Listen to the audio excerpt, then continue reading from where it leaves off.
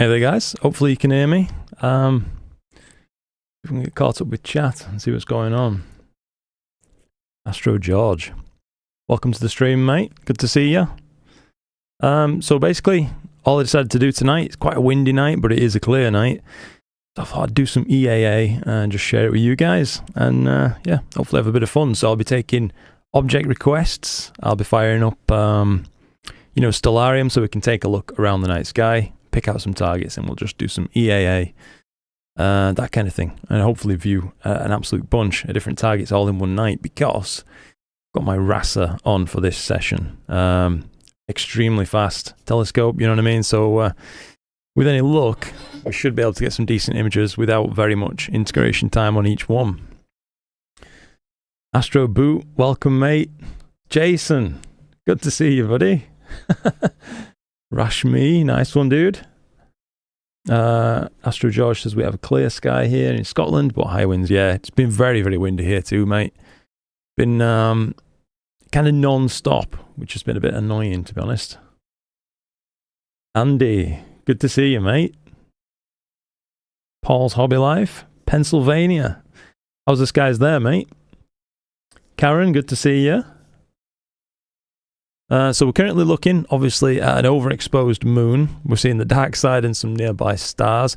I just wanted to test out, first things first, really, before the moon disappears behind a neighbour's house, SharpCap's lunar live stacking feature that they've recently added. I think it looks quite neat, so I wanted to give it a little bit of a go. So we'll focus mainly just on the moon for this, so I'll drop down the capture window size. Let's see if that'll be big enough.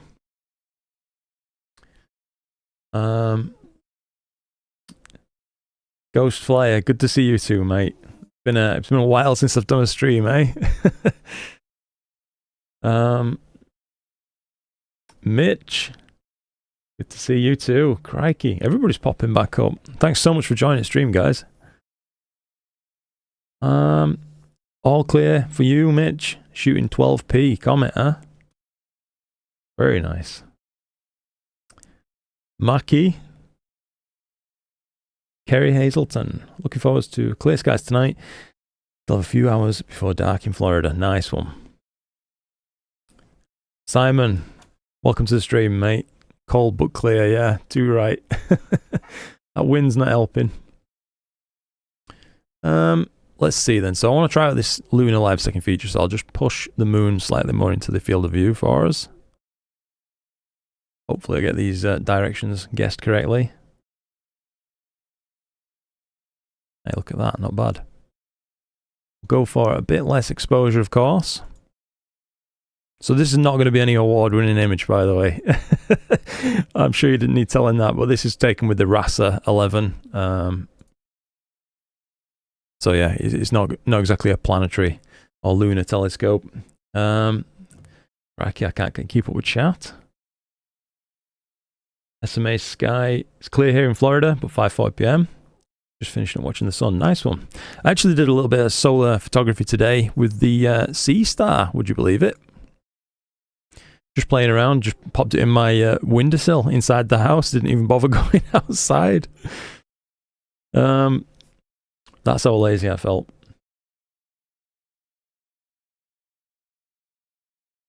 Let's see. Stephen, watching Avengers for now. Good choice. ASAA is doing its stuff without a glitch. Excellent, mate, yeah. Andrew, clear in Shropshire as well. Wind's gone for you, that's good. Gabe, good to see you, buddy. I'm doing really well, thank you. How about you? SMA sky, moon is directly overhead here. May switch to it soon. Hard to see detail, yeah.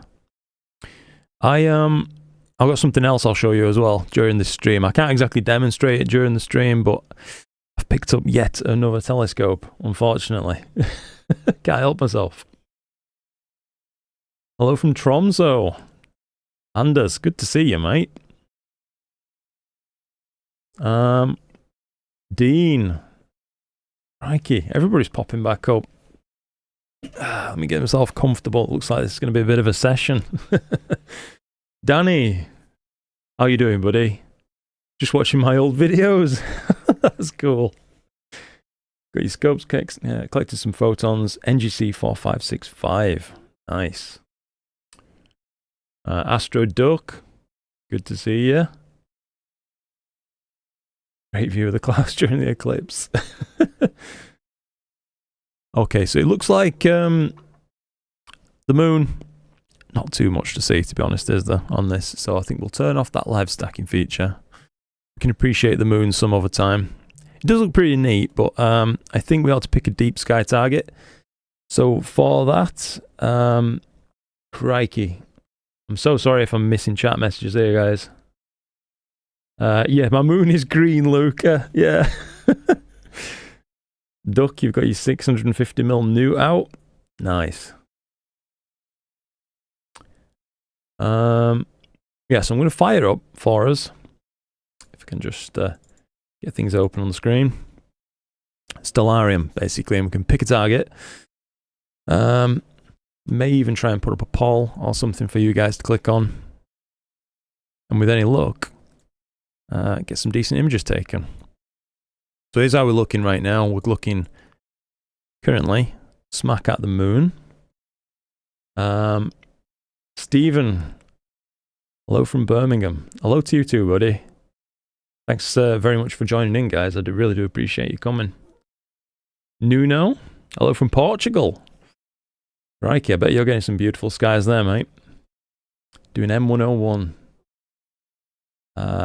Andy, he's also shooting M101 from Lancashire. Tarun, love from India. Love right back at you, buddy. TZK, good to see you. How you doing, buddy? I'm miles behind on chat, I'm realizing. Sorry about that. Let's get something picked. I'll tell you what, I'll pick the first target and then I'll set up a poll, perhaps for later targets. Do I like the look of? I think if we go for something nice and high, we should have a reasonable chance of getting a pretty image right away. You know what I mean? A little bit faint, I'd say. 2403, we can simulate the field of view on my raster as well, just using Stellarium. I've got it all plugged in, so we know exactly what we're looking at. I think if we go for something simple, I'll just pick M51. That should be a nice one to shoot, so that'll do for the first one. Joachim, good to see you, mate. Stephen from Birmingham. I think I read that one. I have not got up on chat. Let's get this pointed at a target before I do anything else. So tools. I'm going to use the go-to assistant within SharpCap. Hopefully that should work pretty well. I need to set my exposure correctly first though. And frame size. As you can tell, I'm not very prepared for this stream. It was a really off-the-cuff kind of thing. We'll use 4-second framing exposures. That should hopefully get us kind of in the ballpark, I would imagine. So tools and go to catalog target. And I wanted M51. You'll do nicely. There we go. And let's see how it does, if it manages to make it there.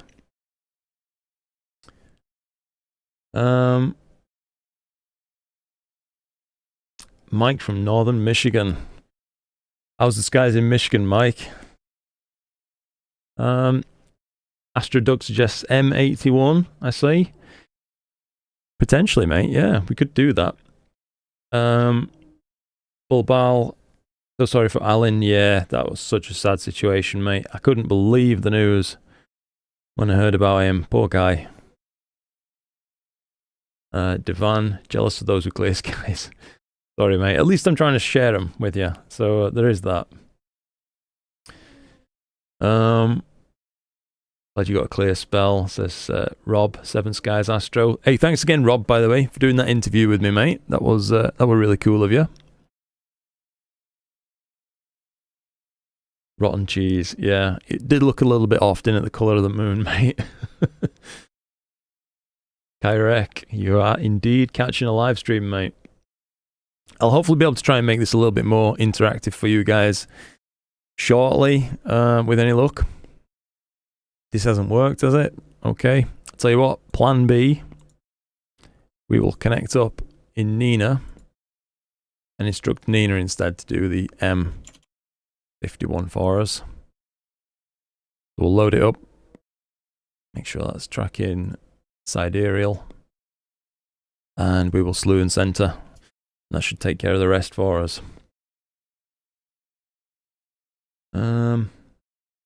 White Jedi.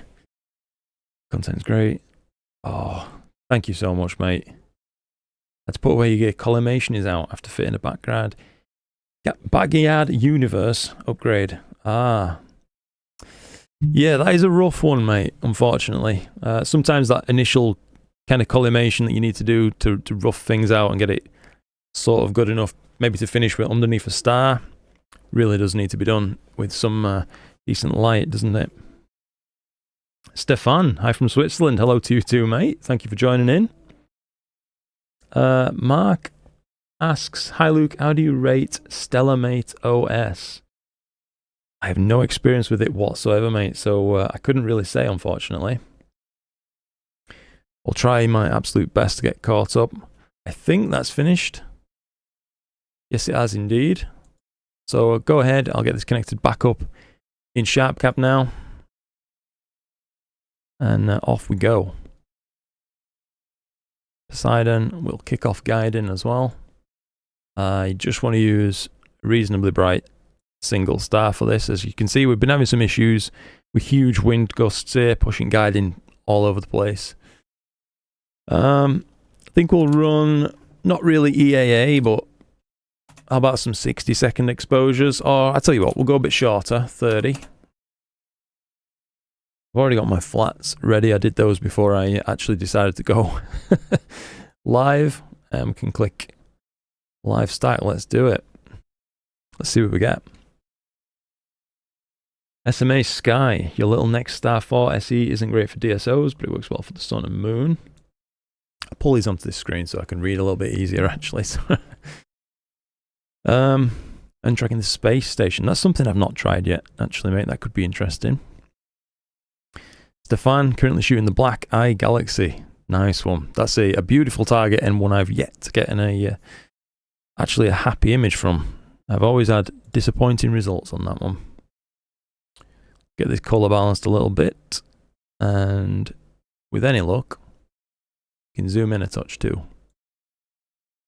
Start to stack this up, and you should see the image improve quite a lot over time. For anybody who doesn't really know what SharpCap's all about, you can see on the bottom left, the frames stacked currently is just 1, and a total exposure on this image of 30 seconds.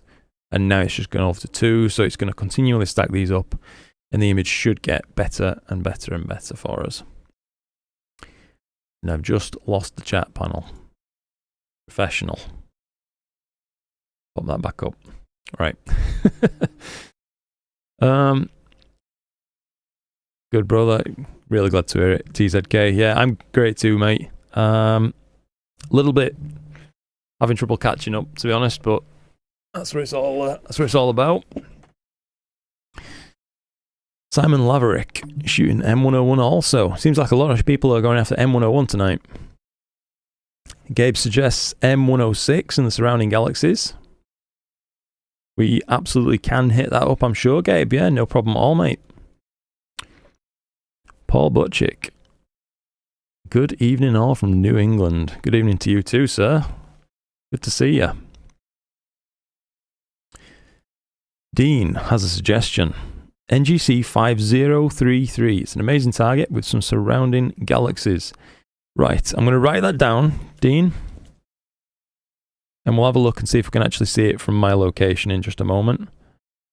And then I think, if I can, I'll set up a small poll that I can put out in chat. You guys can click it, and whatever's the most popular, we'll do that next, kind of thing. Unless you just want me to pick through them, I really don't mind.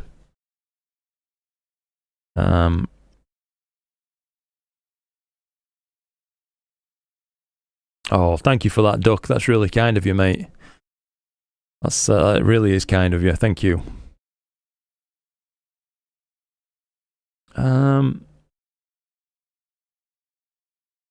Nuno getting great skies. You're on the 4th night. Wow.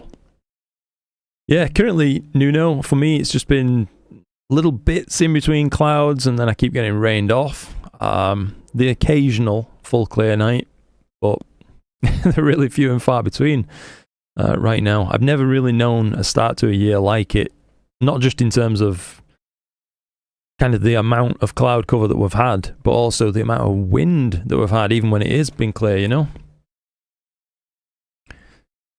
Stefan suggests M64. So we've had M101, M64. I'll keep writing these down a second.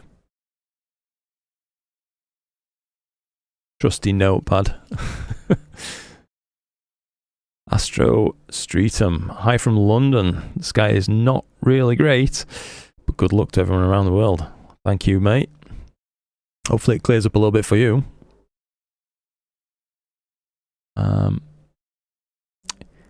Jeez. This one. Mate, that's ridiculous. Am I reading that correctly? Is that...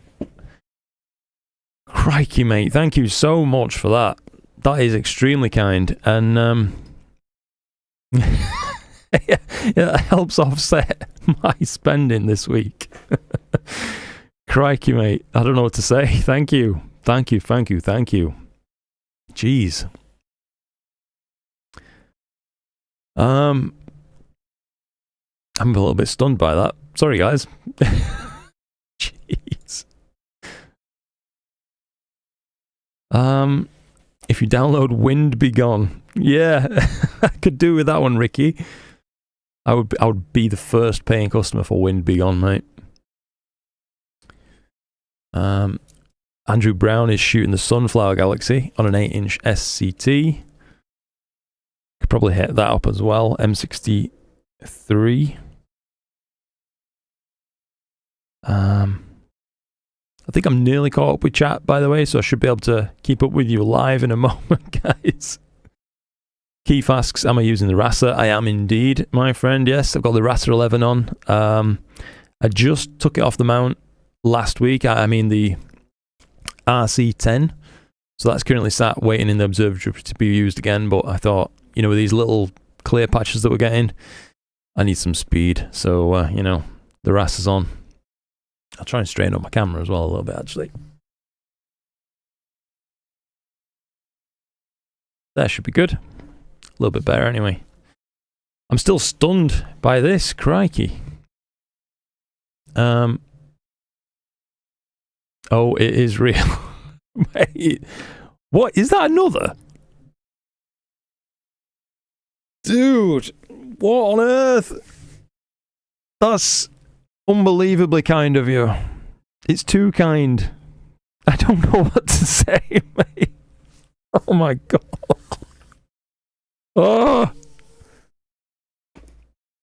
Wow. This one. You are a real one, my guy. Wow. Unbelievable. I don't really know what to say. Of all the things I could find myself prepared for, that is not among them. Wow. I've lost the chat panel again. Everything's falling apart. Sorry about this, guys. Tim Raw as well, using the QHY mono and a spree. Oh, Tim, good to see you, mate. I'm really glad you're getting some use out of that. That's awesome.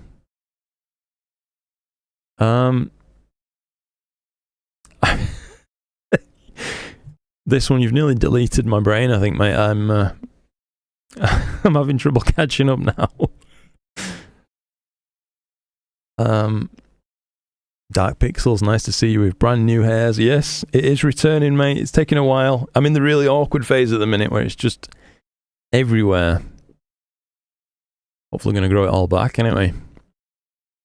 Mark Monarca asks, ASI 294 MM Pro bin 1 or 2600 MM Pro for Galaxies under exceptional seeing? Ooh, it's a tough question, Mark. Out of those two cameras, I would always prefer the 2600, even though the sampling ratio wouldn't be quite as fine. as the 294, quite simply because I just think the 2600 is going to get you the cleaner final image, at least in my experience. Rashmi asks, is SharpCap free? It is. You can download the Pro version, however, which lets you have extra kind of features. Like I've got here, I've been subscribed to SharpCap Pro for years and years now. It costs about £13 in this country for a year, so it's not too bad. And Ghost Flare just basically answered exactly what I should have just said there. Thank you, Ghost. Seven Skies imaged M51 this week, Luke. Video is out tomorrow. Awesome, mate. 8 hours worth. That's good for England at this time of year, mate. Maine is already back in action. Tarun says your season is done for the year in India. Wow. What's the reason for that then, Tarun? I'm not really kind of familiar with what it's like, of course, for you guys. Let's see. 5-0. Yeah, just catching up on those now. Gabe says it means you have to take your top off now. Crikey. I think it will have to come off in a minute. We're at 24.4 degrees in here. It's heating up fast. I've got both PCs on. Chloe's rig's actually just over there in the corner, and I'm imaging a Galaxy on that for her while she's at work.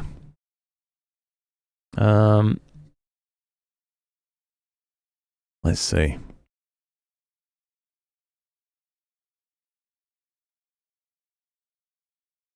No imposter syndrome now, Luke. We've talked about this. Joachim says, yep, it's yeah, I'm still struggling, mate.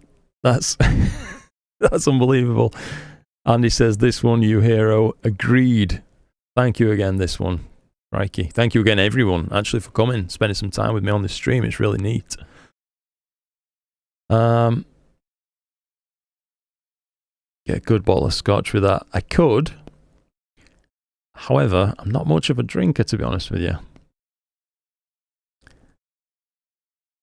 Stu from New Zealand at 10 a.m. in the morning. Good morning to you, sir. Hope you're going to have a fantastic day ahead. Marvin says he's just bought the RC10T, the better version from TS with the 0.8 reducer and the better focuser now. And you're waiting for the 2600 MC Pro. Awesome, mate. Congratulations on that. I think you're going to be really, really happy with the RC10. I think it's a phenomenal telescope, that one. Don't we all need someone like this one at our channels? Yes. Yes, indeed. Telford. Evening, Luke. Clouds here. Sorry to hear that, mate. Whereabouts are you based? I'm assuming from Telford, but... Paul Butchick. Share and like the video. Oh, thank you, mate. Stu says, didn't know you were streaming. Did you send out alerts? I didn't, mate. It was an absolute, and I mean absolute last minute decision. I just thought, I'm probably just going to sit here doing some EAA, so why not live stream it? Share it with you guys, you know what I mean? I keep drifting off a camera. Oh, I'm trying to get comfortable. See. Should be about square. Not that it's important. Who wants to see my mug while we're trying to take photos of space? But at least I feel like I can talk to you a little bit better like that.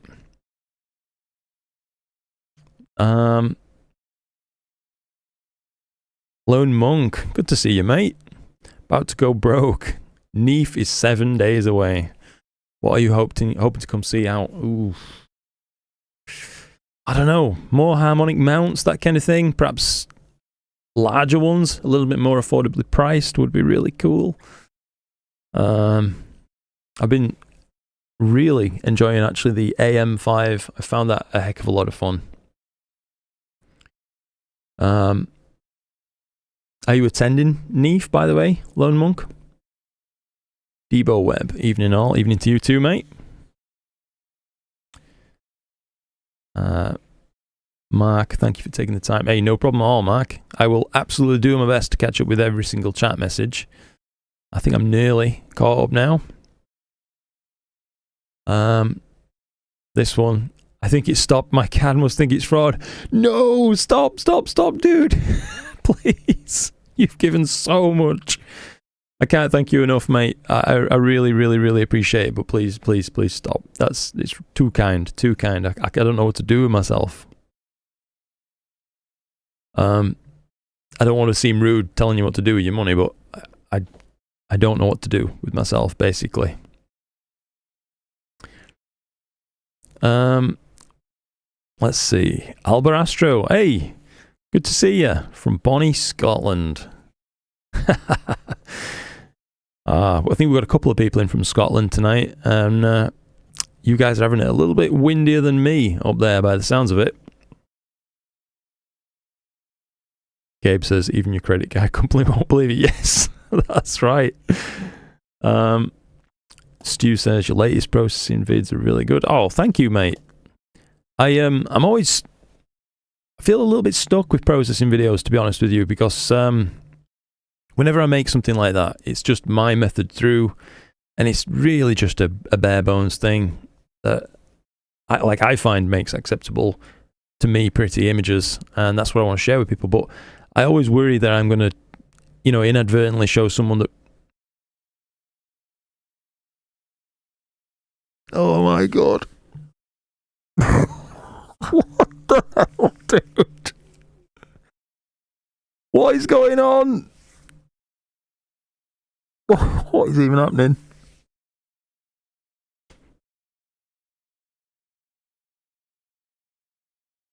I don't even remember what I was saying. Oh my god, mate. Wow. Thank you. I don't think just saying thank you is enough, but that's all I have. I'm so sorry I can't give you more, mate. Wow.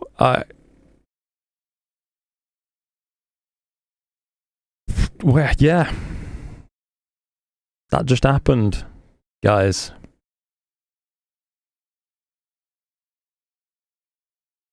What were I even saying? I'm really struggling. Oh my goodness. Hot tub stream time. Can you imagine?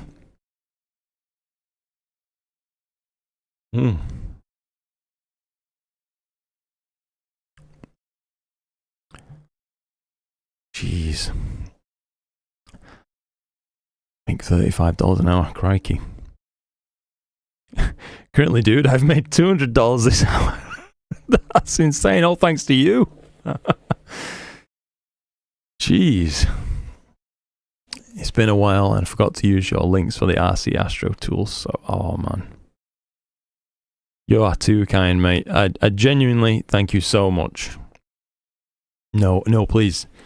I've just seen what you've said. No, please stop, mate. I really feel like strange being in this situation. I'm not used to it whatsoever. How could anybody get used to that? What a ridiculous thing to say. You know what I mean? What were I even saying? How many percent of the super chats does a creator get to keep? I'm not actually quite sure what the breakdown is for super chats. I think for memberships, it's about 50-50, something like that.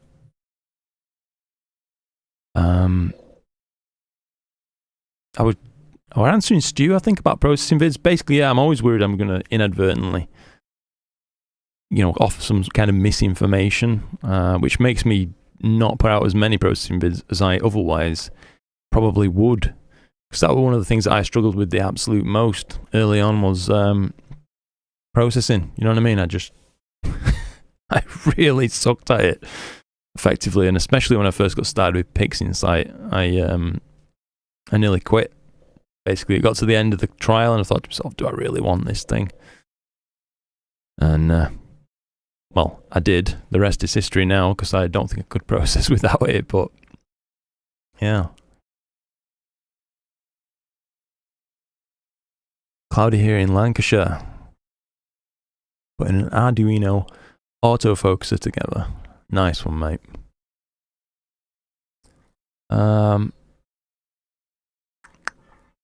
With a $300 budget, I bought $8,000 worth of stuff listening to folks online telling me what to do with my money. Yeah. That sounds like me when I started out, mate, actually, with astrophotography. I wasted so much money buying stuff that just wasn't suitable at all, you know what I mean? Home is in Telford, Shropshire.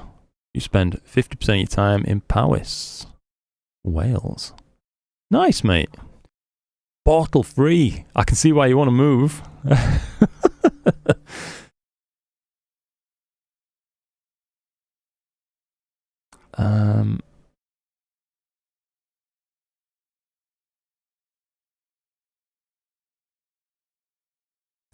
Wow. Yeah, I'm still struggling with that, actually. That was a bit of a extreme situation. I keep accidentally closing chat. It's very frustrating. Sorry about that, guys. I think for the next target, your 15 minutes is better than my 3 hours. So I'm so sorry, mate. It's Rasa. That's all it is. It's nothing I'm doing that's anything special, mate. Just the speed of this thing at f2.2, you know what I mean? It is ridiculous. In fact, now I'm having a good look at the galaxy. I can see, and I've just closed chat again, some little knots of hydrogen alpha popping in just there by the looks of it. That's really quite neat.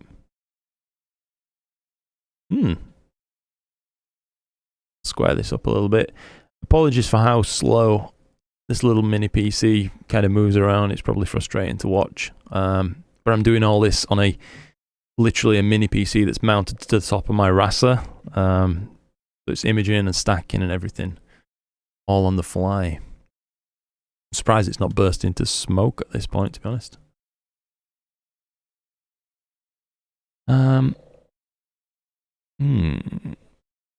Let's see. Lone Monk says, I am looking out for the AM7. And the camera angle adjuster.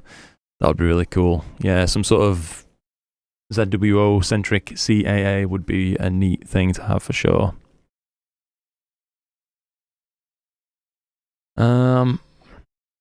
Gabe says he's finally tackling the totality data he collected. Hey, no worries at all for the company, mate.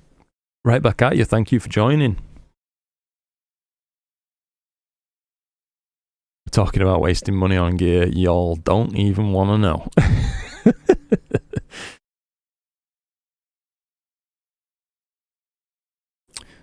Paul says, PixInsight and the price of all the plugins is leaving some of behind. Kind of stinks seeing everything done through PixInsight. I can appreciate that, Paul. Yeah. I was on that side of the fence myself too, mate, to be honest. For a long time, I stuck with just Cyril and Deep Sky Stacker. And I was happy with it, you know what I mean? So at the time, they were absolutely fine. But eventually, I just kept noting, you know, that all the best images that I'd see online, not all, but, you know, generally most, they had that thing in common that they were processed within PixInsight. So I thought I'd best do it too if I want to kind of step up to the next level with my game. Hope that made sense. I'm definitely guilty of talking too much at times. Hello from the UP in Michigan, James Cloudman. Hello to you too, mate. Hope you're having a wonderful day. Stefan asks, what mini PC do you use? I have a Quieter 2 and I'm not sure if it could live stack. We have a Quieter 3 on the other rig that I'm running just over there, just running a normal session in Nina. And on this one I've got a B-Link U51, I think, that I bought the best part of probably a year and a half or 2 years ago now. I actually showed it off on the channel just after buying it. I wanted to do a little mini review of it and show you guys, you know, what I'd got and why. And it's still going strong. So that turned out to be a pretty good buy. This one says, the only money I saved was some lady selling a brand new, still in the plastic packaging HEQ5 Pro for $500. Wow. So yes, I drove almost 4 hours to pick it up. Yeah, I can absolutely appreciate you do that, mate. That is a steal. Really nice mount, the HEQ5s. I mean, for most people, I think it's all you'll ever need, to be honest. They can track super well, can hold a fair bit of payload. No real downsides. Paul's Hobby Life. I took the PixInsight plunge last year. Wish I did it sooner. Game changer. Yeah, I feel the same way, mate.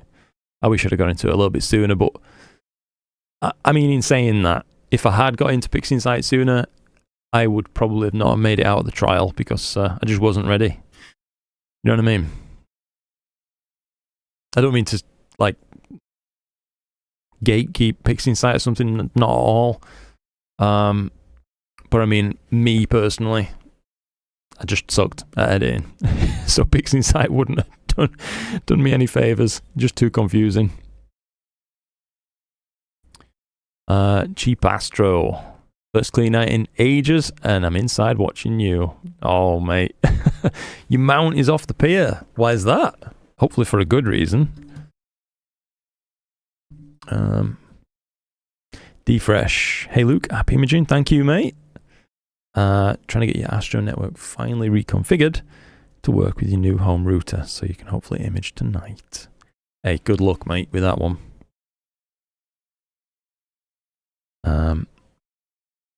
ESP8266 for Wi-Fi. Ooh, a mini screen. Gabe says, don't be sorry for talking too much. That's exactly what we're on here for. Thank you, mate. That's the confidence boost I need. I think we'll let this M51 get to, I don't know, what do you guys think? Maybe 25, 30 minutes, something like that, and then we'll move on to the next target. Hopefully, if we don't let any of them go on too long, we should be able to get through a bunch of different targets tonight. With any luck, anyway.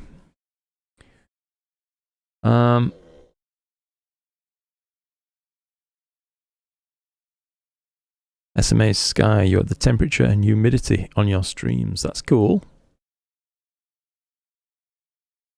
How do you think I learned Cyril and DSS? View into space. Sasha, good to see you, mate. Hope you're having a good one. Just saw you being live. Happy to join. Thank you. Thank you. Caravan Ham. Brilliant name, by the way. Late to the party. Sorry. Hey, nothing to be sorry for, buddy. Just received my ASCAR 120. My wife is not happy with you, Luke. I'm so sorry, mate. Hopefully, your wife will forgive me when she starts seeing the images that you're going to create from that thing. I really do like the ASCAR. Lone Monk asks, what recent refractor would you like to review / test? Ooh, that's a good question. I think if I had more room in my observatory, one of the really big ASCARs could be interesting because it's a little bit of a novelty item, but also something really cool to actually just use and enjoy. You know, the ASCAR 180 or whatever it is. That could be interesting, I think. But other than that, probably some small 100mm or so quadruplet might be interesting. That kind of thing. I do love little refractors. Sorry, but my brain's still melting a little bit from what just happened 5 minutes ago. This one says, Pixie's great, but I've been seeing great results from Cyril and GIMP recently. That's good to hear, mate. I know that Cyril has seen some major improvements just recently, hasn't it? I've not actually revisited using that program for quite a while, though.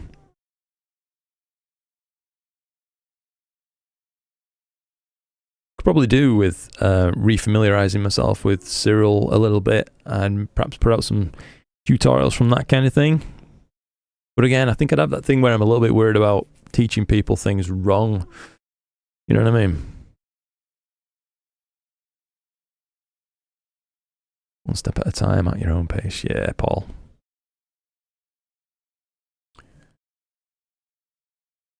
Let's see.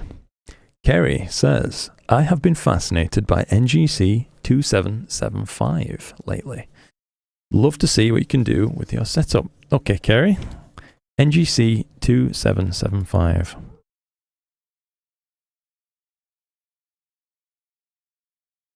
I'm going to fire up Stellarium for us in just a second. Pull that off the screen for a moment. And we can take a look and see if we can actually see some of these targets. Lubo asks, is this a live view? Yes, indeed, mate. It was about 24 minutes or so, just live stacked, basically. Sorry if I'm missing any messages, by the way, guys. I really am sorry about that. This one says, have you got to test the Altair new Tri-RGB light pollution filter? I haven't, mate, no. I perhaps could reach out to Altair and see if they're interested in having one kind of reviewed on the channel. That could be interesting. I know a few people have been happy with those, though. When I went to the Practical Astronomy show just recently, a few people picked those up, and I think my mate Glenn, Astro Bloke, I think he's got one, I believe, on loan from Altair Astro for review anyway, so maybe he should be doing some content with that shortly. Let's see. Right, sorry. So targets, I believe Dean said NGC 5033. So NGC 5033. That certainly is visible. The Waterbug Galaxy. So I think that's a go. Dean, I can just put a little tick next to that. We can definitely hit that one. Pretty cool looking target, I think.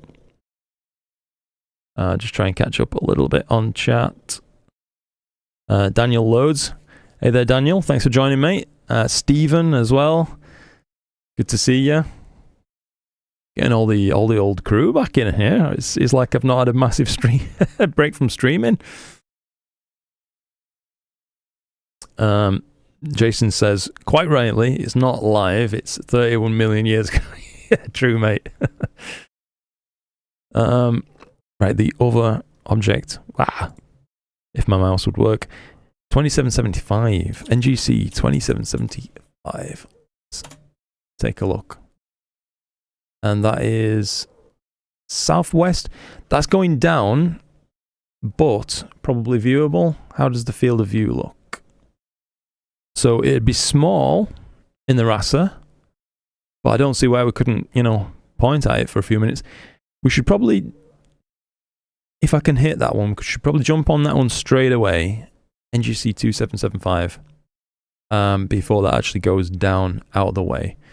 So here we are at 26 minutes on M51. Not looking too bad, to be honest. I'll give it another color balance. That's just made it more green. Okay. Maybe if I manually add, come on mouse, tiny bit of blue on that slider. Looks a little bit more balanced to me, at least on my screen with my calibration. There's the whole thing, the whole view. Some interesting background galaxies starting to pop up. That's pretty cool. Stefan, M13, Stefan would like to see. I think a little bit later on the night, Stefan, certainly. I'll write that down. Greg, hi from Buffalo. Hello to you too, mate. T-Bones, hi all, a total beginner in astrophotography. Purchased an RVO Horizon 72 ED with a guide scope, and your camera weight is approaching 5 kilogram. Which mount should I go for? EQ5 Pro, or spend more and get a HEQ5 Pro? HEQ5 Pro. Definitely spend more and get the bigger mount would be my advice to you, good sir. It just gives you more options down the line, you know what I mean? Chances are you will eventually want another telescope. Not because there's anything wrong with the RVO 72, because there isn't, but I've just never met an astrophotographer who's got one telescope, you know what I mean? We all end up picking up a bunch more. And you just have more options with an HEQ5. I hope that helps answer that one for you, T-Bones. Lubo says, can we use the RASA for the Cat's Eye Nebula? We potentially could, yes. It'd be very, very small with the current field of view that I've got, mate, but, you know, I don't see why we couldn't at least have a look. So Cat's Eye. I'll just... Cat's Eye. Write that down.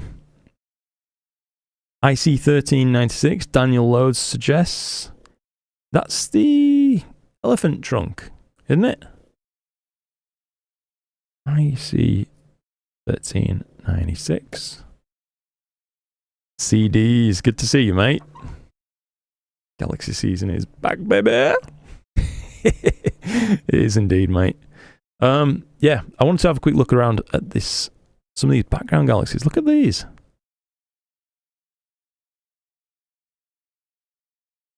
That's pretty neat. I noticed one as well up in the absolute top right. I have to say I do love this RASA. Oh yeah. Just in the frame. Only just. Pretty neat though. Fairly low noise, you know, reasonably colourful image there for just 29 minutes of integration. I may as well let it have that last frame and we'll stop at 30 minutes on M51.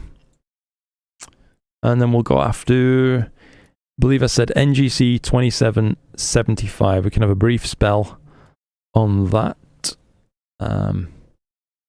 before it goes down. And then we'll start, you know, asking you guys what you want to see, I guess. Kerry, thank you so much for that, Kerry. That's really kind of you. Thank you for everything you do. And pop this on screen just in case people can't see. And sharing with us. You're so welcome. Yeah, I've learned so much watching your videos. Also for the near instant gratification on NGC 2775. Yeah, you did skip the queue a little bit there. I'm joking.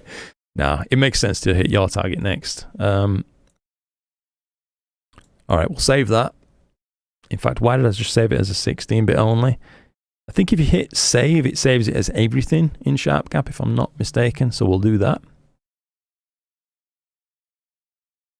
Close that down.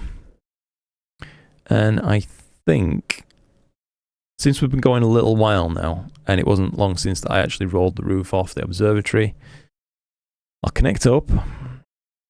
I'll head us over to that target, or in fact, before I do, I'll perform an autofocus. Because it's due one anyway now.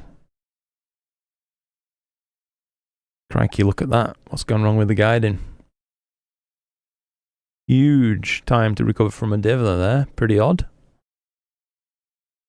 Oh well. Gremlins are what gremlins are. Nothing I can really do with that one. So yeah, let's let it finish this autofocus run. I'll just zoom in a little bit so we can actually watch what happens to these stars as it goes through. While I catch up with chat a little bit as well.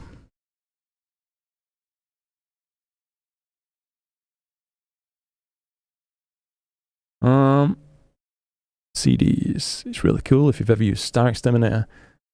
And the tiny little beacons of light left in the background. Oh yeah, mate, yeah. I know what you mean now, yeah. So if you take out all the stars using yeah, StarXTerminator, or what's the other one called? StarNet Plus. Yeah, they are pretty sick. Seeing all those little background fuzzies pop up. Astrophotography, this is sick. Hey, thank you, mate. What telescope do you use? It's a Celestron RASA 11. Is what I've got currently on the mount. For this one. If you've just joined in, all we're doing right now is basically running an autofocus, and then we're going to hit a target suggested just a moment ago by Kerry, which is hopefully going to be viewable for us, and we'll run a little bit of time on that, and then we'll move on to the next targets through the night.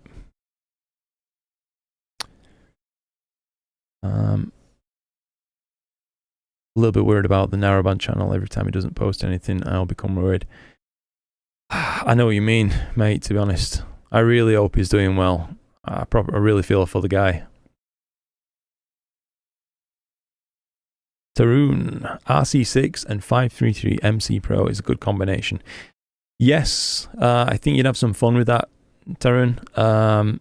Your field of view would be quite restrictive though, so I would, if you have access, you know, to use field of view simulators, that kind of thing, there's some good ones online. Definitely check out the simulated field of view that you'd get from that rig and make sure you're happy with the targets that you'll be able to hit first. As you may find, the focal length for the RC6 could be a little bit restrictive for a lot of the year. It'd be great now during galaxy season for us in the Northern Hemisphere though. Alright, so we've finished our autofocus, and it actually didn't really need refocusing, it looked like it was good enough. Right, let's get that new target framed. So NGC 2775. Oh yeah, it's just above 30 degrees, Gary. We should hit that, I think. I'm just hoping it's not going to be cresting the neighbouring houses, that's all.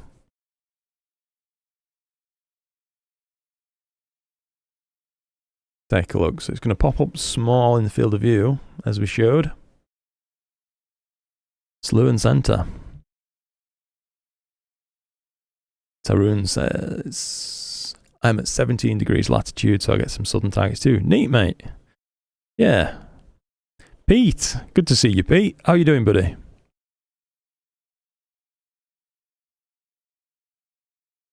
That is going to be small, yeah. Still, could be an interesting experiment, I think.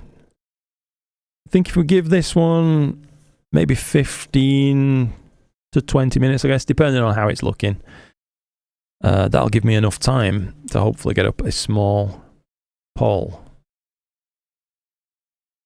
Astroduck asks, how much is your membership? Oh, don't worry about anything like that, mate. I mean, I don't really actually offer anything for my memberships. It's just a support-only system for people who want to, you know, support the channel.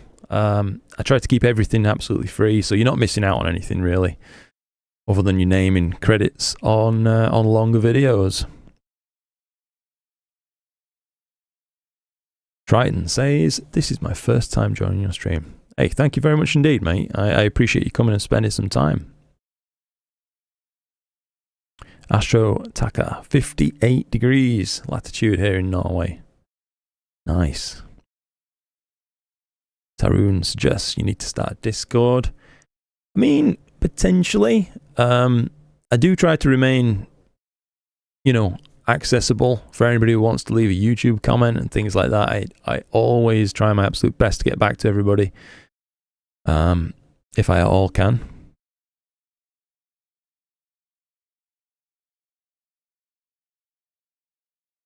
Do you know anything about the Red Cat 51? Well, Astro Attacker, given that I've got one just out of arm's reach over there, yes, I do, mate. I'm very lucky to have one, or rather, my partner has one, and she loves it. We both do. It's a very sharp little telescope. The only weirdness with it is the helical focuser. I kind of wish it just had a normal focuser, but you know, it is what it is. It reminds me at least of a camera lens that way. But other than that, its optical performance is wonderful on the Red Cat. Debo, this is as close to astrophotography as I have got in 6 months. That's awesome, mate. I'm sorry. It's been so bad for you though, mate. Right, let's reconnect up in SharpCap. And kick off this live stack. Okay. Everything's connected. All looks good. Should be, with any luck, good to go. Let's see what this first frame looks like. We'll go from there. Let's pull out the chat panel a little bit.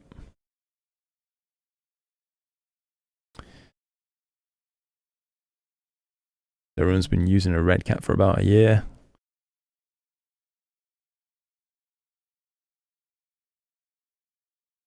Ooh.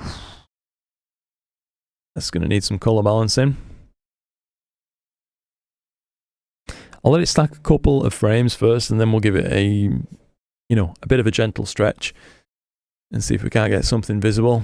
If it looks like it's going to be a total washout, we can move on, but I'd like to at least give it a chance, this one. Let's zoom in a touch. You can see some degree of, I think, atmospheric dispersion happening because this is fairly low. You might not be able to see this on the stream, but there's a little bit of blue on the bottom side of those stars and a little bit of red on the top that we weren't seeing just moments ago, you know, pointing high up on M51.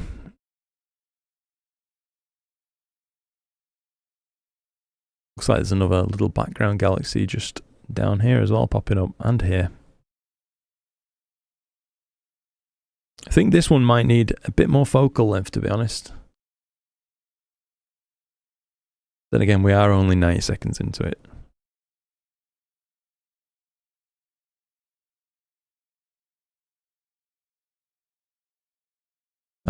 Stefan says, do you know if Nina has any plan to integrate a live stack add-on soon? I don't know, but that really would be a cool addition, Stefan. I totally agree, mate. I think I'd get some use from that. Whittle Astro is capturing the Whirlpool with a modified 130 PDS and a 1600 mm Pro. Nice one, mate. That's a killer rig. Wandering Nights, newbie here. Watch a lot of your videos and View into Space with Sasha. Nice. Thank you very much indeed for your support, mate.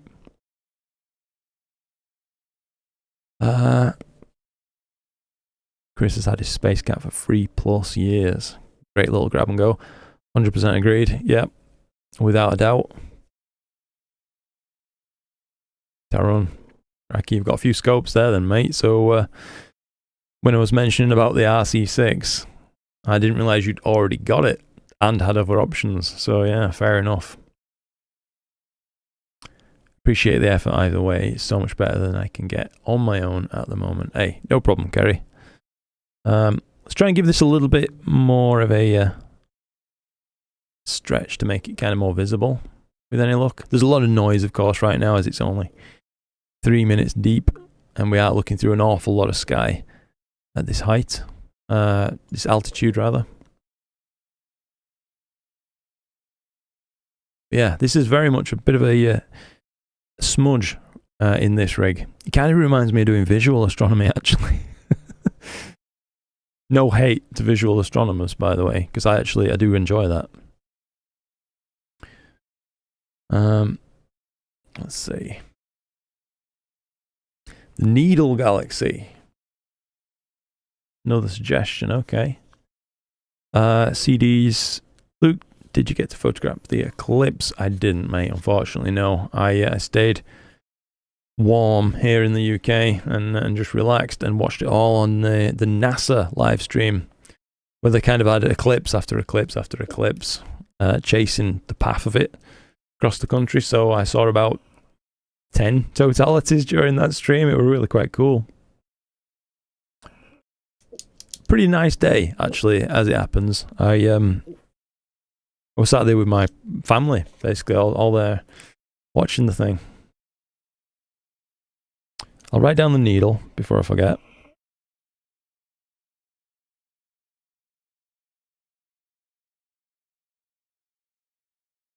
Astro Attacker, just check your Instagram. You have some amazing photos. Thank you, mate. I really should update my Instagram and my Astro bin.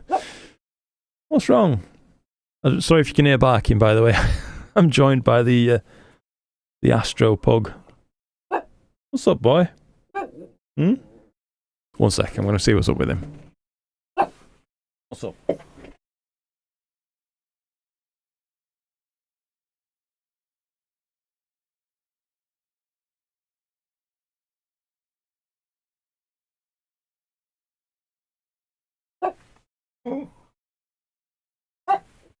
Fair enough. Sorry about the noise. He's just very much annoyed. Do let me know if you can hear him barking, and I'll take him in the house if I have to. Gabe says his computer is dying, and so am I. Oh no. No idea what to do with this extended corona data. Nugget, what's up, mate? You wanna go see what it is? Don't know if you can hear things. What's wrong? What? Sorry.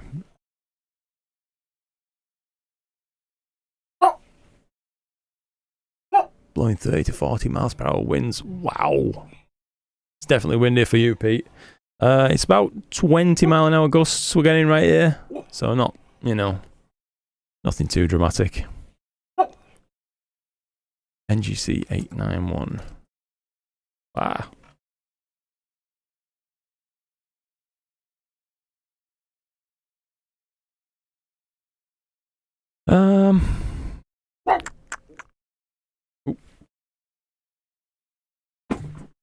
Okay. I'm going to take this barky young boy to go see the other barky young girl in the house. Back in 2 minutes, guys.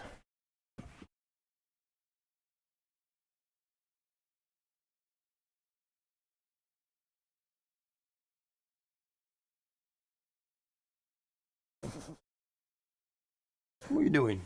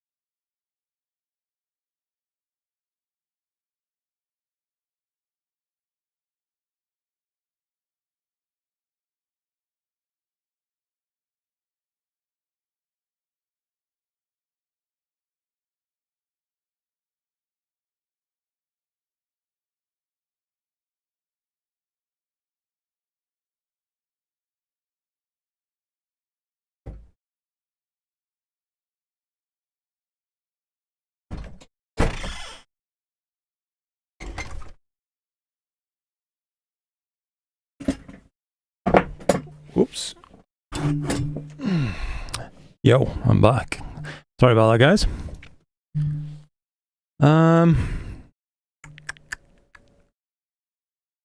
Right, I'll get caught up. We can just sort of see a little bit of spiral detail, I think, around this target. I'll get up an image of what it's supposed to look like. 2775. Just so you can see just how much I'm failing.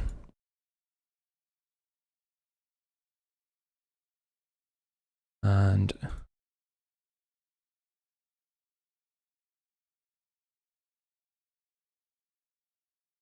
hopefully you can see that on the live stream. Yeah, that's what this target should look like with enough integration time, and you know, and that's what we've got. It's not going too great so far.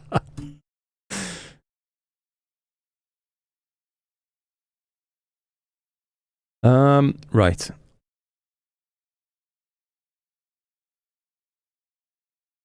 Chuck had like $1,000 worth of donations there. That's awesome for Chuck. Crikey. Astrophotography the right way. Hey there, Paul. How you doing, buddy? We're watching you live at the WYAS. Hey, that's awesome. I'm using Celestron Rasa 11 tonight, mate. Yeah, beautiful telescope. And I thought since I fancied doing some EAA, you know, what better?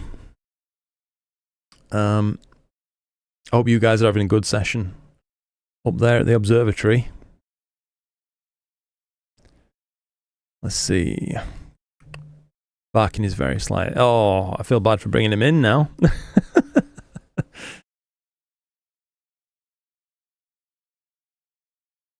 Oh, welcome to SMA Sky, by the way. Join him channel membership. That's very kind of you, mate. Thank you. Pete asking him what are you imaging tonight with? Yeah, just the RASA 11, mate, and the 2600 from Player One, the Poseidon. Everything, of course, done just one-shot color, my usual way, and with a UV IR cut filter. That's all we've got going.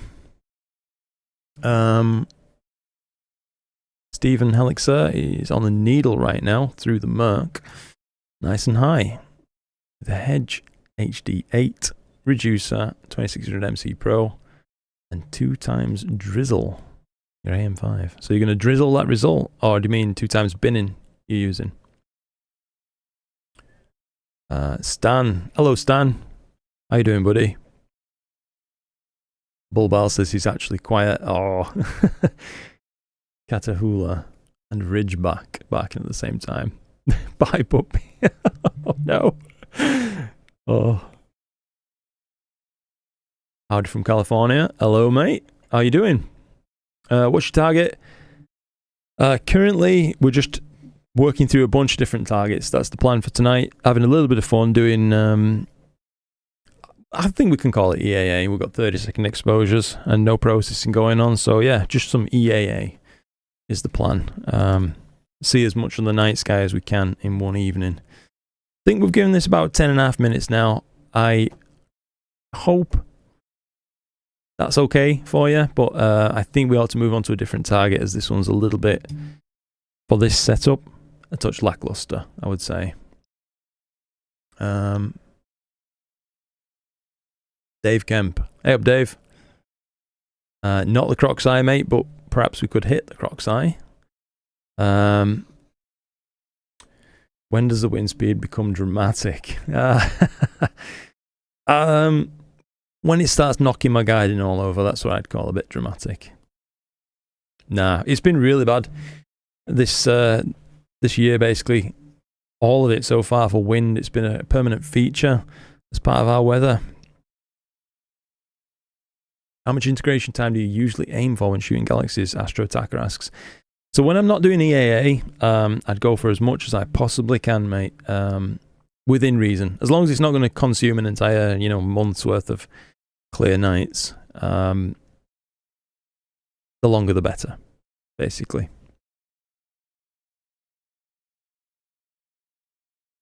Let's see. You're on Macarian's chain. First 9 months, Dave. Nice one.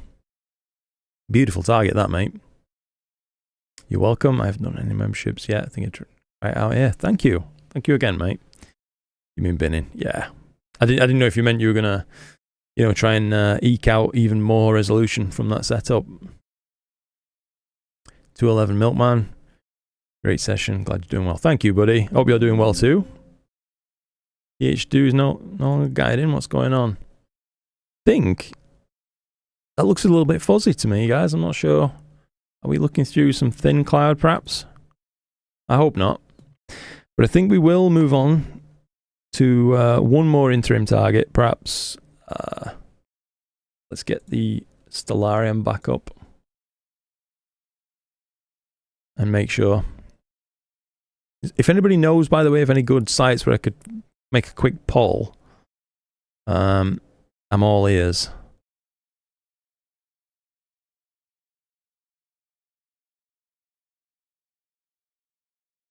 So, whoops. I don't know why my Stellarium does this.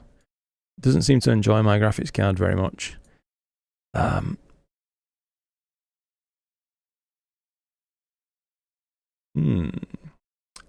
M13 is probably imageable right now. Spend a little bit of time on a cluster, or we can go after some more galaxies. You can create a poll straight on YouTube. I think I can put out a channel poll Yes. Oh, another suggestion. NGC 3718 says Anders.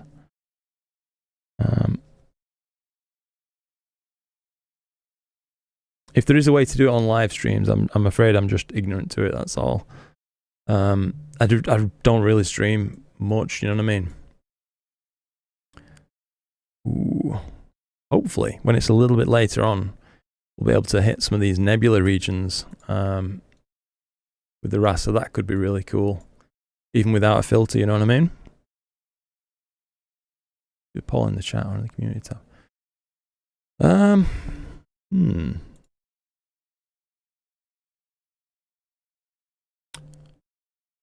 Ooh, Stellarium's really not happy right now, is it? So I'll see if we can hit NGC 3718, just so we know if it's a tick or a cross on my little list.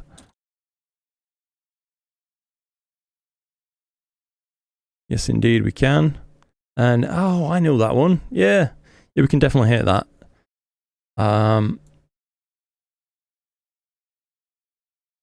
That's a pretty little target. Don't know why I can't click it. There we go. NGC 3359. Later on, I think maybe Bodes and the Cigar. That could be a cool combination. I'm from Gloucester, trying to target NGC 4517 tonight. Good luck, Jonathan.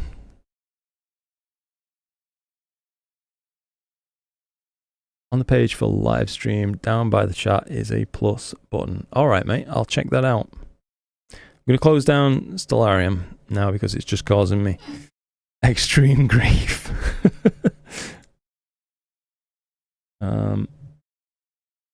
Plus start a poll. Yes, indeed.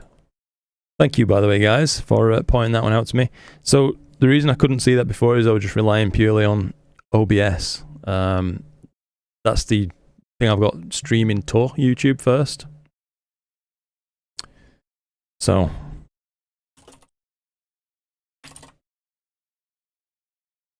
add option.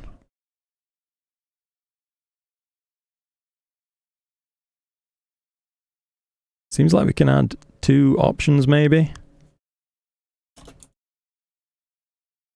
I'm going to just pick 2 of these first off.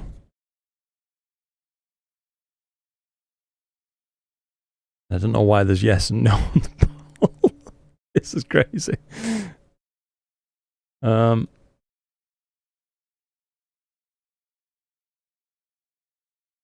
Right. Hopefully I'm caught up with you guys. I know. Oh, Stu. Thank you, Stu. Thanks. Better get back to work. The next long processing vid should be one-shot color, dual band processing. Looking forward to that. Hey, thank you, mate. I just realized I can like... Oh, nice. Should have been using YouTube streaming tool all along by the looks of this. Sorry, guys. At least I know for next time. There is that. Let me find those other super chats. That's awesome.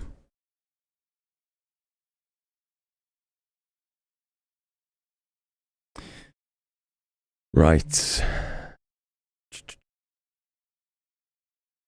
Kerry says, absolutely fine. Afraid I set you up for failure with such a small target. Hey, no problem.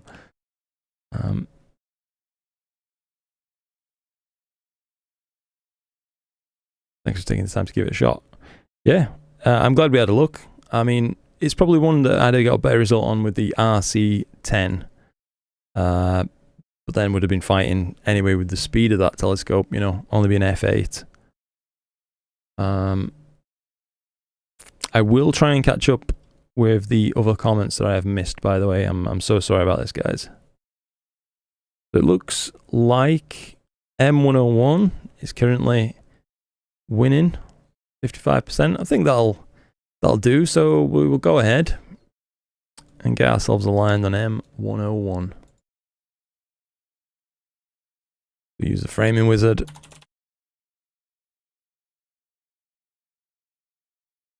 Looks good. I think we offset it just a little bit, put it around about here, then we'll get in UGC 9013 as well. That should be pretty neat for us to see. And yeah, happy with that. Slew and center. So I'll end that poll. Thank you for that, guys.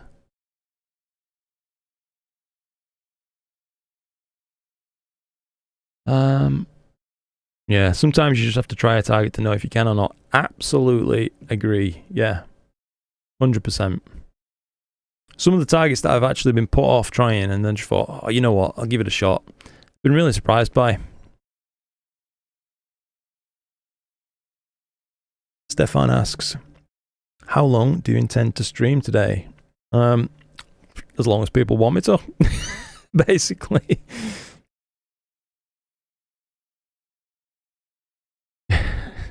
RIP target, no. Yeah, I think that one sucks. Who have I missed? I've definitely missed some people. JTW Outdoors. Hey Josh, how you doing, mate? Good to see you in here. Wheeljack as well suggested straw poll. Maybe if with straw poll I can get some more options on, because I think I could only see how to add just 2 more options on the YouTube one. Plumber B is stacking 12 hours of Macarian's chain early this week. Wow. That should be a nice image.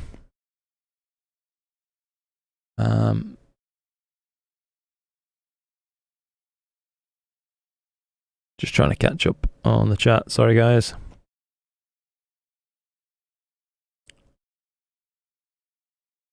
I was about here. Think we're lined up, by the way, so we'll go ahead, reconnect in sharp cap.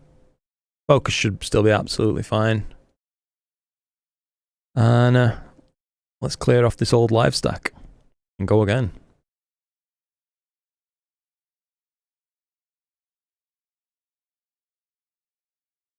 Yeah, it's loaded my flat and everything. That's all good. Yeah, let's go. I think it's mislabeling all these as M51. Oh well. After that failed go-to right at the start. Let it get a few frames and see what we're dealing with, eh? Whoa. Now that's a bit more like it, eh? 1 30-second frame. Nice. I remember last year, Wolf One doing some live streams on M101 when the supernova was present. That were really cool.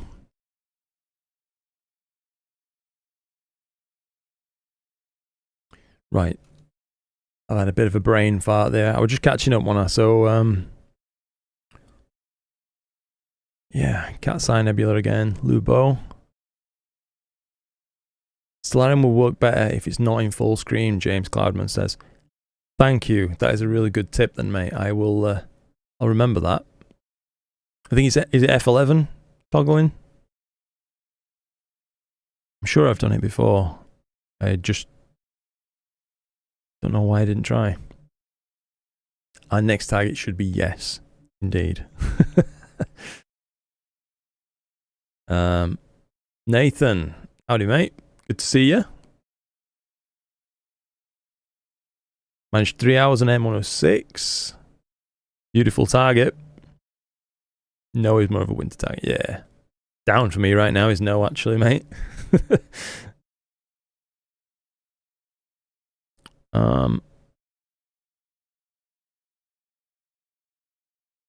Let's see. The aliens. I've been hesitant to commit too heavily on ZWO, but given that my AP involves me dragging my kit out to the roof of my apartment, the S area is just so much more compact than a mini PC. Yeah, 100%, mate.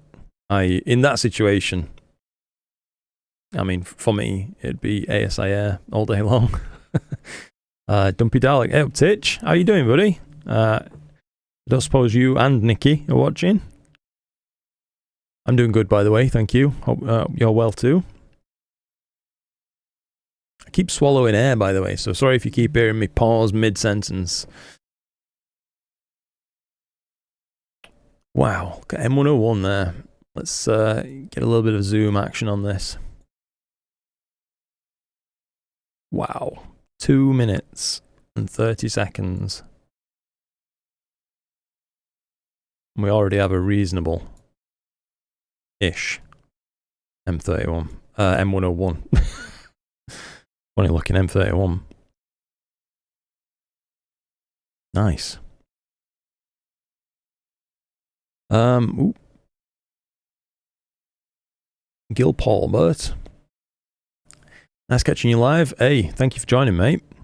I want to thank you for doing YouTube and astrophotography. Hey, my pleasure. Thank you. Love your perspective on all things AP. That's awesome.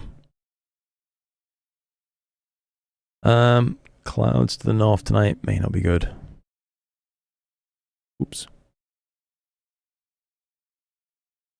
You want to move out of this bottle 8. This is torture. Man, that is rough. Yeah. I mean, I've got it pretty bad, but definitely not bottle 8. We're in bottle 7 here. I think it's a low 7 though. Ever since we had LED street lamps installed, would you believe it? Which should really be the devil. My sky's improved a bit thanks to how well shielded they are, you know what I mean? It ended up being a definite improvement. Try and colour balance this ever so slightly more. It appears not.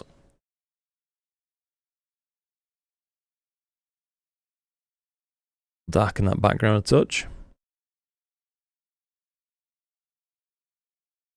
Looking pretty cool. For just 4 minutes, I would say. Is the supernova still there? To be honest, Lubo, I can't even remember where to look, mate. some astrophotographer I am. Simon, good to see you, mate. How you doing? Hope you're having a clear night too. Yeah, that is a big full width half max, mate.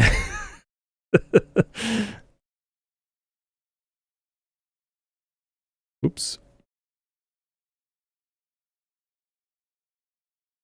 Luke, do you know you can click and hold drag to move around the image in sharp gap? What?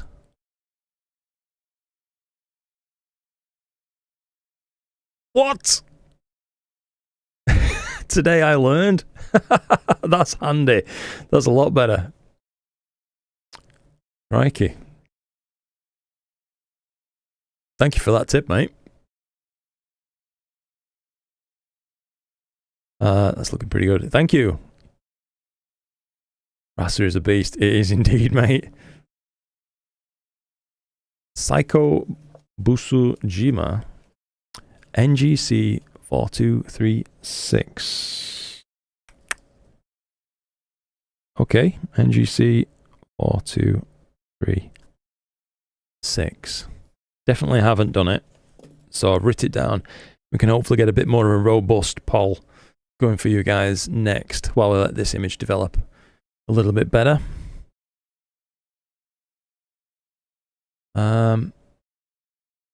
Can't deal with anything over 6. You're in a 6 or maybe a 7, says this Mace guy. Yeah.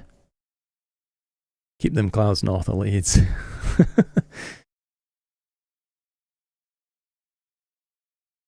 A rotator for wheeljack. Nice one, dude. That's a bit of an extra thing to have. I'm jealous. Jason says his ball keeps going up. Oh, all the neighbors think they need to have string lights up.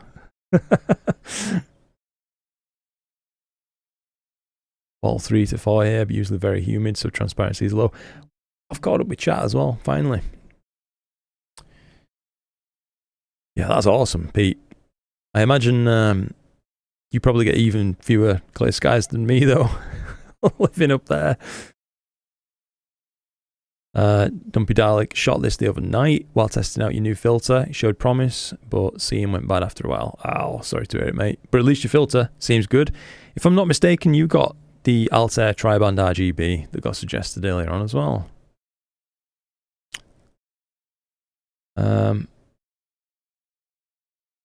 Lubo in China says, you can be in bottle 0, but it's not worth much if you have a neighbour, as Chuck has. Shine his light back into his bedroom. Crikey.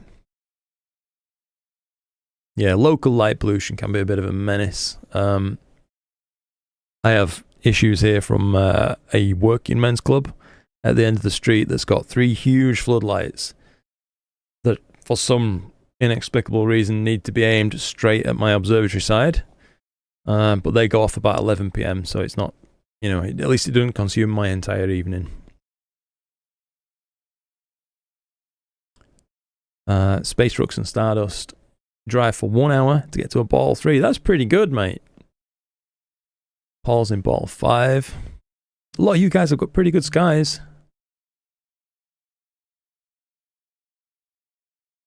Can't help but imagine what was going on in that galaxy. Yeah. Pretty crazy looking place. John Bryan says, I think the supernova is still visible there, but it was getting dim in December when you shot it last. Ah.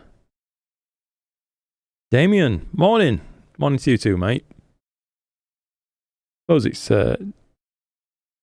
technically morning for me as well now. Just.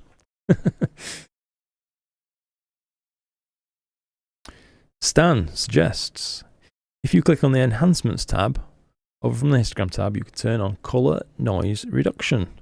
We will give that a go, mate. As long as my PC doesn't set on fire doing this, it's just a little, you know, mini PC. Color Noise Reduction. Do I need to have put it on from the very start of the stack? Though, Stan? Oh no, I've just seen it apply. Yeah, that's pretty neat. I feel like it might be a little bit strong, so turn it down just a touch. But it is definitely tackling some of that mottle.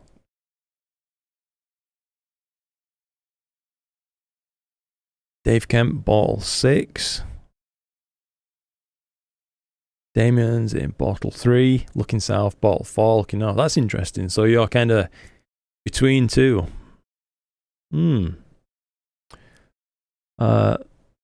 Luis, thanks for all you share, mate. Hey, thank you, mate. I'm glad you enjoy it. After 50 years of wishing I finally got on with it a few years ago, and it helps a lot more than you realise what you do. Oh, that's awesome, mate. Thank you very much indeed. That's lovely to read things like that.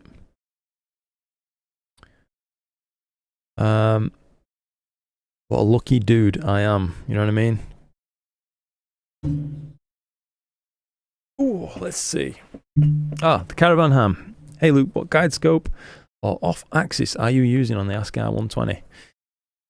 So, I'm using a Evo Guide 50 ED with an ASI 120 mm in it, an MM Mini rather, and it works absolutely fine. You know what I mean? It's all just mounted on the EQ6 and never gives us any issues. Tycho is in bottle 2. Wow. Those are some dark skies. Very jealous. Just as I packed up, my Skywatch mount controller died. Oh. Crikey. Pete needs to get his portable rig sorted, as you can go from your ball 3s to ball 2s. Jeez.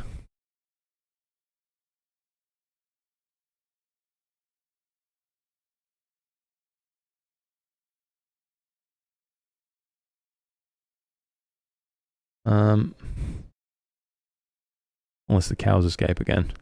Stefan says, farmers look for them the whole night with huge floodlights. Oh my god. I mean, that has to have some novelty though, eh, Stefan? Skelmersdale, ball 6/7. Okay. There's a bright knot of nebulosity about 4 o'clock to the core of the galaxy. Okay. So, yeah. dim spot close to that below and to the left. I'm assuming right there, John. Memory sort of serves, which it usually doesn't. Alan, good to see you, Alan. Should really be in bed as I have work tomorrow, but I'm gonna phone in sick. Fair enough, mate. Soon to be moving to Bottle 3 Skies in Scotland. Good on you. Space Rocks and Stardust. My neighbour nailed an old table lamp with no shade on it to his fence post. What? Your neighbour is metal. Wheeljack, Suburban Ball, 5 to 6. Surrounded by street lamps. They also installed LEDs, but they point downwards. Didn't affect my images as much as I feared they would. Cool. Yeah. I mean, I've definitely heard plenty of horror stories from the initial installs of LED street lamps where they were just absolutely terrible. But the newer ones, it seems, you know, like the last, I don't know, maybe 10 years or so, seem to be a lot better. Probably a bit less than 10 years, I imagine. Bottle hell for Ghostfly. Fair enough, mate. Let me sort out this chair. It's breaking my back.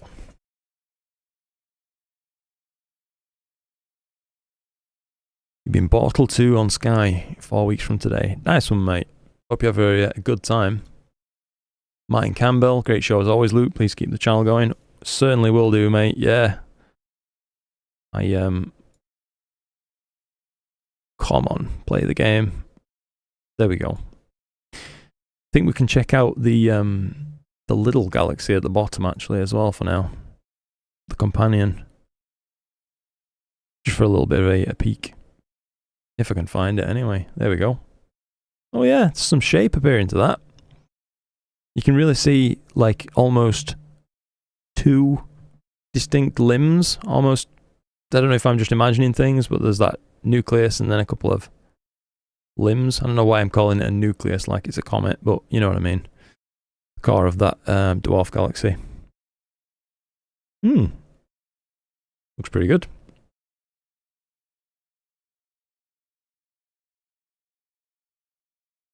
Can't complain too much with this RASA though. 13 minutes. You know what I mean? We've got a reasonable image. Can we address any more of this green cast though, I wonder? May have to manually just up the blue values slightly. Hopefully that'll make a change. Ooh, that's too much. It's really a faff at times is sharp cap, but I do like it still all the same. Still a little bit too cast. Oh well. We'll go back to normal. Let's see. Cheap Astro, Bottle 4 bordering free. Jeez. Yeah, a lot of you guys do have some really good skies. Gil says, have you seen Ascar announce the new quad 71F? Looks like a cracking little scope. I haven't seen that, mate, no. They seem to be going all in with refractors though, eh? Tons of them. Tall old trees. Yeah, same here, actually, SMA. Some big conifers at the bottom of the garden. They've gotten just, I think they're about as tall as they're going to grow now. But they do cut off a lot of my southeastern view. Bottle 9 bros, rise up.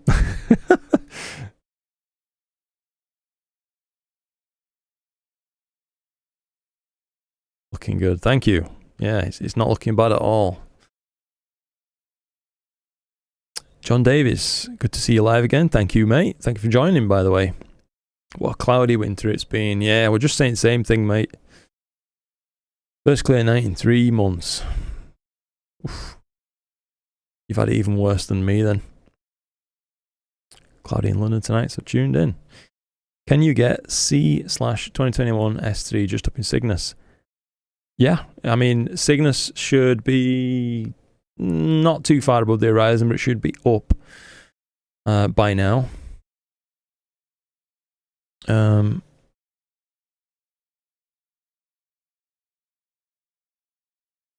C/2021 S3. I'll check about that, mate. Let's see. Damien says, so are you live stacking in SharpCap? The images that come from Nina. So I'm not doing that, Damien, but I have done that before using folder monitor live stacking, and that would be a better way to do it. But what I'm viewing tonight's images as is just kind of almost throwaway enjoyment. You know what I mean? I'm just having fun chatting to you guys, viewing around the night sky. Really, that's all I'm looking for from these. So I'm just letting it do its own thing, capturing and stacking all in live stack. I hope that answers that one for you, Damien. John Davies suggests SH2101 in Cygnus is another good one with F2. You'll see the bow shock from Cygnus X1. SH2101. I probably need to put in a dual narrowband filter for that one. But I do have one, and if people really want to see some nebula targets with a dual narrowband filter, I'm happy to put it in a little bit later on. The Whale and Hockey Stick suggests astrophotography the right way. I like the sound of that one. The Whale. Let's have a little look at how that gets framed up just for a moment. I'll just pop over into Nina.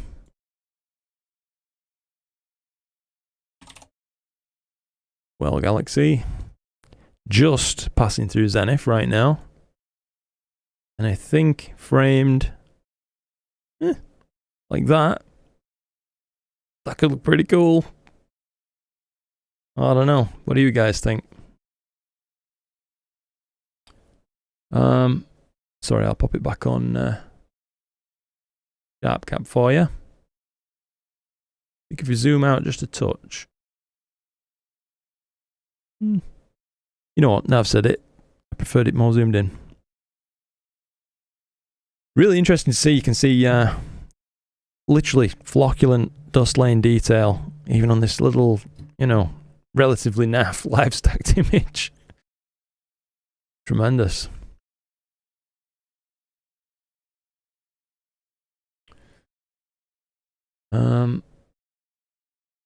Stan says if you put your black slider right in the center, the peak and moving mid slide, you'll get a better image. So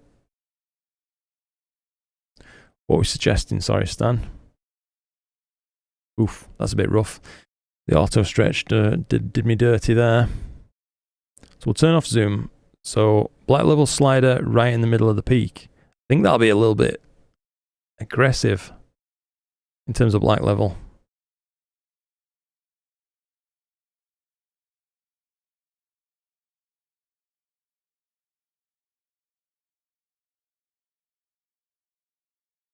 I mean, you can see more, but you are losing some background. I think that's just a touch too much for my tastes. How did you guys feel about it?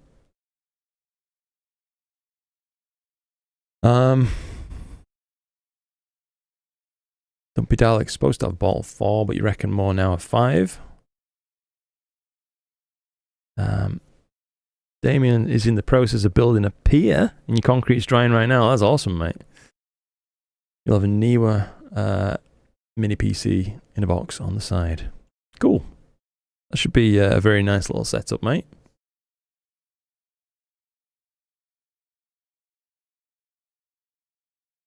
Just trying to catch back up with chat. Sorry, dudes.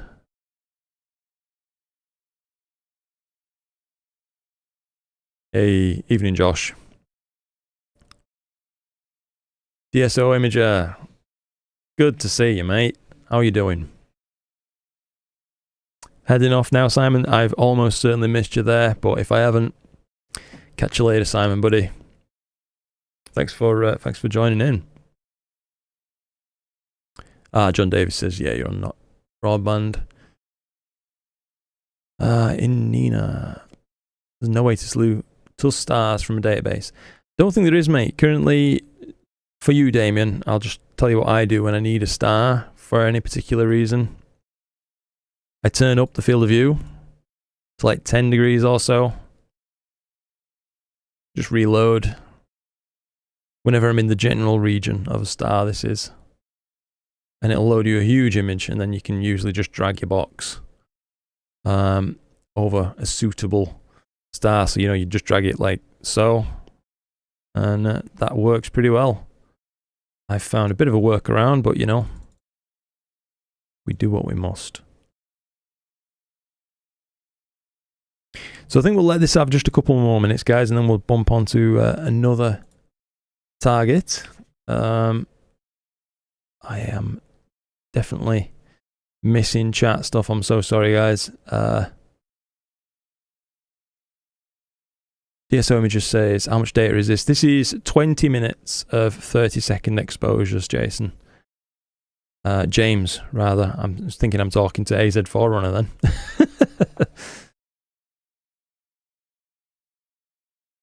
Looks good on YouTube. Nice. Yeah, surprised they don't. APT has a short but effective list of the major stars. Yes, agreed. That would be really cool to see.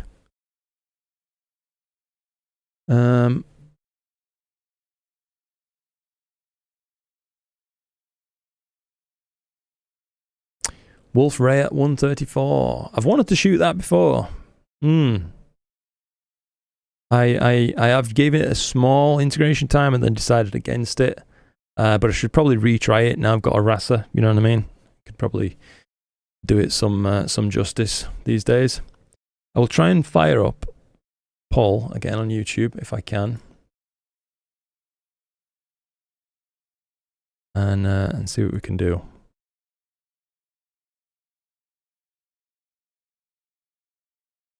Yeah, so we can only do 2 options for a poll on YouTube. So I'll have to, I think someone said straw poll.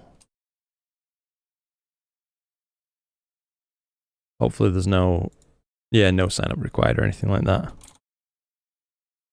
Which tag it next? Multiple choice. We'll go with 4 options.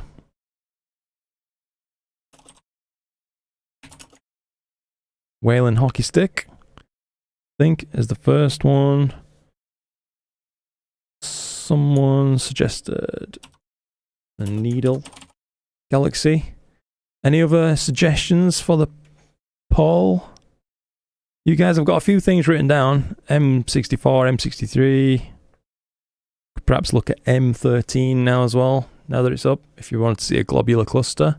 Astroduck M81 and M82. I'll write that in for you. Sliced onion. I don't know if I can get that one.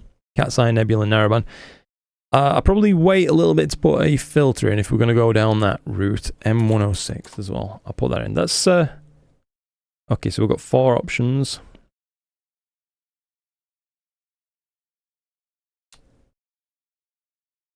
I will share this poll with you guys. Hopefully it will send. And here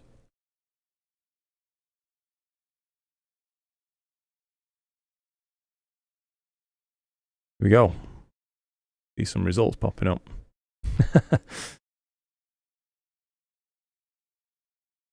I'm out the only one rooting for M13. I'm sure we can take a look at that, Stefan. With it being a globular cluster, I mean 5 minutes or so, and we'll probably have a decent image of it.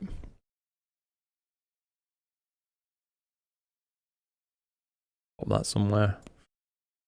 Oh yeah. Ooh, Whale and hockey stick currently in the lead. It's tight.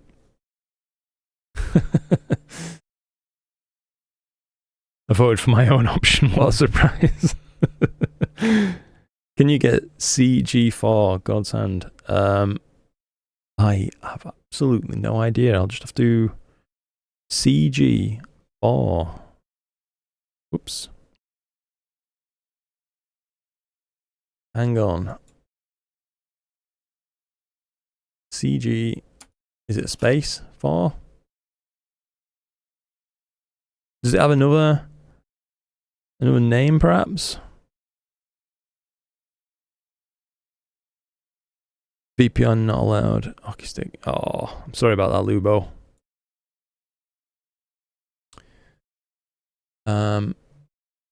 Where's my poll gone? Over here. Okay. So tied neck and neck. So I guess we'll just take those two as the next, the next three targets if you like, perhaps. Whale and hockey stick, then the needle, then M81, M82. This is good as anything else, I guess. And then we can probably take a look at some nebula targets by that time, I imagine. Yeah, pretty happy with that. So I'm going to say that that's pretty good. 24 minutes. You just have one last little look around this target. I don't know why that drop down menu is penetrating through an entire program, but it is. That's pretty neat, you know. Some beautiful little edge-on background galaxies over there too. Incredible. Happy to have nominated the last place option.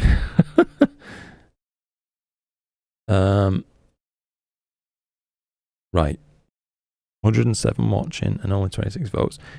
I probably think people are not too fussed about what comes up next, maybe. So just leaving up to people who want to vote. Get myself comfortable. Ouch. It's the only bad thing about this chair. Too long in it and start to seize up. Right then, we're going to call that done anyway, so disconnect the old camera. We'll go whale and hockey stick. And then we're on to place 2. So I think in terms of framing, yeah, looks pretty good to me. Connect up the camera. Framing wizard, slew and center. I think we'll run another autofocus as well once it's finished and reached its target. Then we just know we're in absolute, you know, pin sharp focus. Excuse me. As a Canadian, I also approve of the hockey stick. Good to hear it, mate. Astro Republic, this is the Raster 11. It is indeed, mate. I think it's the perfect tool for EAA, that kind of thing. Aaron. Hey dude, I'm Aaron. Huge fan of your work. Hey, thank you, mate. Always refer to your processing tutorials for my images. That's awesome to hear. That really is cool. Thanks for popping in. Yes, it does get flipped, Anders, in the Raster. I think there is an option that I just saw over on SharpCap in a minute, which maybe we could take a look at to flip the output.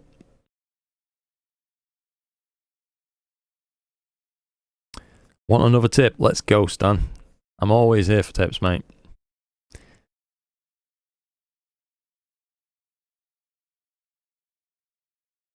Ooh. That looks a bit squiffy. Am I perhaps looking into some trees? We'll have to go take a look in observatory a second. Tools and deep sky annotation. Is that in SharpCap, by the way? Let me just take a look at what's going on this framing image, because that looks horrendous.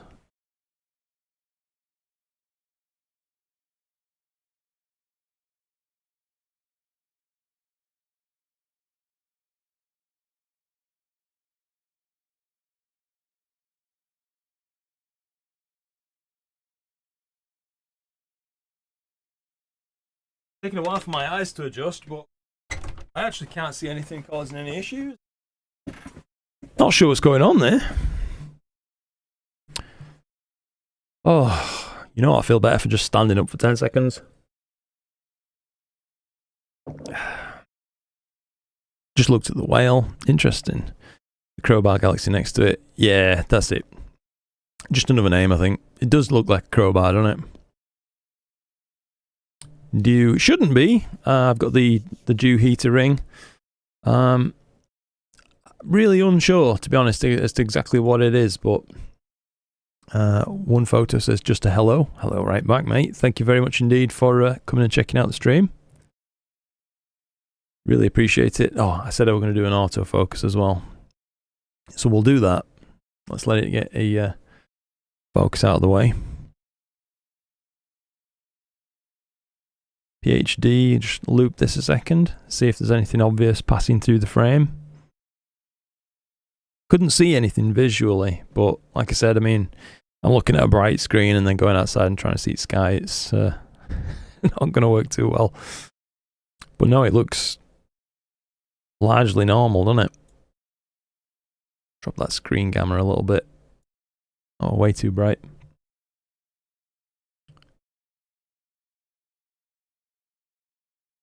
Let's let it run through this autofocus routine and then we'll kick off another live stack.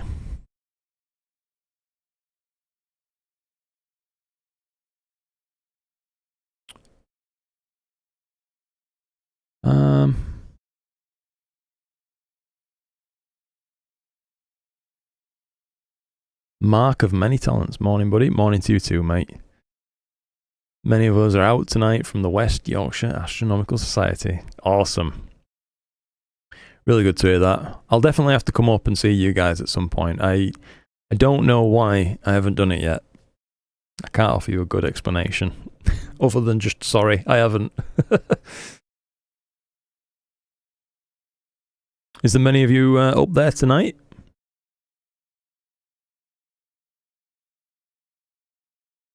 Aaron says, hey Luke, any reason why my plate solving wouldn't work in Nina?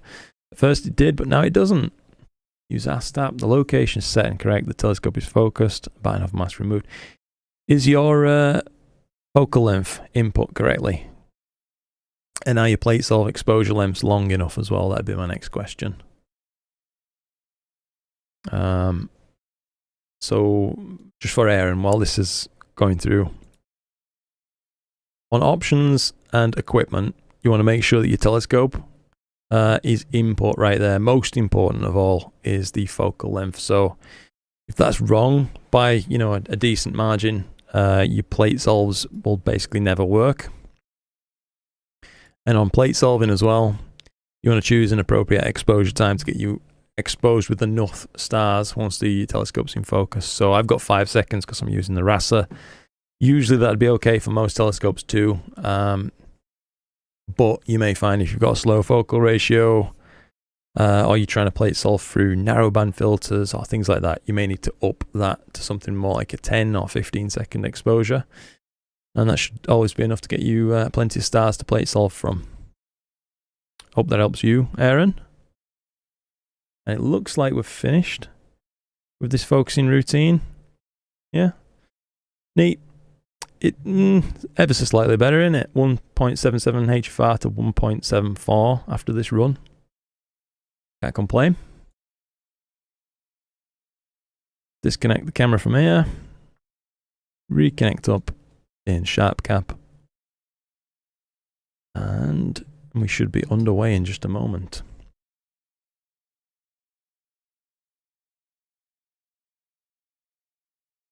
PhD is indeed guiding. Not sure what's going on sometimes with these long recoveries from dithers. That's a little bit strange. Rest of the guiding in between those looks pretty decent to me.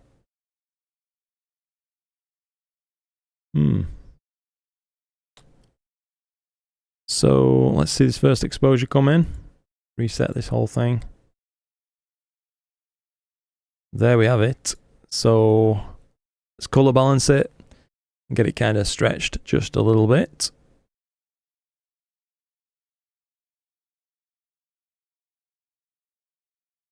Drag up that mid-level. Wow. That's ridiculous. 30 seconds.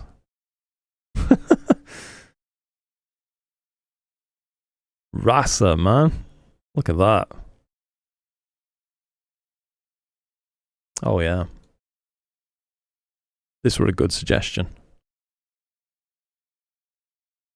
Yeah, that's nice. This is very high as well. It's really well elevated target, so we should notice these stars being as crisp and sharp as they possibly can be as well. So that's 1 minute of exposure. Pretty neat. I'll try and catch up with chat while this develops a little bit. Damien says, oh, hang on. Upside down whale in space. Douglas Adams would approve. Live astrophotography. It is indeed. Galactic radio. Thanks for joining in, mate. Damien suggests he's zooming around in Stellarium in this region. Lots of galaxies. The Black Eye Galaxy does look cool. I think it's probably a little bit small for my rig, but yeah, it is a very cool galaxy. Also get not being able to make sufficient corrections in RA. Interesting. Welcome anytime. That's awesome. I'd definitely love to come up and see you guys. This one asks, what's a good EAF? I've been looking around, but just don't know if one is better than the other, or does it matter? I would say, if you see yourself at any point using an ASI Air, and, you know, would like the option to use that, definitely go with the ZWO EAF, mate. I've got a bunch of the things that just work. You know what I mean? I've always been happy with them to fit just about anything. Yeah. The other focuser that I've tried in terms of electronic ones is the QHYQ focuser, which is a really good unit, but you don't have that flexibility of being able to work with an ASI Air if you ever see yourself doing that. So yeah, my vote for EAF. Sorry, it's taking me a long time to get through these chat messages, by the way, guys. Joshua Ortiz. I haven't got much space in my backyard for an observatory like yours. Would you recommend maybe a rollback building to house your rig? Potentially, Joshua, yeah. So I've not got tons of space either, so what I did is the room that I'm sat in right now is the room that my observatory roof rolls over. So normally people make a roll-off roof, which means you have to have, you know, long sliders and things like that for the roof to travel on. I decided to put those actually above my warm room, so it's pretty good space-saving design if you are going to have a warm room. Otherwise, it's a moot point. A few are at the club, but I am home on the pier I built. Nice one, Mark. Garrett, going to be doing some Astro tonight. That's good so far. Nice one. Good luck, Garrett. Dave suggests, yeah, same thing. I assume answering Aaron. Spaceman, morning, Luke. Harry, oh, good to see you, Harry. Completely overcast in Milton Keynes. Good luck with tonight's day captures. Thank you very much, mate. I hope you get a chance to test out that thing's collimation soon. Lock it on. Just hopped in. Can't image tonight because my HEQ5 Pro's electronics broke. Oh. That's rough, mate. Quick suggestion for your HEQ5.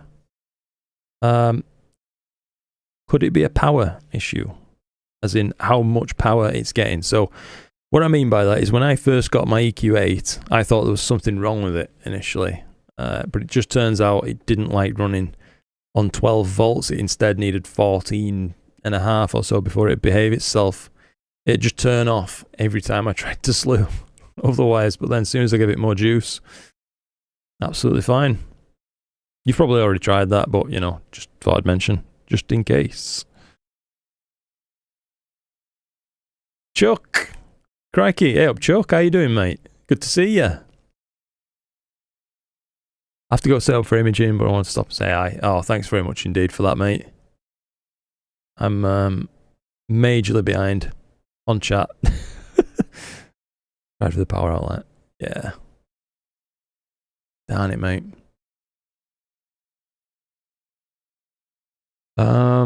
What's the time between those high spikes? I'm not sure it's periodic, if that's what you're mentioning. I think it's just in response to a dither. It seems to be not recovering properly.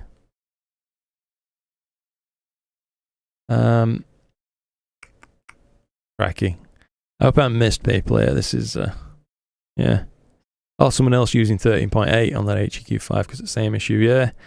I kind of had a similar issue on my EQ6 in that when you run it on 12, it works fine, but the power light on the mount flickers when it's slewing. Why couldn't I think of the word slewing?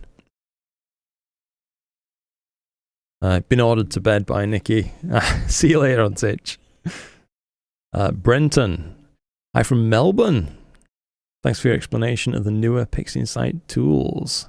My pleasure, mate. Thank you very much indeed. You're not the only one streaming now, Chuck. Crikey. Lucamatico also refused my suggestion of Cat's Eye Nebula. Yeah, it's a beautiful target, mate. I wish I had the RC10 on, actually. That'd be a really great option to show you it with. I actually viewed it visually a few nights ago just while testing out another telescope that I bought.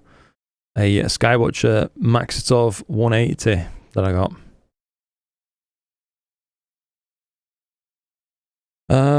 Psycho asks, okay, what is the max exposure time you've pushed your rig out to? I have indeed, yeah. So I've run my raster sometimes with 0 gain just so I can get longer exposures and run up to like 5-minute exposures. And I have done, in some cases, 10-minute exposures with dual narrowband filters. And you do get better images, basically. I'm just doing this short exposure just for the sake of EAA, really. When I'm doing my normal imaging, I tend to use about 3-minute exposures or so for broadband like this. And about 5 minutes for dual narrowband. Got to dip out, says Aaron. Hey, good luck on your final exam then, mate. Thanks for popping in. Really appreciate it, mate. Chuck just coming in to tip his hat before stealing all your live views. That's fair. Nah, Chuck's ace. We're very much a fan of Chuck. I remember when I was just starting out, and Chuck were already at it on YouTube, making his videos. Loved them.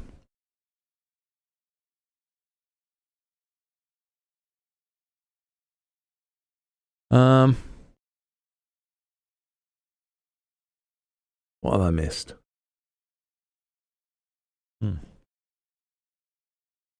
Your EQ M35 with a dog as well until you fed it 13 to 14 volts. Interesting.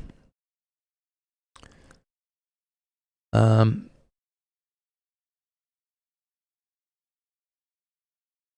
love your Maxitovs. Yeah, that's cool. This is my first ever Maxitov, Pete.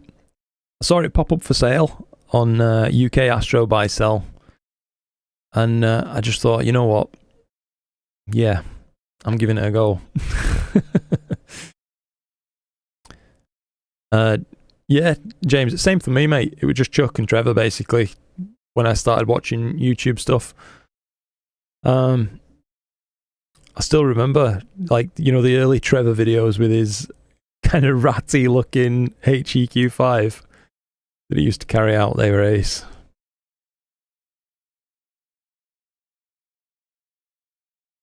That mount did some work for him.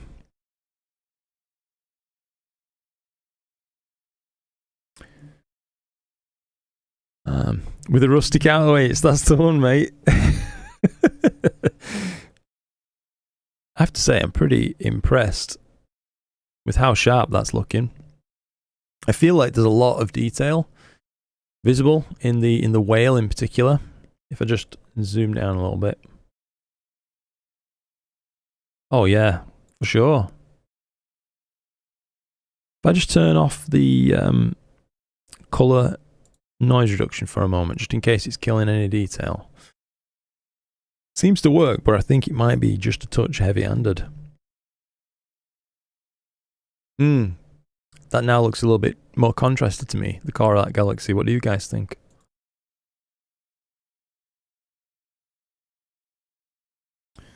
You have to try and put extra volts into your EQ6R Pro. Sun going down. I'm going to try and get some images of Comet P12 Pons Brooks. Thin hazy clouds. Hey mate, good luck for that one. I see some beautiful images of that so far. I'll zoom back out a little bit so we can see both once again.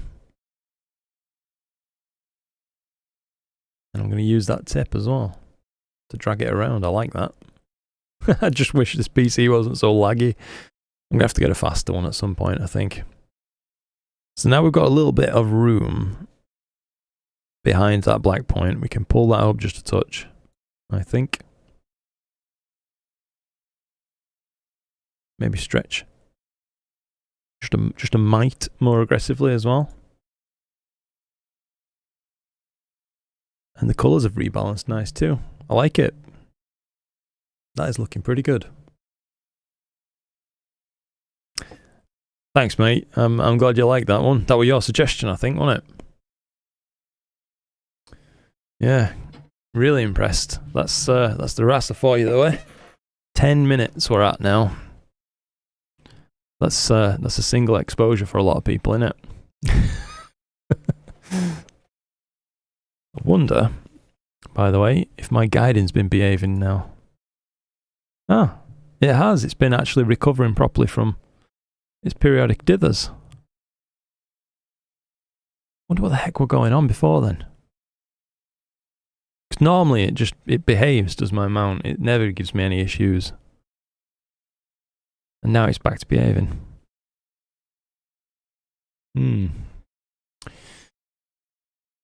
That's astrophotography for you.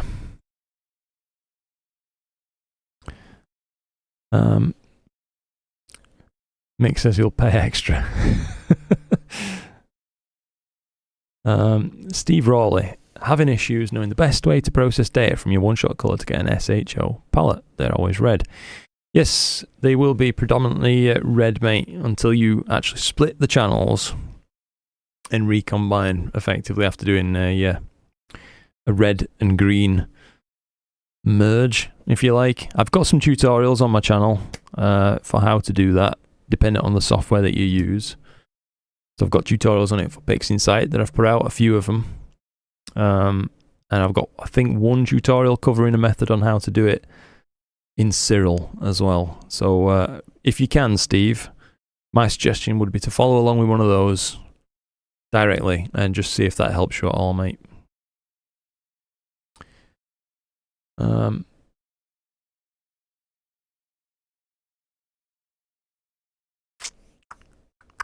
Ooh, the caravan ham. That's a good question. Out of all the scopes that you own, you could only save one. Which one would you save and why? Oh, that is a hard question. I don't think I'd be happy with one scope, you know. Well,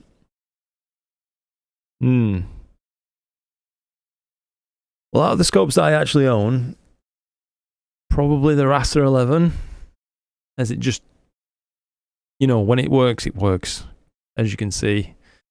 11 minutes and I've got a decent looking image. I mean, this would be better as well if I'd been taking these exposures, you know, properly, long individual exposures and going to stack up a bunch of them. It'd be probably a pretty magnificent image. It is making me think I need to do a video and shoot this thing properly, actually, this particular target. But it's a very hard question you ask, yeah.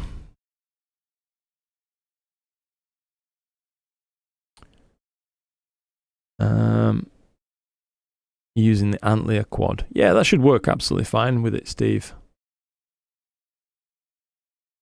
Raster's new advertisement. EAA with the Raster 11 is equal to hours of anything else. You're welcome. Yes, mate. Indeed. It really was surprising, you know. getting that raster out for the first time. So I started off with the raster 8.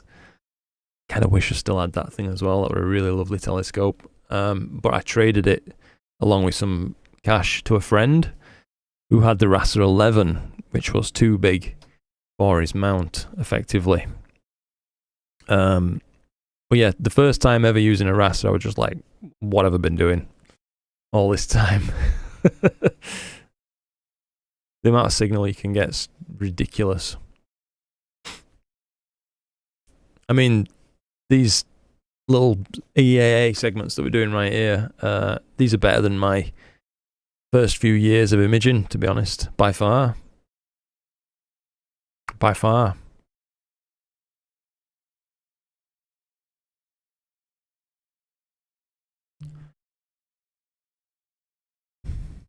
Definitely. I mean, I want to point out as well, it's nothing special that I'm doing. I'm just pointing a telescope around. It is having good gear that makes it so much easier.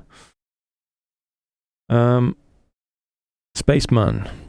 Is there a major difference between taking short exposures for multiple hours versus longer exposures for the same amount of hours? Not major. No, I wouldn't say major, but there is a difference. Those longer exposures just end up looking smoother. And I think it's simply down to the fact that you have less injections of read noise overall, you know, when you use longer exposures.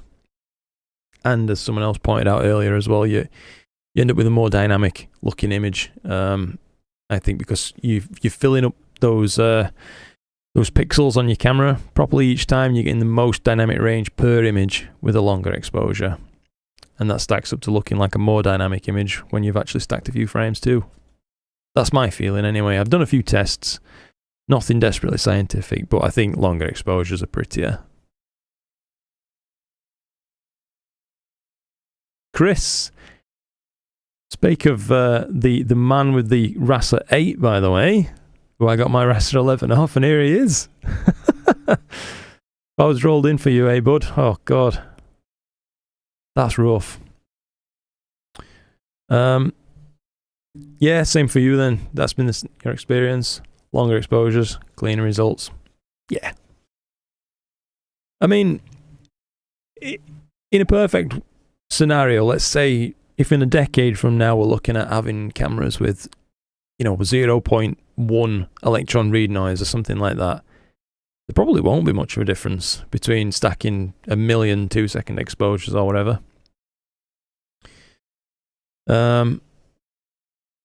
But for now, even though we've got quite low read noise totals, it is still better to go with those longer ones. And especially if you're using filters, by the way, I really want to point that out. If you're using dual narrowband filters, that kind of thing, you're in a photon limited environment then, so you want to go as long as you can.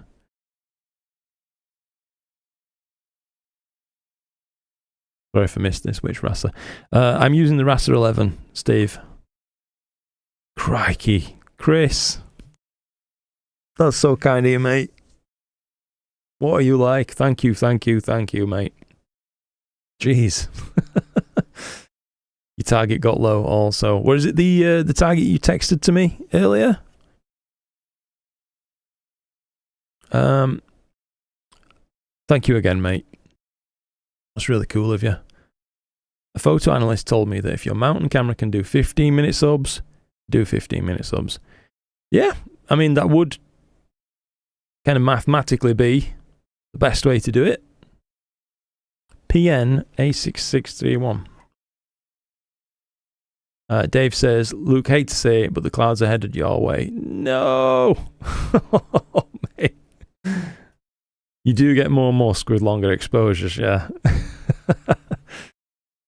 That said, if you get yourself into true astronomical darkness, I don't see any starlinks. You know what I mean? You just see them during astronomical twilight and astronomical dawn, really. As the rest of the time, they should be in the Earth's shadow, so invisible for us. Look at that. Pretty happy with that. Now, what came second, by the way, on that straw poll? We had the Needle Galaxy in second place, so I think we'll shoot that next.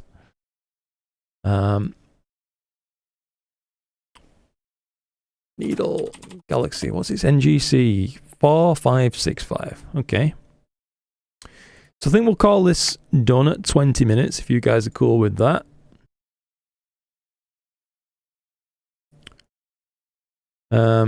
SMA Sky, that's what I keep telling people. Purposefully tried imaging Starlink without much luck. Yeah. You can definitely see, I mean, you can see tons of them if it's, you know, astronomical twilight, or let's say here in the middle of the summer. Or anywhere further north than me as well, where the sun actually never truly, you know, goes fully down. You're just in a state of permanent astro twilight, astro dawn. Then yeah, you get photo bombed like crazy by them. But right now, where we're getting some darkness, it's not too bad. SH2313, eBell 35. You got 32 5-minute subs, eh? Not bad, mate. That's not bad at all. I assume with the RASA, because that should be a nice image by that point. Lewis got 20 exposures of M101 yesterday. Nice. 17 Starlink streaks. Damn. Good news is, since you got 20 exposures, you should be able to use a Kappa Sigma clipping stacking algorithm, and hopefully, if they're not too extreme, get rid of all of them from your main stack. Last 6 frames not been stacked. Luke, check for clouds. Oh no! It don't look too bad on PhD. It's misbehaving again with dithers. What is occurring?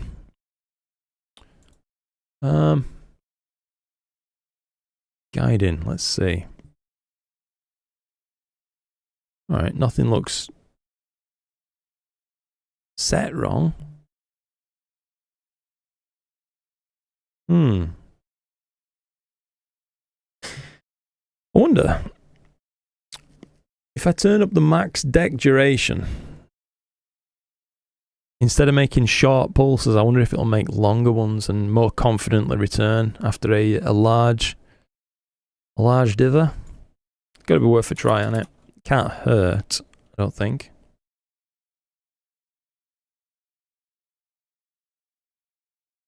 Maybe I'm talking absolute nonsense. Wouldn't be the first time. Let's see. Steve says, any comparison between Sharp Star 150 hyperbolic f2.8 and a RASA f2.2? I'd say they'd probably be quite comparable, mate, to be honest. I strongly lean towards the RASAs myself because they're just no trouble, but if you want to use a mono setup or something like that, then you definitely really want to be going with that Sharp Star. Dim target, but you got a total of 72 5-minute subs. Wow. How many are you actually aiming for on that, Chris? That's it's already a pretty tasty chunk of integration. From what I've seen, given probabilities of tracking error, Sigma clip stacking, and read noise and SNR in general, it's best to aim for 25 subs over the total amount of time you want to image for. I wonder, there's got to be a certain point where, you know, you're risking too much by exposing too long, you know what I mean? One little knock to your tripod, a gust of wind or something like that. To where, you know, losing that one sub becomes so costly to your overall SNR that you would have been better served taking the very slight SNR hit and using, you know, splitting it up into a bit more of a granular division of your time.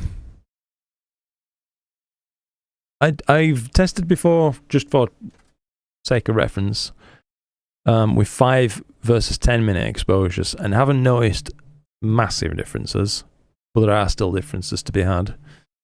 But I've never really gone longer than, sorry, my mic's annoying me, never really gone longer than 10-minute subs. Still got a pretty decent image, considering it's a DSLR and a doublet. Nice. Very nice, mate. Mark, clouds at the moment. Looks like clear skies behind it. Ooh, that's good news at least. Wish I could get my PhD 2 graph like that.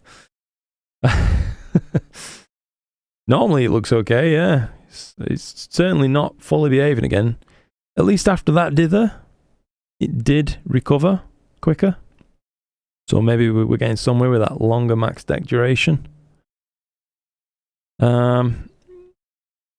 Maybe try increasing the deck aggression a touch. So each one of these pulses should be a little bit more. As it doesn't seem to really be overcompensating with its deck pulses. It's never sawtoothing, really chasing itself up and down, so could probably afford a little bit more aggression. The RA is really behaving itself, so I'm not going to touch that, I think. But yeah, pretty happy with that. That's, I would say, now a done target. So we'll save this. And we wanted the Needle Galaxy, I think people said. So we'll switch targets. It's pretty cool. Reconnect. And I wonder if it knows it. I don't think we're going to have much luck with that, so I'll have to find the NGC designation again. 4565. NGC 4565. Yeah, that's correct. So just gone past zenith, that should be nice. About 60 degrees elevation right now. Pretty nice. Let's see how this thing frames up.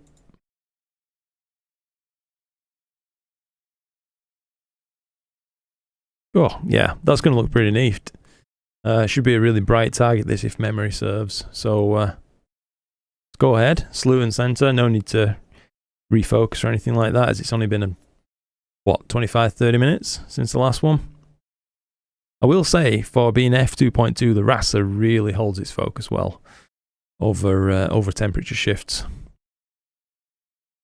It's surprising. Bang, straight in the middle. Look at that. In a 5-second framing exposure. Jeez. RASA, man. Nailed it. Right, let's get on with this live stack again.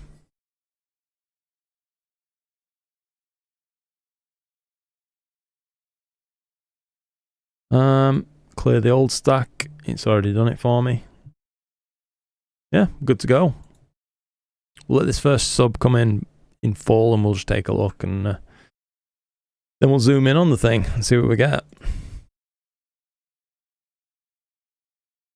We'll do your flats and lights in the morning and have a look. Flats and darks, yeah. Got it specifically for tracking the ISS. A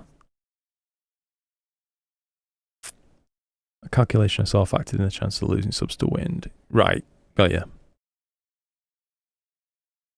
Jeez Louise, look at that. 30-second sub. Honestly. Having this raster is just like having cheat codes for astrophotography. It's ridiculous.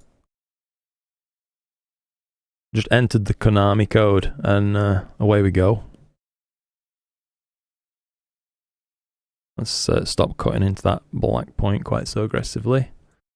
We'll undo a little bit of that mid stretch as well until it's got a touch of data to work with. And once we've got a few frames stacked, we should have a good background to reset the color from as well. I'll just try and catch up with chat a little bit. Steve says, I came in a little late. Have you shown the actual scope here? I haven't shown it like with the camera or anything, Steve, no, but I've shown it on the channel a fair few times. It's just mounted in my observatory, literally right through the door, on an EQ8. That's what I've got mounted it on. One upside, in addition to the already discussed, less files to stack and store. Yes, mate. Oh dear, guys. Oh. It's going. We're good. We're good. This one definitely has a cloud in it, doesn't it? Yeah, so it does. Oh dear. We'll reset this stack in a moment, guys, once it looks like it's actually clear. Catch up on chat for a minute. How many pixels do you dither? Ooh, I think I change it based on each scope. So for the raster, I've got it about 10 pixel dither or something like that. What's a good RA to shoot for? You are at 324. Yeah, mine's looking terrible at the minute. If I just cut off this horrendous part of the graph, we're tracking 0.67 arc seconds of accuracy right there. So that's my tracking right now. That's pretty bad for me. Normally it's 0.5 or sometimes down to 0.35 or so on a really good night, but they're rare. You know what I mean? I can't say it does that often. 0.5 is about my average for tracking.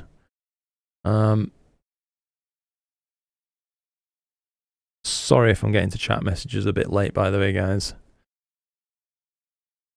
How's that clouds looking? Looks like the clouds have passed, I think. So I'll clear this stack and we'll re-go on it. As soon as I said it. I'm going to take a quick look at the sky and catch up with some chat as well. Back in a minute.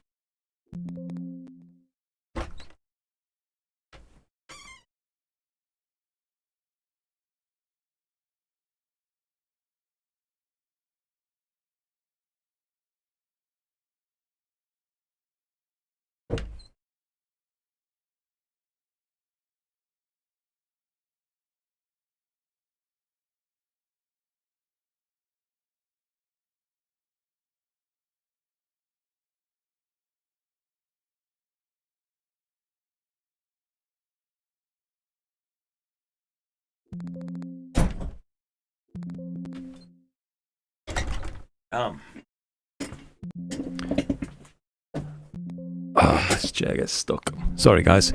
Alright, I'll tell PhD to knock it off for a minute. Nobody likes hearing that noise, does they? And we'll keep an eye on this for a few minutes so we can see when these clouds have passed. Now, I've just been and had a little look. It looks like there is some clear sky behind these clouds, but I expect they're maybe about 20 minutes away. So I'll give it, 20 minutes or so and we'll see. And I'll try and catch up on some chat too as well. I'm tempted to get a raster after watching your previous live streams. Would you recommend an 8 or the 11? Ooh, good question. They're both absolutely excellent telescopes. So I'd just go with whichever one gives you the most satisfying field of view for the targets that you have in mind. That would be my advice. Bear in mind the raster 11 needs a great big mount really to put it on. I wouldn't use it on anything less, really, than probably my EQ8. I think it'd be a bit much for the EQ6, even though it's within its weight capabilities. Crikey, Steve, thank you so much for that, mate. That's extremely, extremely kind of you. Whoops. What's going on here?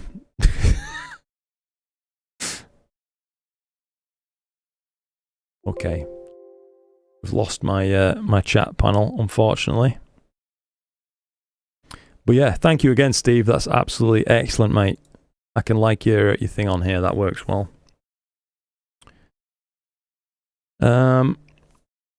Chris has a Rasa 8 going up for sale. Yeah, that's good.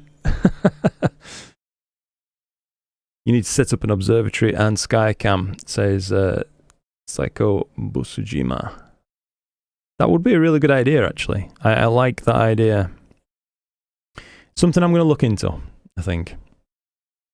If you have any suggestions, by the way, of how to do that, I'm all ears. I did look at one point at a, like a pan tilt zoom security camera, just to use that kind of thing, because you can access them through the web oftentimes, and I could actually plug that straight into the live streams then. But other than that, I don't really know. Oh, see you, Damien. I'm sorry I missed you there, mate. Just trying to catch up on the chat.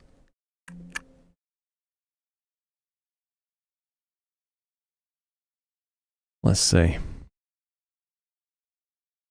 That is the sound you don't want to hear, yeah. PTSD. Sorry, Matthew.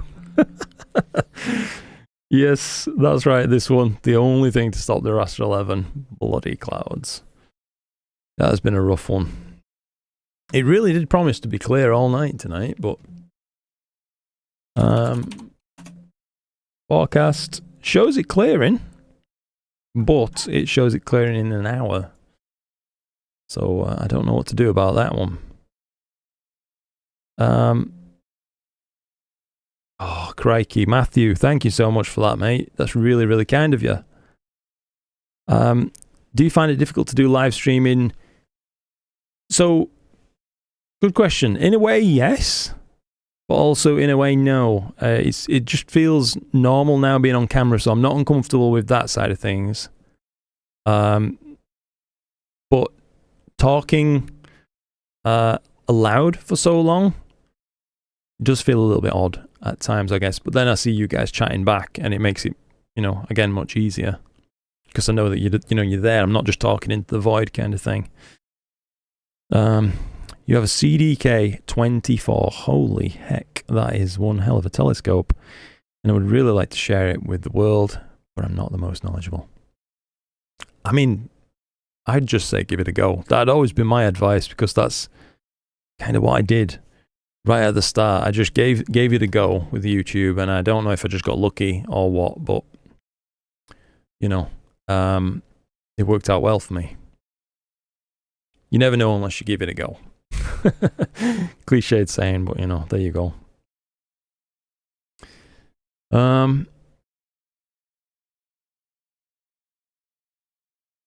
Let's see. I think I'm nearly caught up with chat again. Sorry about the delay, guys.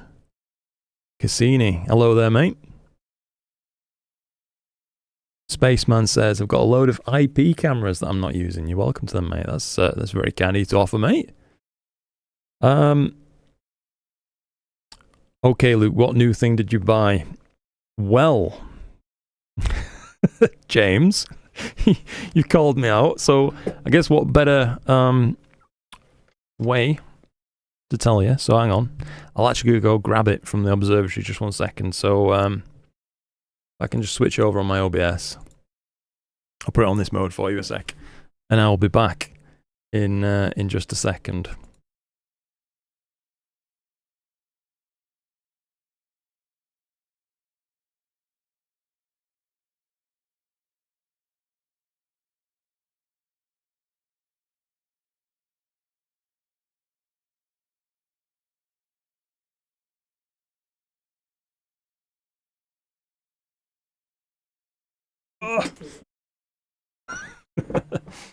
So I was, if you can hear me, I was telling a few other people earlier tonight. I got that. The Skywatcher SkyMax 180. Picked it up used from an Astro buying and selling site here in the UK. Sorry you can't really see me, but it is what it is. And yeah, I'm looking forward to having a go with it, mate, to be honest. Doing a bit of lunar, bit of planetary. Obviously you can't see down the end, but it did come as well with a separate focuser. Little Crayford on it there, which doesn't seem too bad. But yeah, pretty interesting little telescope, and it's actually my first ever Mac as well. So, there you have it. I'll just try and get chat back up, sorry.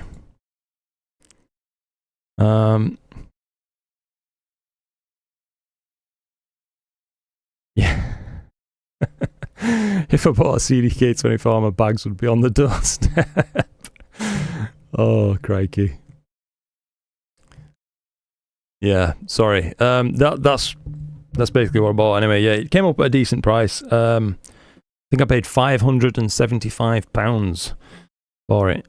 So, raided the coffers and got a nice new thing. So, yeah. I'll just go put this back anyway. It's actually freezing cold on my knees.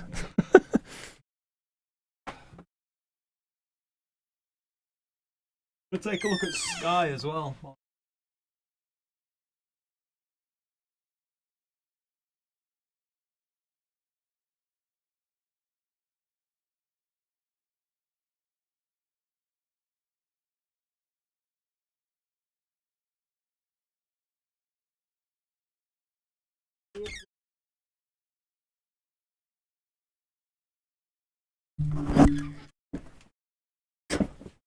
Oops.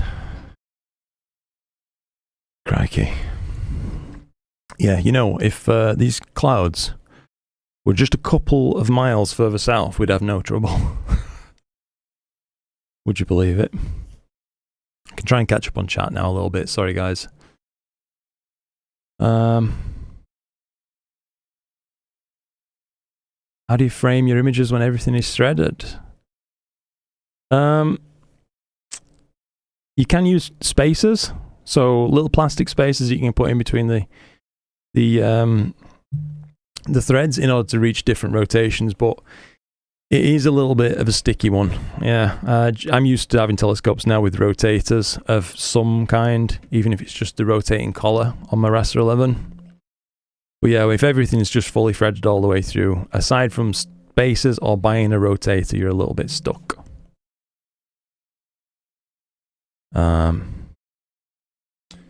Oh, just 1 second. I need to cancel my other PC that's still running, capturing a load of awful frames.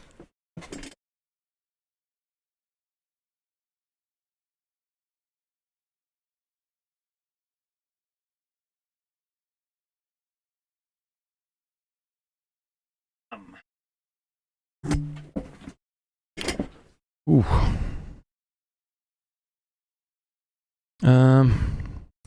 Look at streaming on Discord, etc. May help getting used to it before the bigger platforms.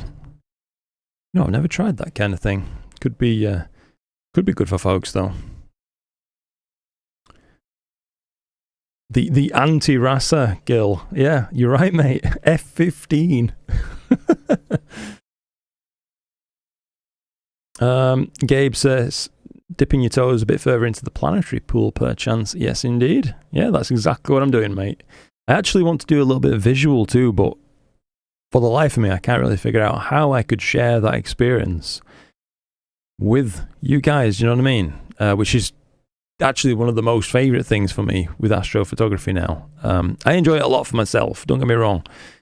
But when I can make a video and share it, or stream it like this and share it with you that way, it ups my own enjoyment by a long way. Visual is going to be a challenge for that one, I think. Oh, this one, I'm going to head to bed. Been up for a little over 30 straight hours. Crikey, mate. That's a long one. I hope you have a really good sleep. And again, thank you so much, mate, for those donations as well. They are massively appreciated. And I really do, really do mean that. I hope you know that. Thanks again, mate. Have a good one. I'd be interested in hearing how it does for visual. Yeah. Well, I tried it out a little bit the other night. Oh, mate. Crikey. Oh, I don't know what to say, dude. You're an absolute legend. My voice is going. Thank you again, mate. Thank you so much. You are too kind, by far. Jeez. I'm lost for words again. I never just don't know what to do with myself. Thank you, mate.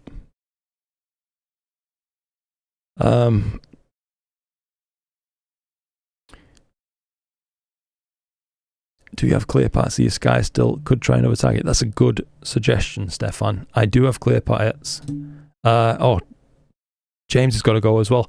Thanks very much for joining in, by the way, guys. I know a few of you's got to go. I really appreciate you popping in and spending some time on stream. It makes it so much more enjoyable for me, you know what I mean? When I can share it with people.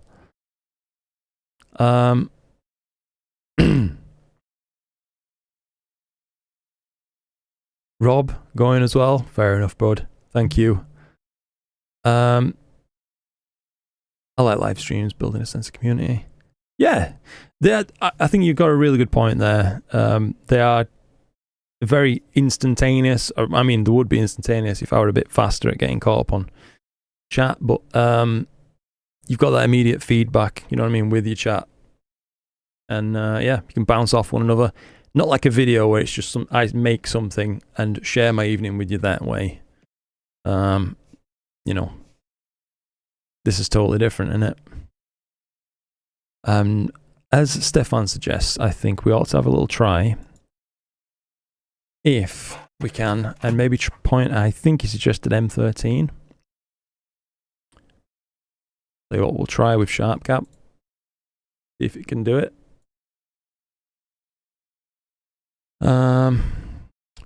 Go to catalog target. M143, what's that? M13. See if it can find it. Yeah, I like doing live streams. If you guys enjoy them, I can certainly see myself doing more of them.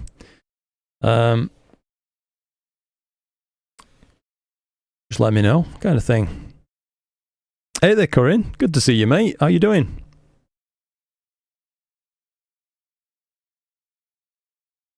Yeah, I saw your post on Facebook, by the way. I'm sorry to see you you got clouded out for the eclipse, mate.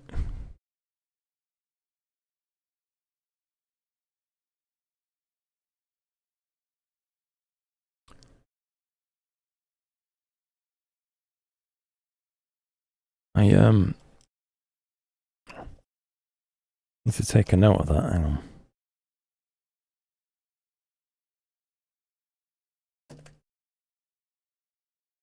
Gabe likes live streams too, as long as you're actually free to stop by and visit. That's awesome, mate. How do you find catching up with the VOD afterwards? So like when the live stream's finished and it goes up on my channel just underneath live, do you enjoy watching those too, or do you think it's just you have to be there in the moment kind of thing? Hell yes, more streams, more better. Yeah. Hey, M13, there we have it. We will give that a little go, I think. Solve and sync procedure failed, but it is what it is. We'll try and go with some 30-second exposures. And hit live stack.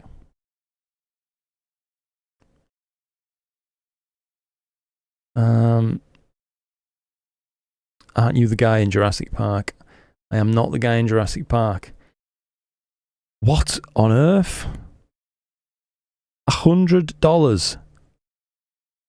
Oh my, what is happening tonight? Oh my God, guys.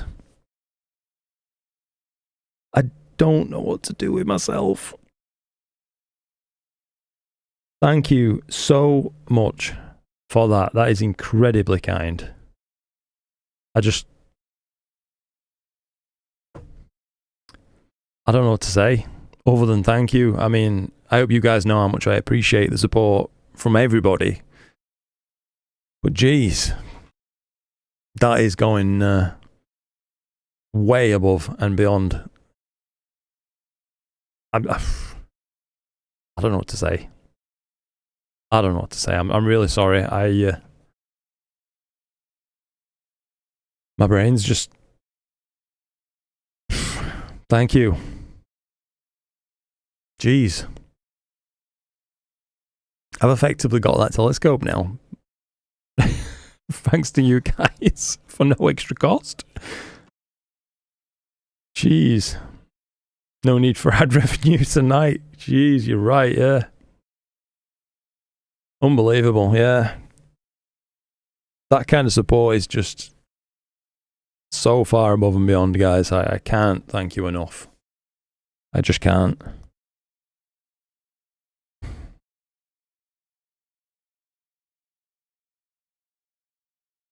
I'm going to have to take down these names and at the very least put you guys in my credits. I wish I could do more. Do you know what I mean?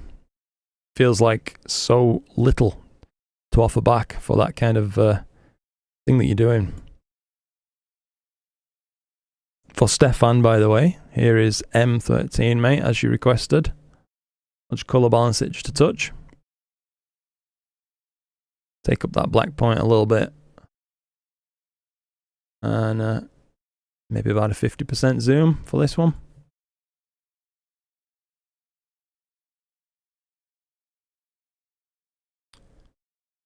Oh, looks like we're getting clouds coming through, unfortunately. Buy yourself a new rig. Yeah. Jeez. Andy says, yeah, well, that's the new telescope pay for. Quite right, mate, it is. It's really difficult to know what to say in a situation like that. Do you know what I mean? There is no handbook to YouTube or live streaming or something that could prepare you for just people being so overwhelmingly kind. Like, you know, people have been tonight. It just puts you in a strange off-balance situation. It's really nice, don't get me wrong. It feels incredible to be receiving so much support, guys, but at the same time, I'm like, wow, just not used to anything like that. How could you get used to that? Do you know what I mean? Thank you again, by the way, to absolutely everybody who's tipped, donated, and joined channel membership, just spent time watching as well. Spent time watching and chatting. I really appreciate you all. Plot twist. This one and Wandering Nights are Luke's other accounts, just laundering some money. Damn, gigs up. Yeah.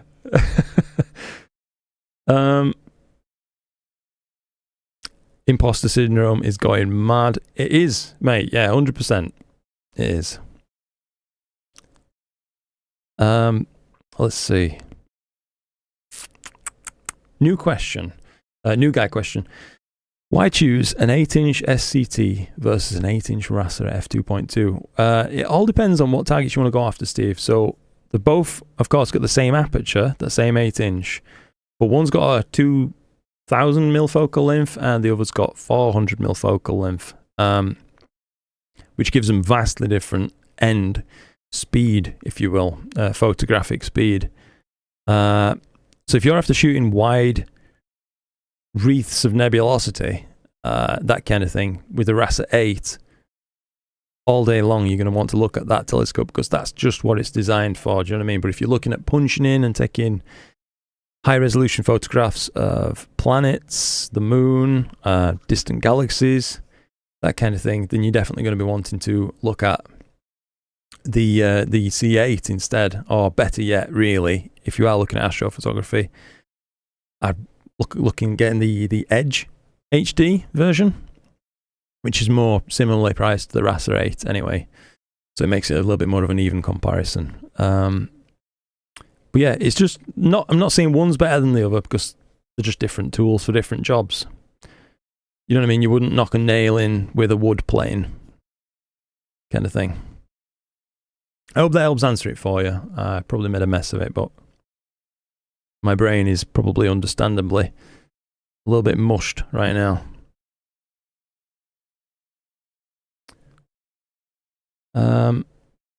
Mark Z. Boyd. Hi, enjoying the live stream. I've neglected my astrophotography for a while, life getting in the way, but you're inspiring me to get back out there soon. That's superb to hear, mate. Awesome. Couldn't hope to hear better feedback than that, mate.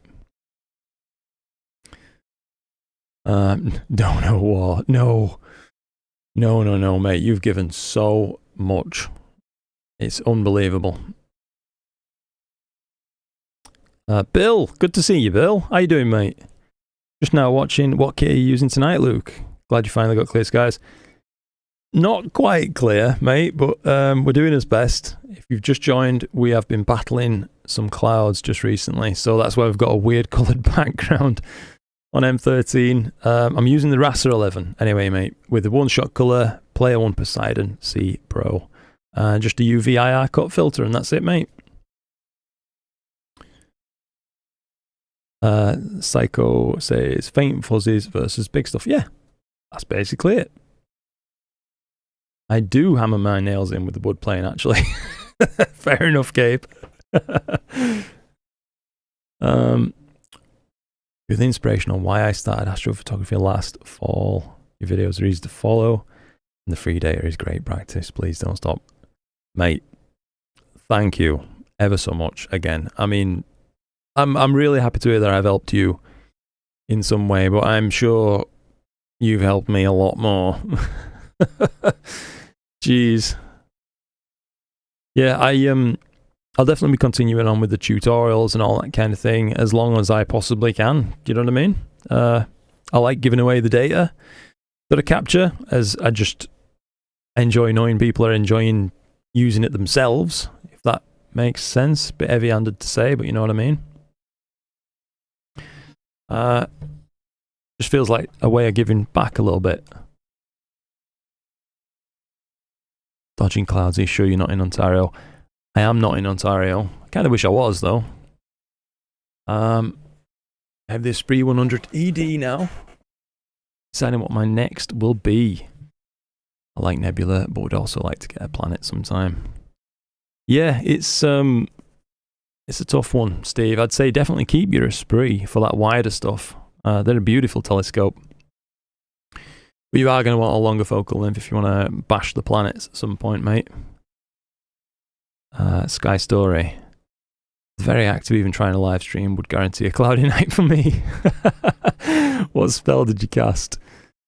Ancient Magics is what I got cast tonight, mate. But I think they're wearing off now. Did Bill sign the Rasa? Bill didn't sign the Rasa, but now you mention it, I should have asked Bill to sign the Rasa. Yeah. Play a bad joke with the clouds in San Antonio for the eclipse. I'm sorry to hear it, Corinne. Yeah, I saw your little video that you posted about that, mate. I just felt bad for you, dude, when I saw it. So many people got like cloud up until the last minute by the sounds of it, and then it just dissipated. Maybe due to temperature change. Just wait until the melatonin kicks in. Fair play, mate. I hope you get a good sleep, dude. Jeez, being up for 30 hours is rough.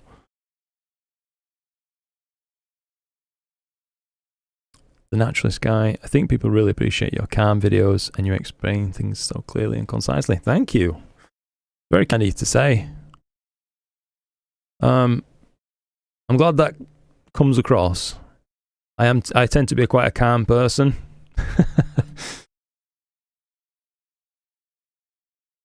I don't think it did in my first videos though, early on, to be honest. It was very hard to actually be myself completely on camera, you know what I mean? Because I was just too like, deer in the headlights sort of feeling every time I went on.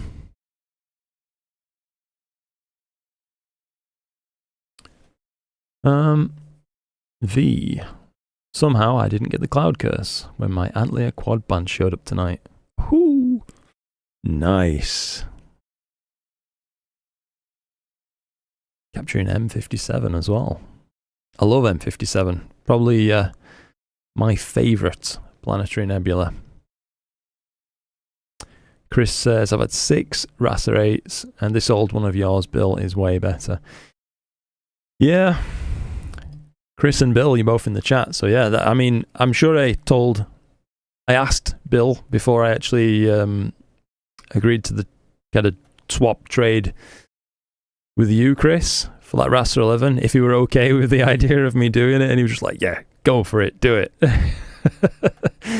But yeah, that really, I mean, it is such a sweet Rasa 8, that one from Bill. Loved that telescope. I wish at the time, realistically, I'd have had enough money to just keep both, because there has been times, you know, where I think to myself, it would have been nice to have been shooting again with the Rasa 8, but the 11's pretty similar, at least in focal length. But it does need it really does need to be on the EQ 8 for me.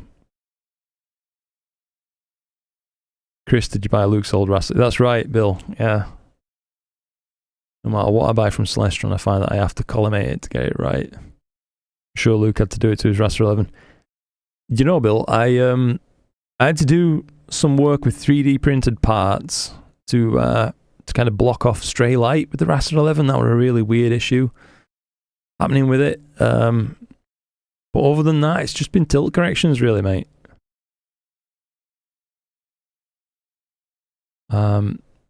Took you 29 hours of traveling to get to San Antonio from London. Oh, crikey, Corinne. That's a big time investment, mate. But on the upside, you went, you know what I mean? You had to go, and you had a bit of an adventure, I'm sure, as well. And who knows, it could have gone the other way, couldn't it? And you got a beautiful clear day, but that's not how the cookie crumbled for you on that day, unfortunately, buddy. Maybe you'll get a chance in 2026, though, I think. Don't know if you're interested in that kind of thing. Gil says, what I like about your tutorials, they're straight to the point, no nonsense, telling like it is.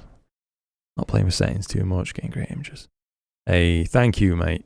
That's very, very kind of you to say. I mean, I try and keep it as simple as possible, because that's just how I like to process.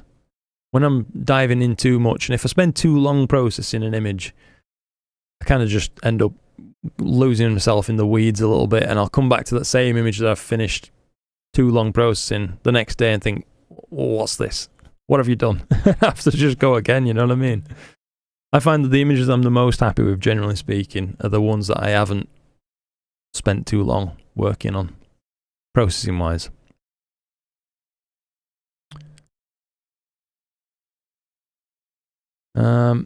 I'm sure for others it's the opposite way around, though. I'm not trying to say my way is the right way, because it's not. It's just a way. 12 Pons Brooks is bright enough for you to see, even in the live view on the Canon camera. That's awesome, mate. After that day, it was perfectly clear. 2 days back to back in San Antonio. No. Oh, that's a heartbreaker, mate. Andy says, I have friends who have a place in Spain, so I'll be heading over there in 2026 to try and catch the next eclipse. Oh, that's sick, mate.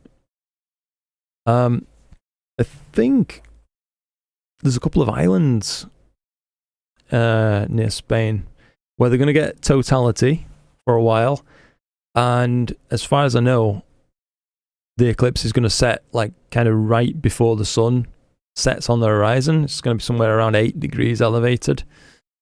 That could be quite cool to see, I imagine.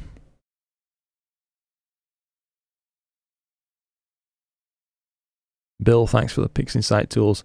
Yes, thank you again, Bill. I mean, crikey. The work that you've done on them tools, mate, helps so many people. Just unbelievable. M13 anyway, in the middle of all the clouds. Looks pretty good. Yeah, the 2026 is very low in the sky.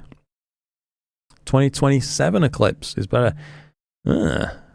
Where, what sort of path is that one going to be following, Pete? Or am I better off? I suppose I'm better off Googling, aren't I? Visible in Mallorca. Yeah. Maybe I'll go to Iceland for it. Yeah, apparently Iceland's going to have the best view. It'll be the highest there, won't it? We're definitely having issues with these clouds still, aren't we, guys? Hey. I just realised I haven't been guiding for this as well. Oh well. At least things look pretty sharp all the same. That's pretty well resolved, you know, considering how low, relatively speaking, M13 is at minute. You can see individual stars right down to the core on this thing. Goes directly over Gibraltar. I once went to Gibraltar as part of a cruise we went on with some family. Remember all the monkeys up there. And I also remember one memory that will stick with me forever from being in Gibraltar. There's a cafe right at the top, and you can look down on planes coming into land at the airport. So it just does something with your brain. You think, what? You know what I mean? Normally you're seeing planes come into land and you're looking at the underside, so seeing the top side is a bit weird.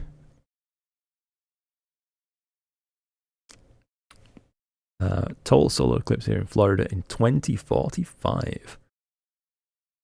That one's a ways off, dude. Yeah. Spaceman. Thanks, Luke. Heading off to bed now. Just check clear outside and it should be clear for you tomorrow. Nice one. Try colour me in your tag tomorrow. Hey, nice one, mate. That's awesome. Yeah, and on the note of the IP cameras, thank you very much indeed for that offer, mate. That's really kind of you. I'll have a little think about that one, about what best to do.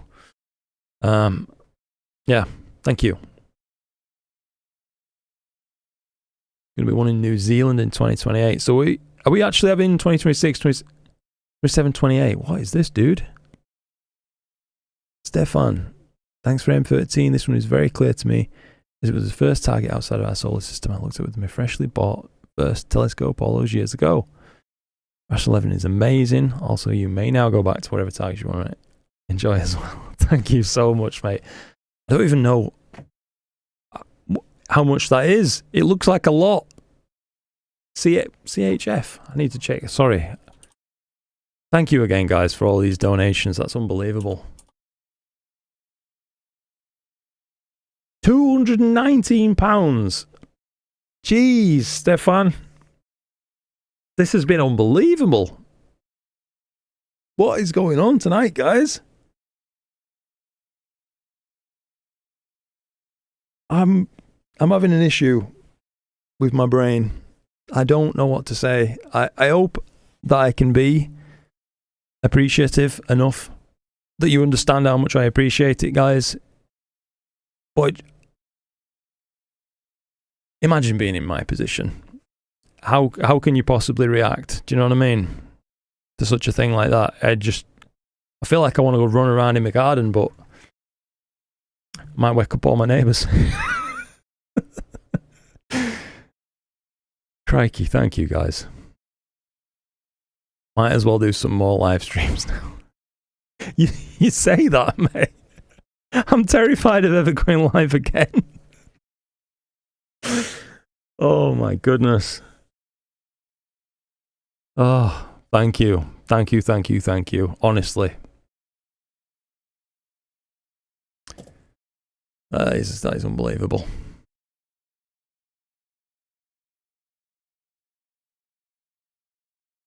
I need to write your name down, mate.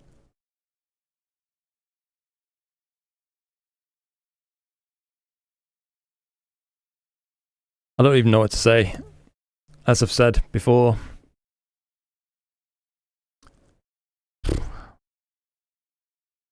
Blown away. You should write your name on the side of one of his telescopes. I will if he wants. Crikey. Unbelievable. Cloud's not looking good here. You've packed up. Mark. Oh. Stefan says, you don't need to be appreciative of the donations there because of the stuff you've already done. Oh, mate. Honestly, I just put these things out for free, you know what I mean? Because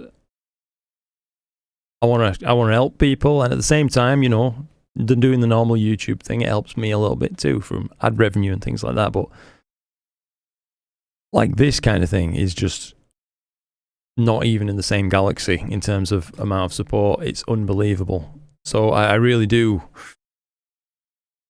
hope to let you know how appreciative I am, mate. To everybody, actually, tonight for the unbelievable.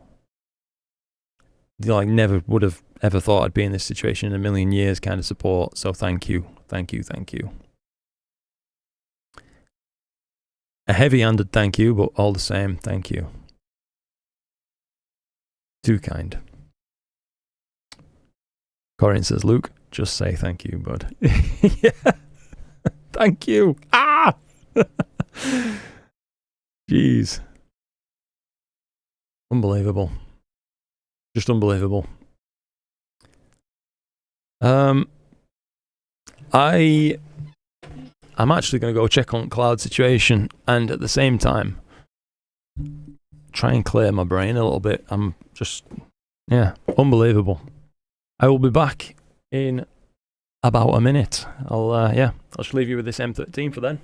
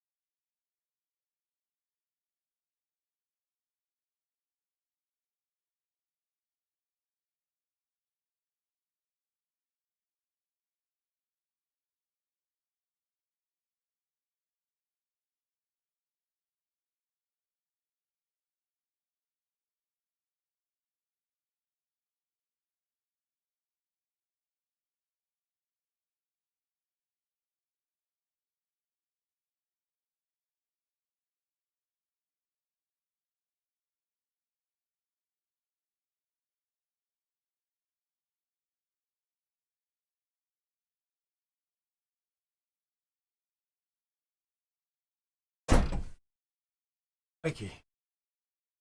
It's jeez, it's a little bit scattered over our heads right now.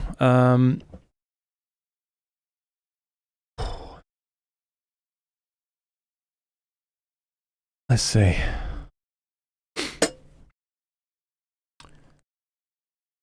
Yeah, it is unbelievable to see this support. Like I say, I don't know what to say. I feel bad because I'm sure I'm missing like something. There's no way to possibly know how to react when, you know, someone is that kind to you out of the blue. It's an impossible situation. A beautiful situation, and it really is striking how kind the astronomy community is.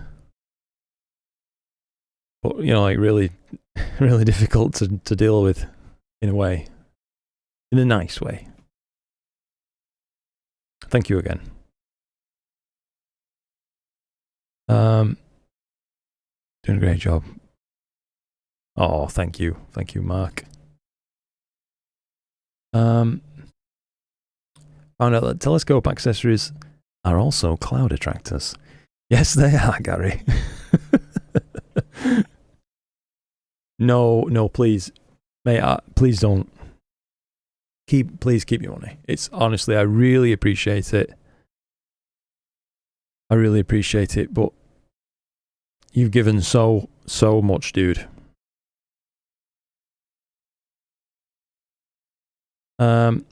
Mode HK just came in. What are we doing? So we're currently looking at an image of M13. It's a globular cluster in the constellation of Hercules. On the screen right now, I'm live stacking exposures of it. We're currently up to 22 minutes of time. We're looking through my camera, which is set up on the telescope. And that's what we've got so far. We've been looking at different targets all night long, and we just settled on this one for a while. While there's clouds passing through, effectively. That's what we're doing.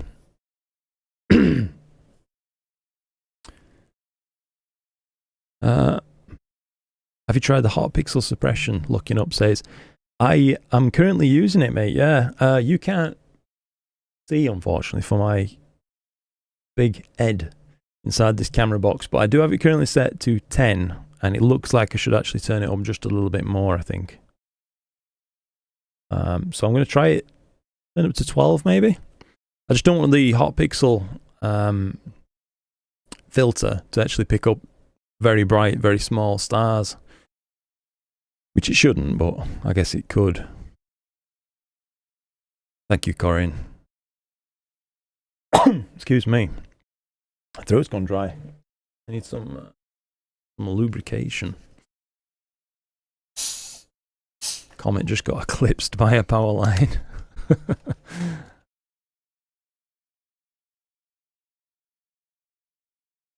Psycho. Yeah.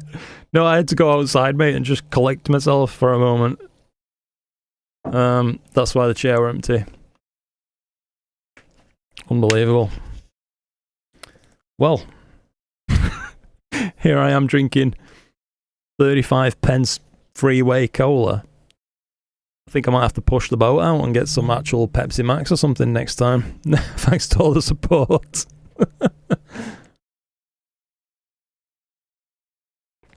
Oh, this one. Oh, mate, no, please, honest. This one. I'm begging you, mate. Please don't. I'll feel awful.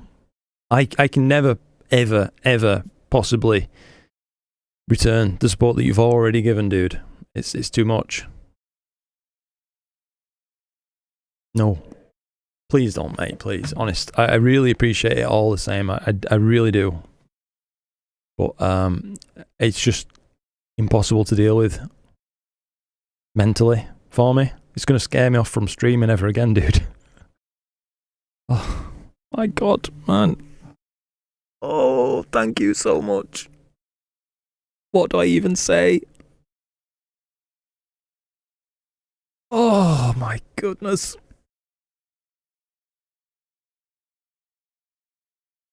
Mate, I'm lost for words. Thank you again, mate. Thank you. Thank you. There's no possible way I can convey that to you guys enough. Oh, goodness gracious. Oh, that's unbelievable, mate. That is unbelievable. No, no, please, mate. No, don't. Oh, I feel awful.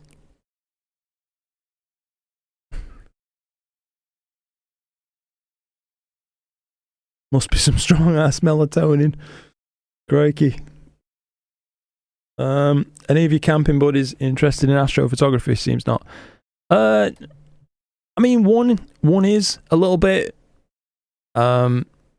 He keeps saying to me one time we're gonna have to go and camp somewhere where I can actually see the Milky Way, and you know, take a small camera with me, something like that, maybe DSLR or whatever, and try and do some wide field kind of thing. But he's not got too much of a personal interest in astrophotography. I think he just likes seeing me do it. You know what I mean? Yes, Stefan, 100%, mate. That's that's much better. Yeah, I mean, like I say, dude, I appreciate so much the support that you guys have given, but it puts me in a debt to you. You know what I mean? I'm kind of off balance, on the back foot. I don't know how to react because there is no way to react. You know what I mean? It's not like it's not an everyday situation, is it?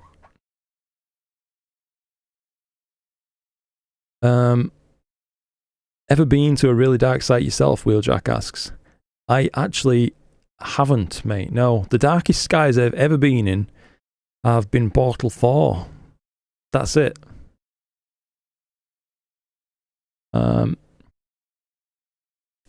Sleep apnea. Used to hardly any sleep. Crikey, dude. I love sleep. Well, when I can get to sleep, I do anyway. Ever since taking up the YouTubing kind of thing full time, my sleep schedule's wacky now. Because I find that, weirdly enough, my most creative hours, where I find it the easiest to actually make content and, you know, get ideas out that I can work on, always seem to come really late night. For whatever reason. Gil asks, have you ever tried solar or nightscape at all, or just deep sky view? So I have tried some very basic solar and nightscape. I just did a little bit of solar today with the sea star, as it happens, right as it was going down, and I didn't even have to go outside. I just plonked the sea star down on my windowsill and left it at that, basically, mate. It was really just enjoyable. It is a fun little device, is that. But I haven't ever tried proper, what I'd call proper solar anyway, you know, with the white light filters properly, or a quark, that sort of thing. But I'd like to, I think, one day. It's in the Milky Way in the Arizona desert once, from horizon to horizon. Wow. Well, in that Bottle 4, we were actually driving home from going to the seaside in a place called Scarborough on Yorkshire's coast, and we decided to pull over in a lay-by because it was pitch black, and I checked where we were and it was Bottle 4, square in the middle of one, and we could really plainly see naked eye the Milky Way, and that were a pretty memorable experience for me, because you know, it's not even remotely anything like that at home. In fact, one of the things that stuck out is how hard it was to navigate around the night sky by looking at the stars, because there were just so many of them. It kind of got a little bit confusing. the normal real bright stars that I can use as a bit of a map around the night sky here at home were just lost in a million other bright stars. So goodness knows what it's like in, you know, bottle 3, 2, or a 1.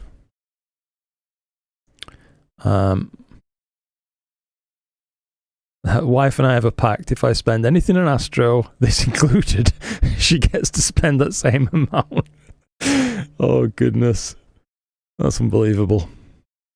We're all sleep deprived. We are, mate. I think best part of waking up is going back to sleep.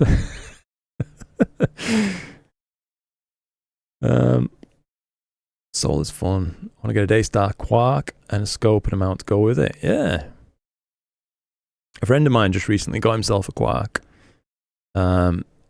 He's not had too much chance to use it just yet. I don't know if he's still in chat actually, but yeah, his first results were already just mind-blowing. Andy says, I had the pleasure of visiting Malawi in Africa a couple of years ago. Portal Zero skies were absolutely amazing.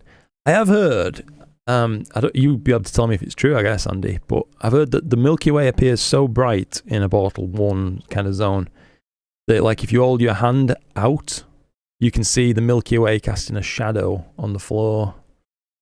You know what I mean? Yeah, sure thing. Stefan, I just caught that message out of the corner of my eye. Is that any better for you, mate?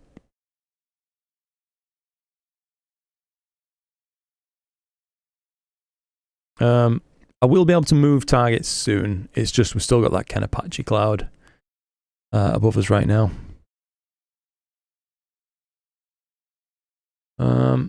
Gabe says, one of my favourite photos that I've taken is a single 5-minute sub on the Vale Nebula from Ball 2. Yeah, I can only imagine, mate. From skies like that,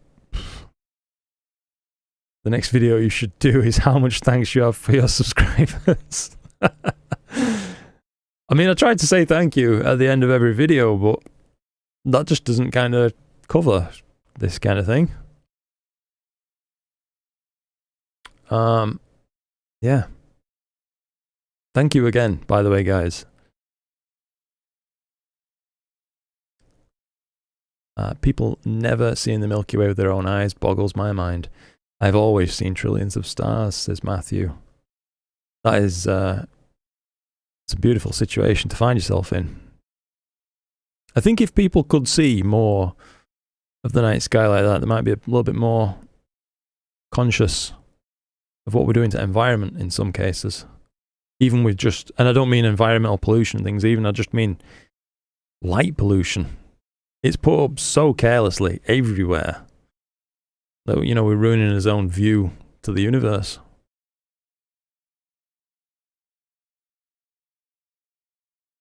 Maybe I'm just talking nonsense again. I don't know. You have a Quark, one of the best buys you've made. Fantastic to see the detail on the sun, says Mark. Nice one. Bottle 3 for you. Milky Way is just stunning already. Just seeing Cygnus blew me away. So many stars. Yeah. Incredible. Polar aligning in bottle 3 or 4 is difficult without plate solving. I can only imagine. This one says, I want a HA solar filter. The white light just isn't it. Oh, fair enough, mate. Yeah, I think I agree. I like the look of, you know, the Coronado or Quarks, that kind of thing, more than the more granular pictures that you get from white light solar. Chris, yeah, he's still in chat. The PST. Love the surroundings. Just seen your message there, Stefan. I've noticed there is a little galaxy as well, just above. Take a little peek at that. Beautiful. How strong these background galaxies are showing up, even through, you know, really quite poor conditions out there still. It should hopefully be clearing shortly. The guide view doesn't look too bad now.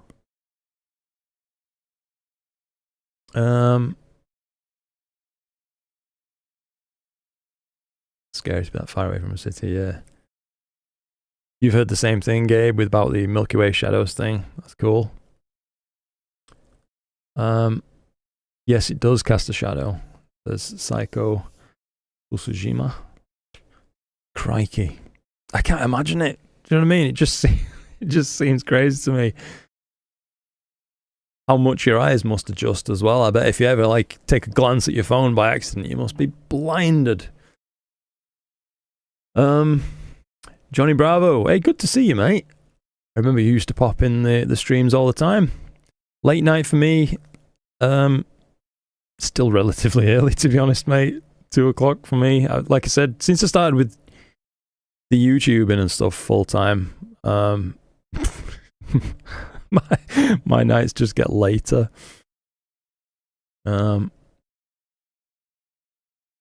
Danny says, good to see you, by the way, Danny. What's your favourite photo you took so far? I think it is my desktop background. There you have it, that one. That was taken with the Rasa 11, as it happens. But yeah, really happy with how that target turned out. Chris says you should do a quick vid of your main gear and rank them. Ooh, that could be a good video idea, Chris. Yeah. Talking about all the gear I've got and why. That kind of thing. Rather than just saying, hey, we're using this telescope tonight and not really explaining why. I like that. Gabe is having tons of trouble with the totality data. I didn't realize there was a comet visible a few degrees away from sun. That's cool. Thousand Oaks filters makes it look more orange. You know, I did have a big Seymour Solar glass filter, actually, now I think about it. At one point when I owned a 12-inch Newtonian. I never got the chance to actually use it, though. Because I just, at the time, wasn't really that interested in solar. It just came with the telescope when I bought it. Oops.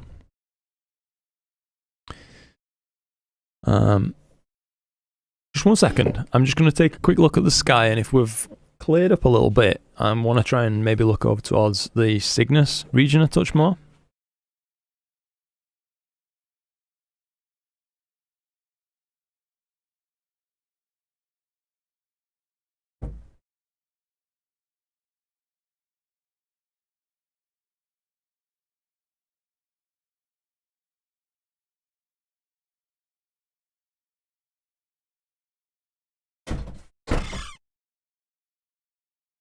Wow. Well, I honestly should just stay pointed where I'm pointing. I'm looking through a hole in the clouds. There's clouds to my south and east. I can't even see Cygnus. Let's see. Lunts are amazing. I just can't imagine parting with 9K for a solar scope. Yeah, they are expensive, mate, aren't they? Read from several accounts that the best skies on Earth, the M81, is only a moderately difficult naked eye object. What? Jeez. I can't see M31. You know what I mean? From here. Ventimiglia. Love your channel. Thank you, mate. That's very kind of you. Just joined up on my first live view. Ordered your first AM5 and Redcat 71 WIFD. Trying to learn in preparation. Nice. You're going to be very happy with that setup, I think, mate. Congratulations on it. Yeah, as Gabe says, that's an excellent first kit. Best of luck. Skies are clear here, but the wind is howling, so you're not setting up. Lucky me, says Stefan. Yeah, we're just a bit stuck, mate. I mean, it would be nice to take a look at something else, but, you know, we've still got some clouds stuck in this stack as well, even though most of it's kind of been averaged out now. I am going to save it at this point, just in case any more super thick clouds comes through. A little bit annoyed that Sharp Cap's filtering though wasn't a touch more aggressive early on. Kind of at the start of the stack, it let a few through that I think it should have definitely not allowed. Ooh, that needs a bit of adjustment as well. That's a touch more in line, I think. We'll colour balance it a touch more.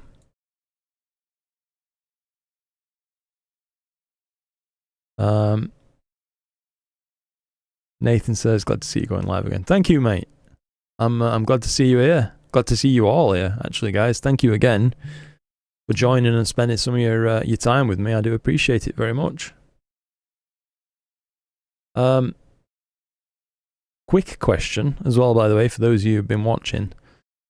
Have any adverts shown on this stream? Because I'm not sure how the settings work on YouTube live streaming now. It's all changed since the last time that I actually went live.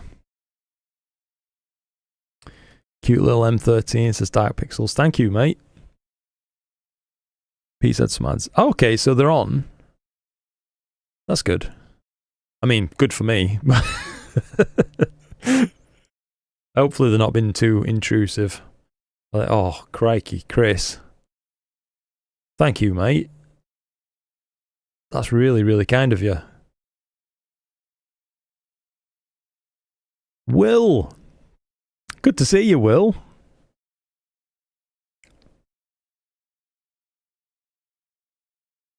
Heidi, welcome. Fitmedic, welcome. Long live ship, welcome. And LJ as well. Awesome. Unbelievable. Again, guys, I just can't thank you enough for the bloody support you've shown. It's a bit much to deal with in the nicest possible way. You know what I mean? Unreal. Thank you. I only saw the typical 2 before getting into the stream. Nothing since. Fair. So you got some given before the stream even started. I think ads for mobile games for you, Gil.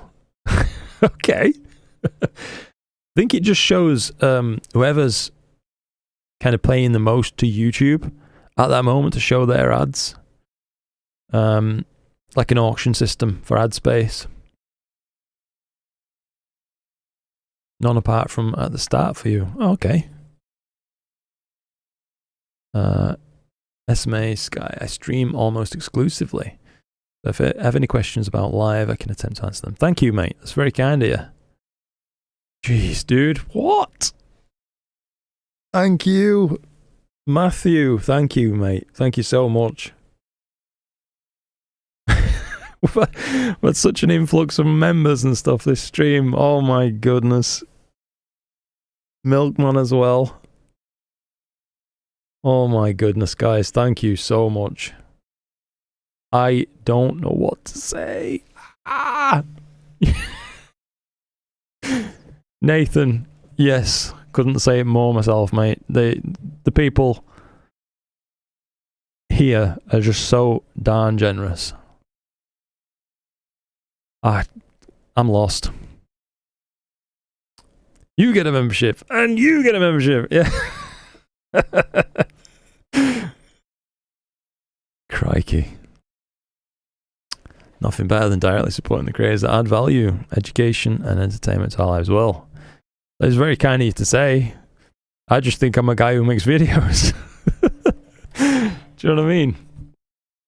It says a few people have mentioned in the chat before, a very real thing is the imposter syndrome. And I definitely get it. Like, bad. Bad.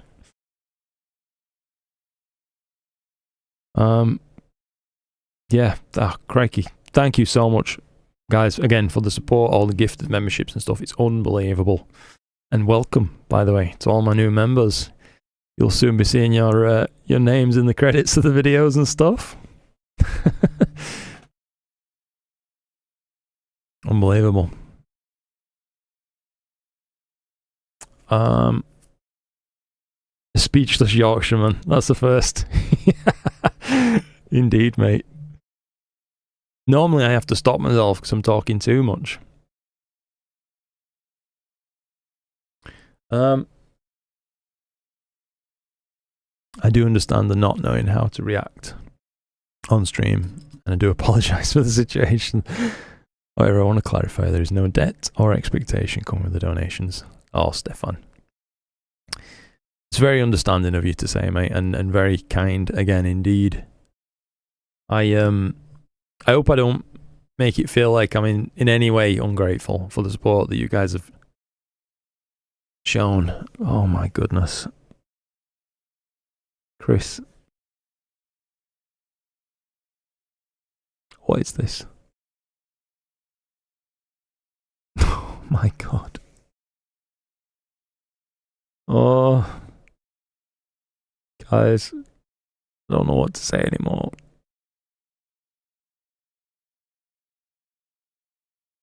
Oh, I don't know what to say.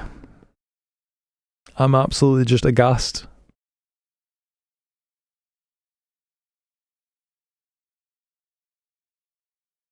Oh.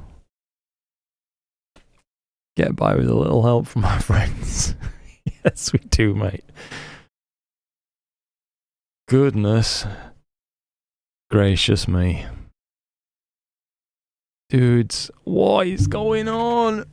Oh, Matthew. And Chris, and what is... And Pete. Pete gave 50 as well. How did I miss this? What is going on? Oh my god, guys.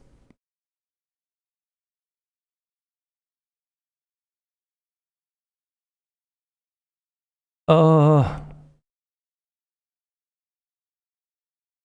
don't know what to do. I don't know what to say. Oh. I'm just a guy taking pictures of space. I don't need all this. It's too kind.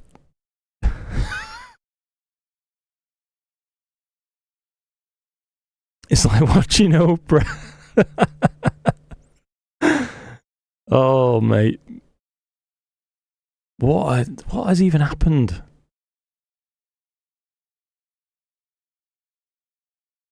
So, right. So, Matthew, thank you so much, mate. Milkman, Pete's Astrophotography, and Matthew again. That is absolutely unbelievable, guys. Honestly, I'm just lost for words. What can I possibly say? You know what I mean? In response to that, other than just thank you. Unbelievable. Absolutely unbelievable.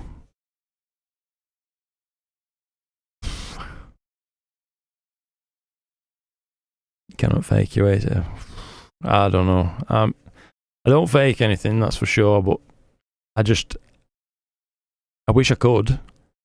I wish I knew how to react. Oh.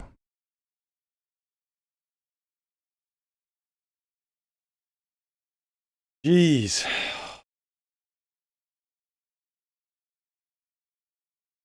Thanks for keeping me company. Clear skies in Manchester currently. Gathering data for a mosaic on the Virgo supercluster. Hope those clouds stay away. Thank you, Sam. Hope you have a great session too, mate. I am actually going to go check on those clouds because I need to clear my head again, guys.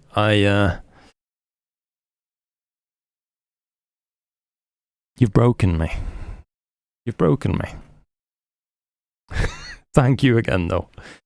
Very seriously, thank you.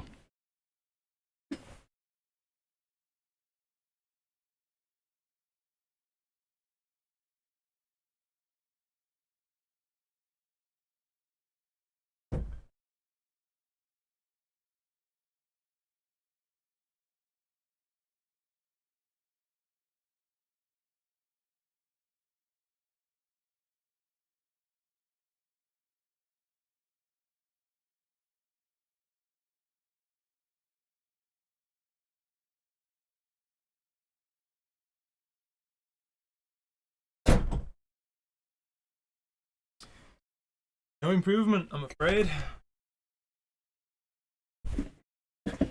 Yeah, no improvement. Just still a wall of clouds to my east, a wall of clouds to my south, unfortunately. Just keep mine off. I feel like I can easily, so I don't want to take a spot that could have been helpful to someone else. That's very kind of you, mate. Who else has had their faith in humanity restored tonight? I never lost it, but it's definitely been reinforced beyond belief. Jeez. What an unbelievable amount of support tonight, guys. I just can't believe it. I can't believe it.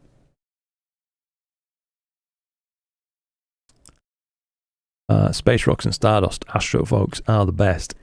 Yes, they are.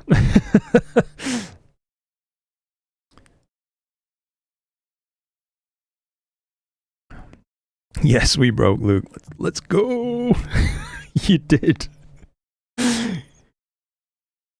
Crikey.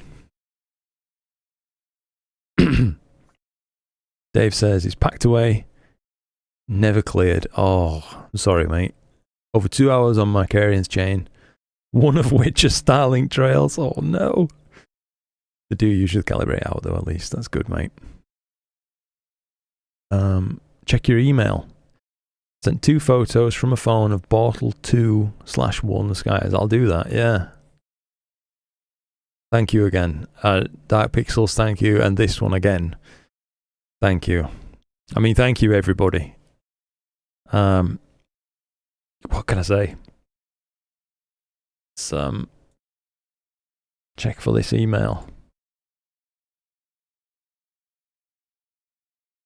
Did you send them to my YouTube business contact? lucomatiko@hotmail.com.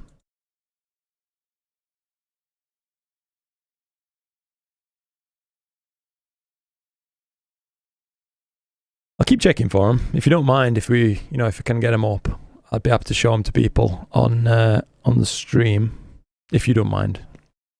Gabe, thank you, mate. I'm something of a philanthropist myself. No kidding at all, mate. It's extremely welcomed. Thank you. Chris, such an awesome person. Oh, thank you, mate. Bloody hell. You never ask for funds. You do it because you love it, and it's not just a job. That is true. At least that is true. Nothing's ever given me as much enjoyment as doing the YouTube kind of thing as, and it's not because of YouTube. You know what I mean? It's because of you guys. YouTube is just the vehicle through which my enjoyment comes, and I hope that you guys, you guys clearly enjoy it too. Crikey, I mean, look at the support.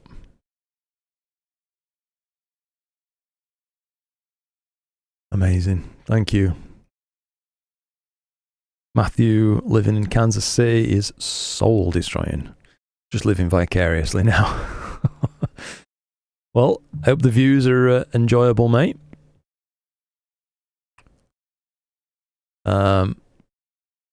Bet in a couple of years we need new stacking methods to stack out Starlinks. I wonder how many good old Musk is planning on putting into orbit now, because I imagine he's probably got a pretty useful mesh of Starlinks now. I can't see him needing too many more. Gabe says, I've got to go. Thank you for the stream. You deserve the donations. Oh, thank you, Gabe. Thank you again, mate. It's very, very kind of you. I don't. That's why I tried to send to the one listed on YouTube info. I think Luke is going to stream a bit more now. I mean, yes, but I'm also a little bit terrified of streaming again. I don't think this would ever happen again, but it's hard to explain. I wish I could figure out how to say what it is. It's a very good feeling. Do you know what I mean? Seeing that kind of support is just phenomenal, unbelievable. But it's also a little bit intimidating in a way.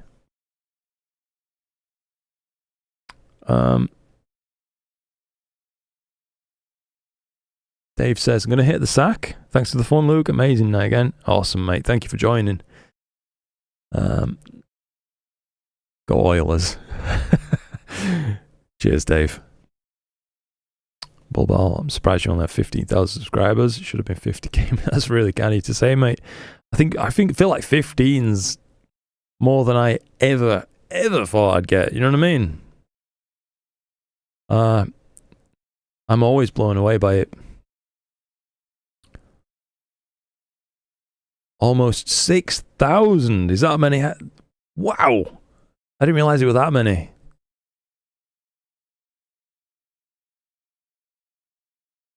$6,000. Hey, well, welcome, Mark. I think you must be about the only person who didn't get a gifted sub, dude. That's unbelievable.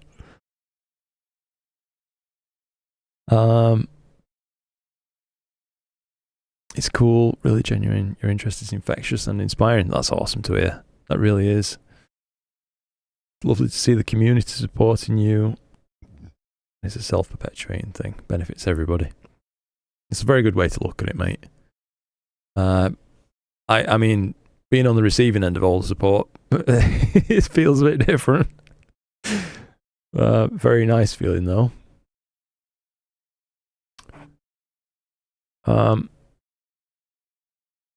Gil says, the more you stream, the more comfortable with that kind of stuff you'll be, don't worry. I don't know if I'll ever get comfortable with that, mate. It's, like I say, I just not, you know, as I said, how could you get used to that kind of kindness and support? I still, you know, can't believe it when someone joins my channel for $1 kind of thing. So imagine how I felt tonight. Welcome back, Johnny. Dogs are fed and happy. Nice one. Subscribers just saying thanks for what you've done for the Astro community. Well deserved. Oh, you're too kind, Chris. You've all been extremely kind tonight. Jeez. I really am at a loss. We can potentially try something in Ursa Major if the clouds are still in the same position. If you want to see a different target, by the way, guys. As this has nearly been stacked for an hour now.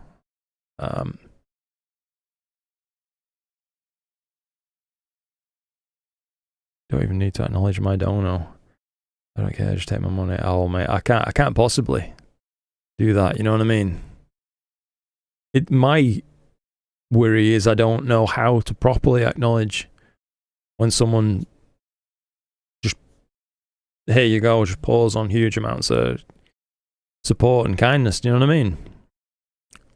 I worry that I'd be leaving someone feeling like I was ungrateful in some way, and then I promise you I am not. You know what I mean? I'll never forget tonight, kind of thing. Never. In fact, as soon as the rest of my family is awake, I'm going to tell them about it. Space Rocks and Stardust. You're just starting your channel. This gives you hopes. That's awesome, mate. Good on you. Fantastic content, well deserved. Thank you again, mate. Try M10, the Rose Cluster, says Green Cat. All you can do is say thank you and keep doing what you do. I can definitely keep doing what I do and saying thank you, yeah. It just don't feel like enough, you know what I mean? Oh, you're all too kind. Honestly, guys, I just... Gil asks, from the top of your head, what's your most distant target that you've imaged so far? ARP-143 or something. I'll just Yeah, that's the most distant target that I have, intentionally imaged. I'm sure I've probably got some background galaxies that are further away than that one, but I'll just link in the chat for you if you ever want to watch the video where I captured it, if I can find it. I'm just looking through my channel page right now, so I can't see chat or anything, unfortunately. Here we are.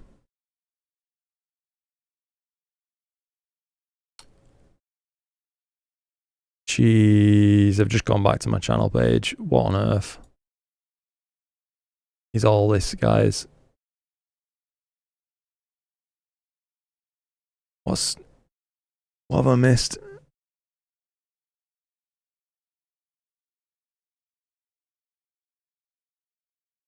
What's happening?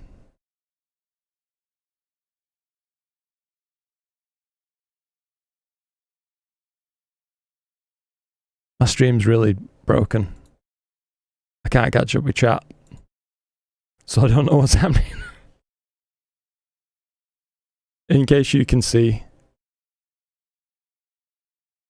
that's the video of the most distant target I ever purposefully imaged. Oh, it's Corb now. Excellent. Oh, crikey. Space Rocks, thank you, mate. Thank you, thank you, thank you. That's extremely kind of you.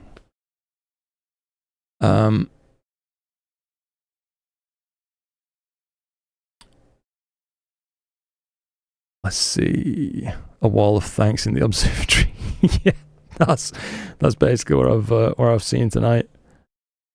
What hardware are you using here? So in terms of telescope and mount, I've got an EQ8 that my RASA 11 is riding on. On the RASA 11, I'm using an IMX571 color camera. This particular one's from Player One Astronomy, a Poseidon C Pro. I've got a UV IR cut filter in it, in order to just cut out literally ultraviolet and infrared. And that's about it in terms of telescope equipment for this. It's all powered by a little mini PC that's riding on top of the RASA. And in terms of my main PC that I do all my astro processing on, it's got an NVIDIA RTX 4070 Ti, because it's an NVIDIA card. It's got CUDA cores. It speeds up certain processes in PixInsight. 32, or have I got 64 gig of RAM? I can't remember, for stacking. And a Ryzen 9 5900X processor. Hope that answers all your question there, mate. Luis says, risking repeating myself, thank you for sharing all you do. It's far more inspiring than you'll ever know. Oh, mate, that's extremely kind of you to say. I mean, comments like that just, what can I say? They'll make my day, you know what I mean? Thank you. Damn, Luke, you're still alive. I went to the grocery store and back. Yeah. Mate, oh, it's been unbelievable.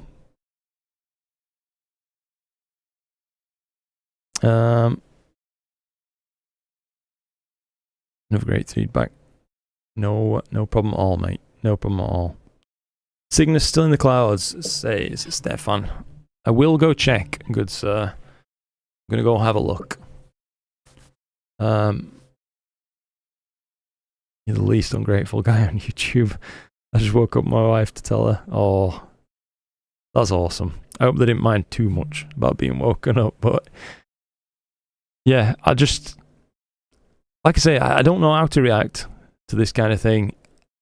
I just hope you know I am grateful, and I mean truly grateful. So just thank you again. I'm going to go check on those guys. Just 2 seconds, guys.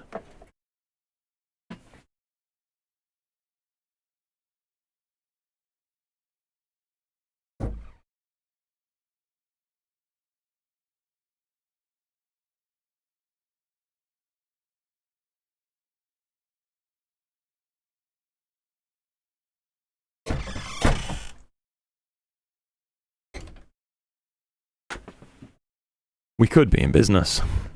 We could be in business. I can feel a wind now blowing from the west, And the clouds that were over in the east have moved further east now. So the top part of Cygnus is visible. NGC 7000, that region, that is all visible. So I think we're going to save this now. This was Stefan's choice, if I remember correctly. And now I think we've done galaxies and globular clusters most of the night. I think we're going to shoot perhaps the Cygnus wall region, something like that, something nice and bright. Let's go. The Seda butterfly, potentially. I think. Let's have a look. I'll just put it in the. I'll increase the field of view, and we'll look at NGC 7000. Then we can pan around a little bit and see what you guys think.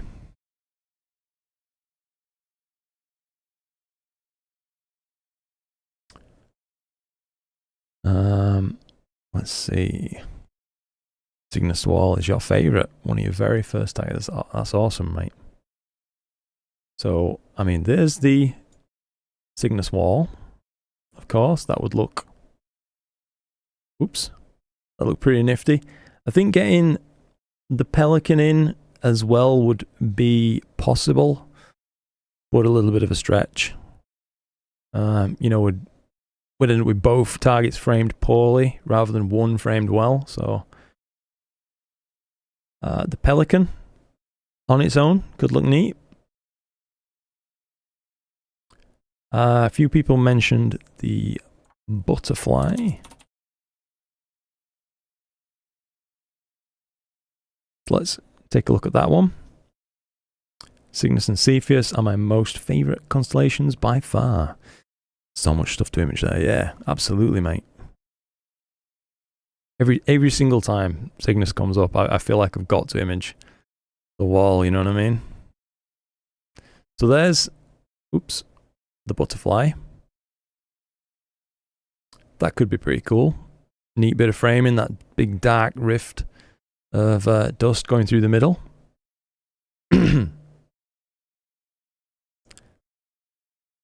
See you next time, Luke. Take care, brother, but I have to bail.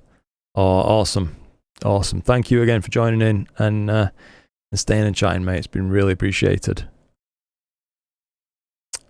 Tulip, maybe, or is it potentially. Currently, all I've got in is a UV IR cut filter, so I think we're a little bit, maybe it's touch restricted by that, but it could be cool to see what these regions look like from Bortle 7 without any light pollution filtration, you know what I mean?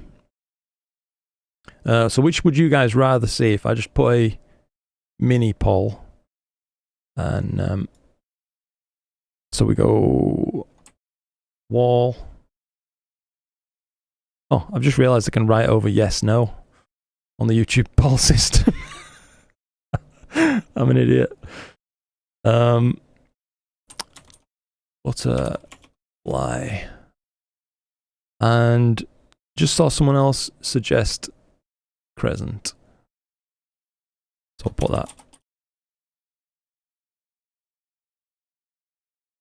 Alright, so there's the poll. NGC 7000 in April is the equivalent of Orion in November. It has to be imaged. It's the law. Yeah. I agree, mate.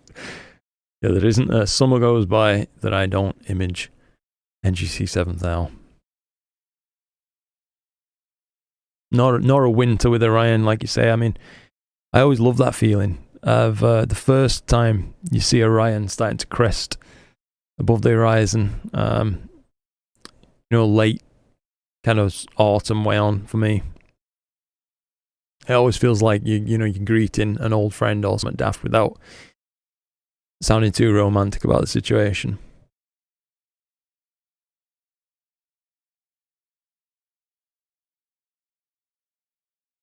So it's between the wall and the butterfly.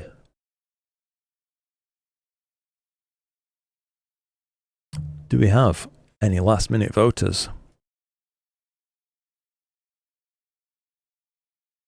We do. And they're going onto the wall. The wall it is. Okay. Right. We'll go with that. NGC 7000. I'll get this framed up. Did the email send? I will absolutely check.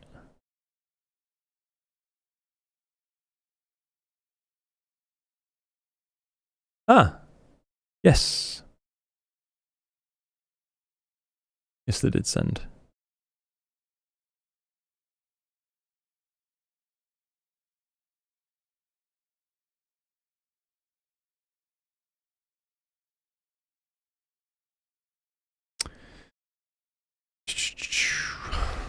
One second.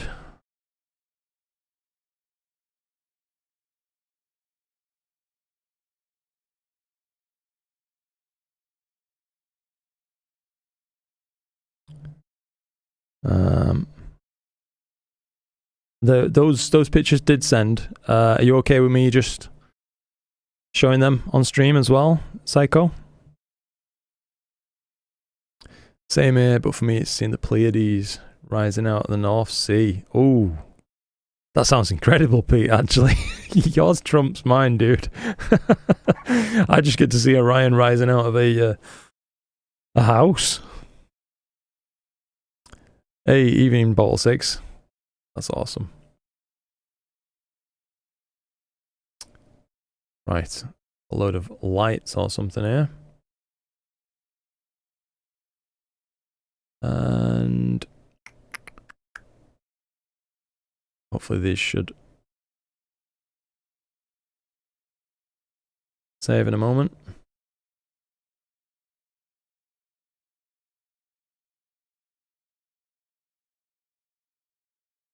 Sorry, I'm just setting up this so I can download these attachments.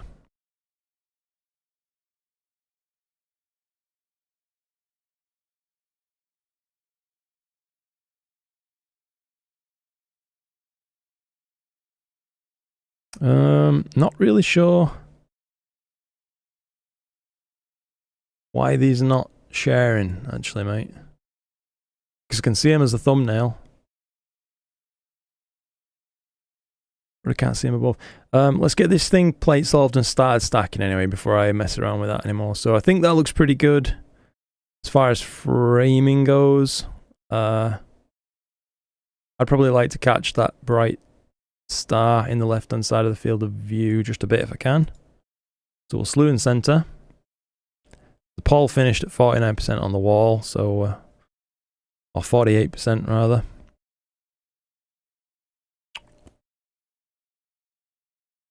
Just getting Orion rising above a street lamp. Yes.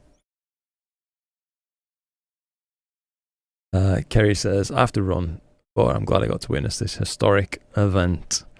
Thank you so much for sharing in it, Kerry. It's very kind of you. I realise I haven't reconnected my camera in Nina in the flurry of excitement.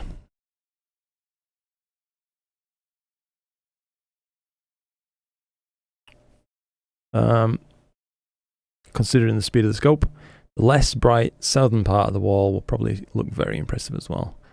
Hopefully, yeah. Touch right and you'll get Deadpool in the frame as well. Fair enough. How about there? Oh yeah, there he is, Deadpool. Go on, we'll try and get it in frame for you. It's just an EAA session, it feels weird being so close to the edge of the Pelican, but not quite. You know what I mean? Oh no, there's some clouds. Hang on, I'm going to see how bad these clouds are, guys. Just leave this thing doing its job.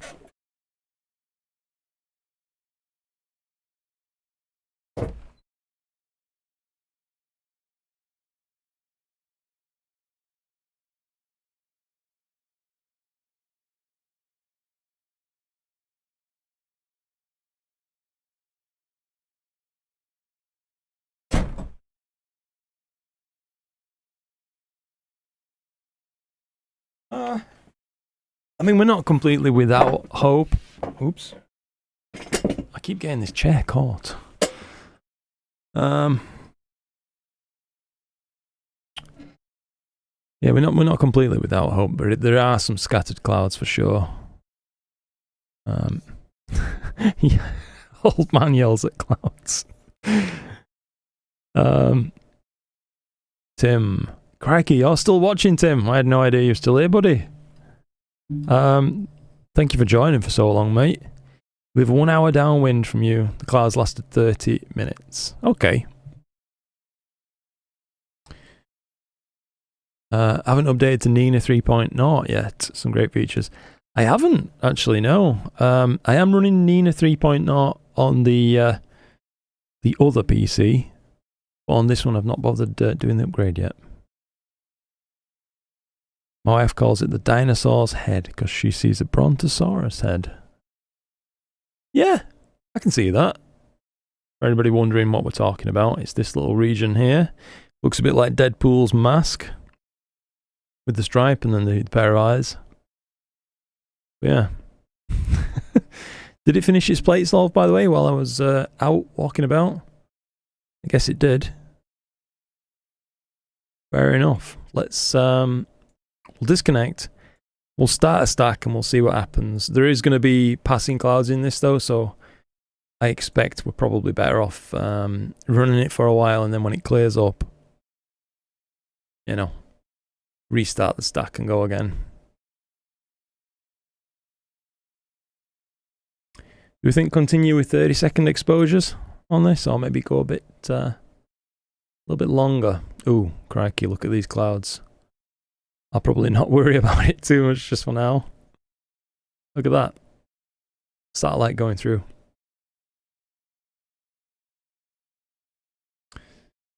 I'll never see the pelican, that's for sure. I'd rather see a brontosaurus. I always see a member and balls.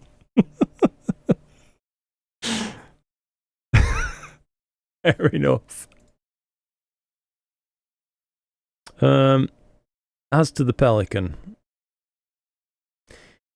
it's a challenging one, I give you.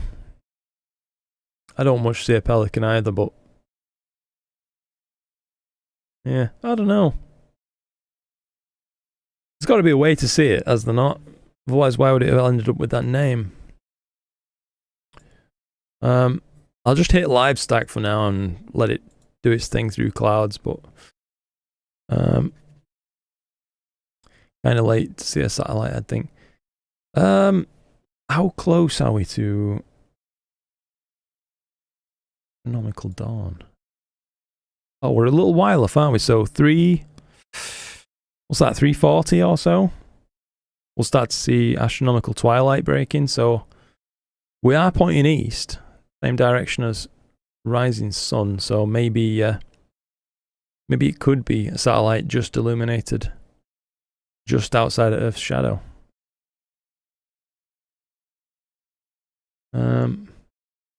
Maybe the head of the pelican is that dark curve of nebulosity over the top. I'm gonna have to Google it. How to see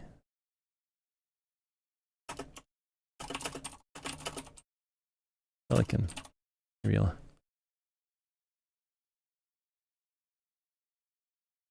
I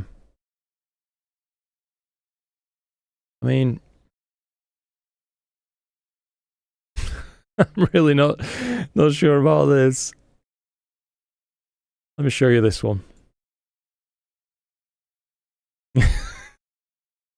Someone's drawn an outline. I'm guessing that's supposed to be like a beak and a bit of a wonky wing. Feels like a bit of a stretch to me. I don't know. What are you guys thinking?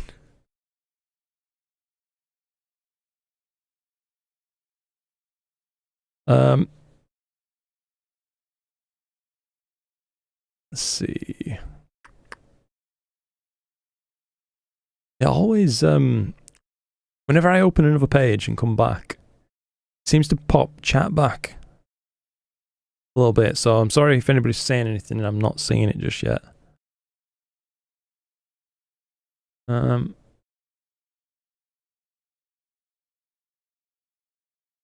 always wonder, what do the aliens in other galaxies call our galaxy? Good question. I hope one day we'll find out.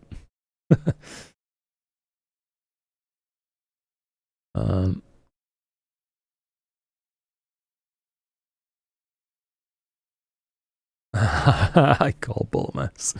Playing no pelican. Yeah, maybe that wasn't the best drawing of the pelican. That's a better fish.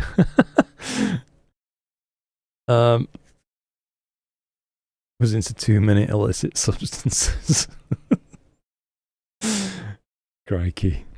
Do we have anything to view? Oh, we do. Yeah, a lot of clouds. Dare I even try and adjust the black point? You know what? It looked fine a few minutes ago. How annoying is that? It's clear right now, though. So let's clear this stack. Go again. And see what we can see. May as well set off some auto guiding as well.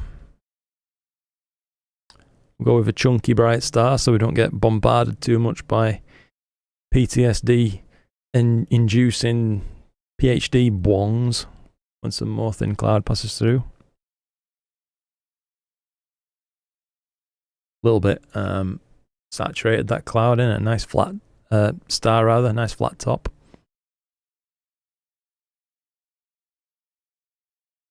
Ooh, frames rejected. The full width half max is larger because we're pointing lower in the sky, I guess.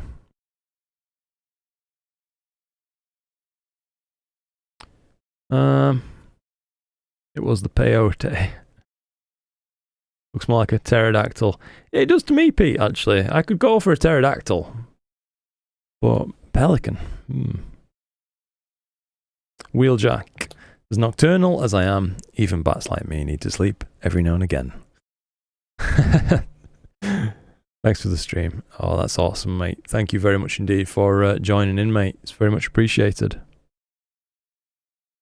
Stefan says, I always saw only the head with a beak full of fish looking towards the upper left, just to the right of Deadpool.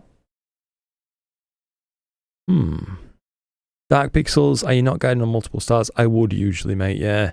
It's just like I say, we're expecting thin clouds passing through, so I thought if I select a really robust star, it'll take a little bit more of a cloud to start having it bombard us with, you know, lost star error bongs coming through.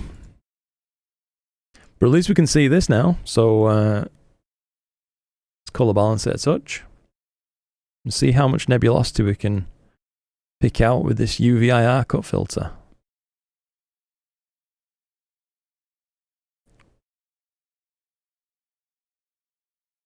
I set that sound as my morning alarm. Yeah, oh, look at that. 90 seconds in UVIR cut. Damn. That ain't bad. That is a sea of stars, by the way, isn't it? Look at that. Unreal. I think I need to turn off automatic on the brightness filter.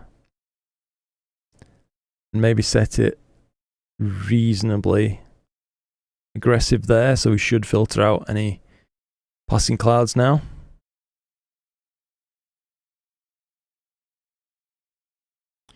Yeah, with a UVIR cut filter, that's incredible.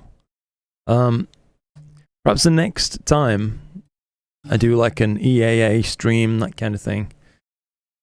Excuse me. My throat's drying up again. Yeah, perhaps the next time we do one, I'll have to put in the dual narrowband filter. Then we'll get some really impressive depth to these regions. But I think it's quite cool seeing them in kind of all their the glory. Give it a little bit more of a stretch.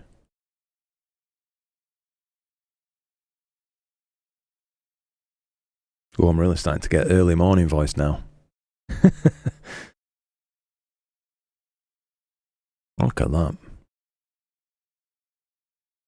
Now, someone said, Stefan said, I believe, on the head with a beak full of fish looking towards the upper left, just to the right of Deadpool in your Nina framing view. I see that bit. There's the pelican's eye, and there's its bill. Hold on. Have we just discovered the Pelican Nebula? I think we have. Let me load this back up. I'm unreasonably excited by this. It has literally always puzzled me.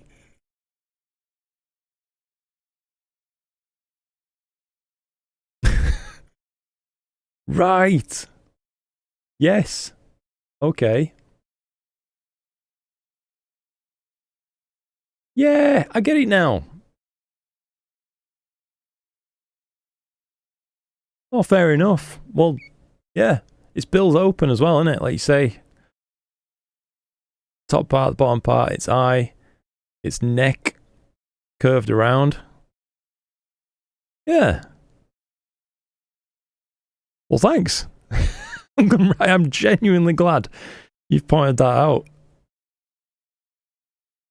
You people are a pterodactyl. I don't know. I can see now a side-on pelican. You know what I mean? I am actually Googling pictures of pelicans as we speak. We need to settle this. Okay. I mean, he's facing the wrong way, but I mean, looks pretty close. That neck. Yeah. I could go for that.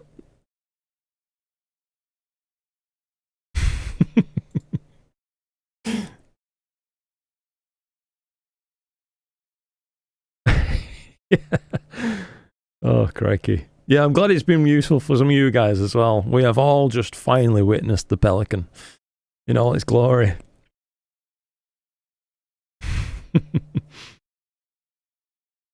Let's check on this live stack again, see what we're working with. Okay, so the color balance has changed once again. That's a bit odd. I wonder if we're still having some degree of cloud passing through. It's gone all a bit blue, you know what I mean? That's nice now. Oh yes, indeed. Actually, look at that. 5.5 minutes. UVIR. Hey, thank you again, Stefan. And now I've seen it, I'll never forget it. It's just a case of, like, that first time I was just thinking, what? Where do I even look?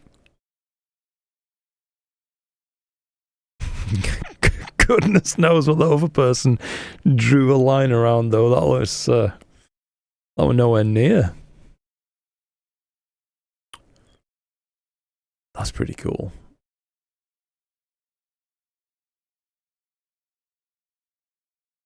I wonder. This looks like it's ever so slightly out of focus to me. In fact, it is. Normally, we should be able to split. You see those two stars right there, side by side? Normally, we should be able to split those. So I'm trying to decide whether its focus has shifted, or it's because we're looking kind of at a low elevation.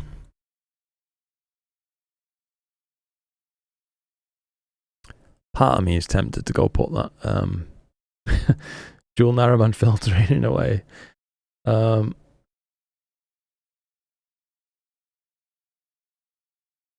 Do you rate the L1? Which filter's that? Sorry, Chris. Is it an IDAS one, I imagine? I could say something about the Heart Nebula, but I don't want to ruin it for you forever. Fair enough, mate. Oh, Astronomic L1. I think I've got an L2 in this, Chris. So I couldn't really comment on the L1. I think it's an L2 anyway. Is that just a UVIR luminance filter? Nomic L2. Yeah, UVIR luminance blocking filter. Lone Quasar. Hey Luke, nice to see you streaming. Thank you, mate. Thank you for joining. D-Fresh. Finally about to get your session up and running. Going for M106. Very nice, mate. Good luck to you, sir. I'm going to go assess the cloud situation real quick. Because we could have a cheeky little snap at this region with the filtering potentially. If you guys are interested in seeing it, that is. If you're not, I'll just leave it like this. I keep swallowing air. It's all the excitement from tonight. I'll only be a moment.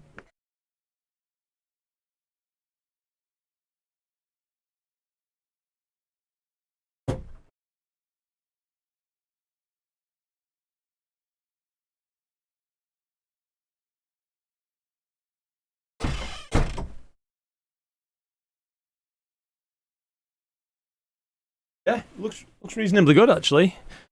So, what would you guys rather see? Would you rather see this develop, but I could do with actually doing a refocus and a restart anyway? Or would you like me to put the dual narrowband filter in? So you can see the difference. You'd like to compare it? Someone else interested? Yeah, let's do it then. Let's do it. Why not? We're here to have some fun, aren't we? And play around a little bit. So I don't need to disconnect anything. All I need to do is stop the live stack. Oops. I'll open it up again, just for now. So we can save as seen. Then maybe we can compare the two. So let's cancel guiding. I need to park the scope so I can put the filter in, unfortunately, as it's just too tall. So I'll put it in its high park position. And we'll get that filter in just a second.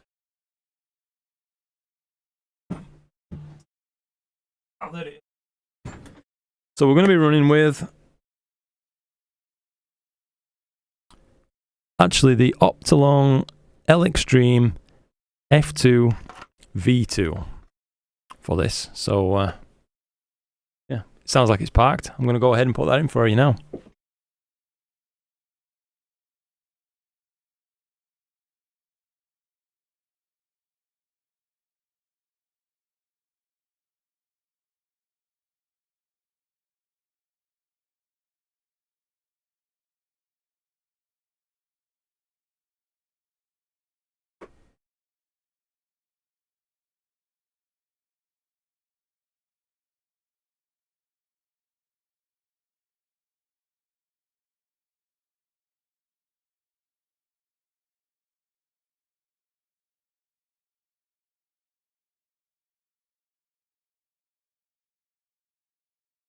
Cool.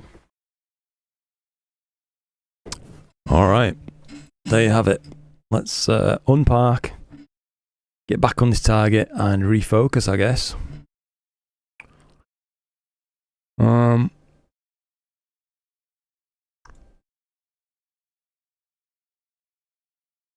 Get everything connected back up. I will probably, I don't know, I guess it'll still plate solve. 5 seconds, gain 300, bin 2. It'll probably still work as long as we can see stars. So I'm just gonna run a 1 second 3x3 loop. Make sure we can actually see stars before I begin. As we expect, it's a little bit out of focus. Try an inwards movement. Looks like I've picked the right direction.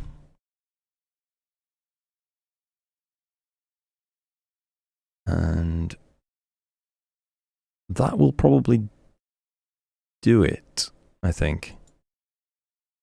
I'll run a proper autofocus in just a moment. So back to framing.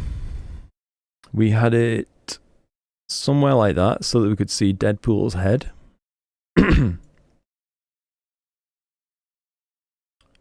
Yeah, let's go. Slew and center on that and then run the focus. Craig says, sweet, this has been a great live stream. Thank you, mate. I'm glad you've enjoyed it. It's been a great morning watching this after an evening full of clouds here in Brisbane. Crikey, mate, I'm sorry it's been so rough for you. At least you've been here, though, sharing in this. That's very kind of you. Right. Whoa, look at that in a 5-second frame and exposure. Jeez. That's unbelievable. The difference is, I mean, as you would expect. Looks like it nailed it first time, actually. Let's run that autofocus. And we'll get on with it as soon as we can. So that's a 5-second exposure right there.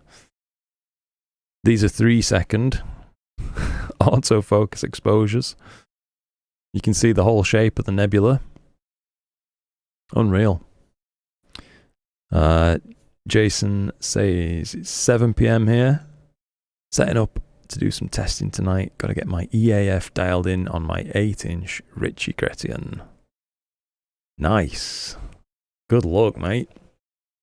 Yeah, 5 seconds. These are 3 seconds. Just while it's getting itself focused, and then we'll, I suppose we'll hit it with a little bit more gain in sharp cap, as that'll reduce our read noise a touch and make this kind of photon poor environment tip a little bit more in our favor. O'Brien Astrophotography says the sun's setting here in Colorado. About to get some more HA on M101. Very nice. That's something I often neglect to do, actually. Getting HA for galaxies. Feel like I really should, try and do that some more. Looks like his focus is working well anyway. We'll be done with this in just a moment, and I can't wait to see that first exposure, though. What's that going to look like? I think for the sake of fairness, we'll go with 30 seconds, just like the previous ones.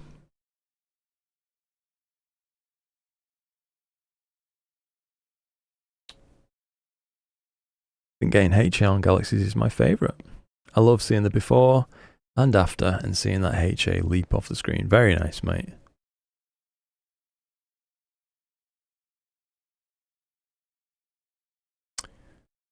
Rasa, unbelievable.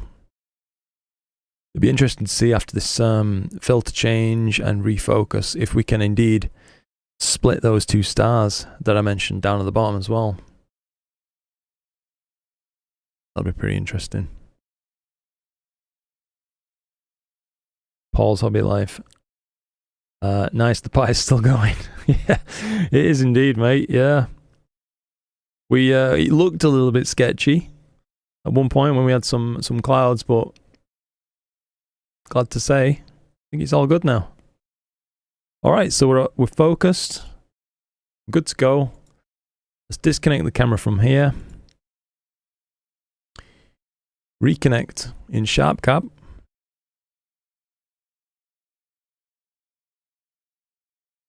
Such a pity that the Raster 11 is a nudge too heavy for my EQ6R Pro. What tube? Yeah, they're unbelievable, Stefan. I will say, if you are interested in Rasters, I really genuinely feel the Raster 8 is every bit as good. Just a slightly shorter focal length, you know what I mean? So I'm going to push the gain up. I think we're going to go with... We'll just go with 300. Offset should still be fine. Let's guide. Ooh, we got a little bit of thin passing cloud. Well, that's okay. We will, oops. Shouldn't be much. I'm going to take a little peek at just how much it is. while this first exposure comes in. Well, this is only 3 seconds away, so I'll see this with you first. Defresh says, I'm hoping I can get my Meade 8-inch LX200 put together before Galaxy Season's end. Got your guide camera, Sedna, very nice. Come in, you need another Pegasus power box for power and Dew control, and an EAF. Few bits to get, I guess, dude, but will be well worth it, I think, once that's all up and running. Just gonna check on this little bit of passing cloud, and it looks like, oh, you know what? PhD says we're good, so we're good. Sorry about that defresh. So this incoming exposure, with any luck, should be good. If it looks like we've captured some cloud in this one, then we'll discount it. I'll make sure the filters aren't too aggressive for this as well. And let's see. Whoa! Okay, so it's clipped the blacks heavily. Let's move that. We'll rebalance the colours. And there you have it. 30 seconds on the RASA. 30 seconds. Jeez. That's ridiculous. That really is silly. It looks like that's all fine. Yeah, just... Can we split that little pair of stars as well? I can pull this down a touch. Oh yeah, we can. Just. But yeah. How about that? I am a lucky man owning this thing. And you can see Deadpool up there as well. Sure enough. I really need a drink.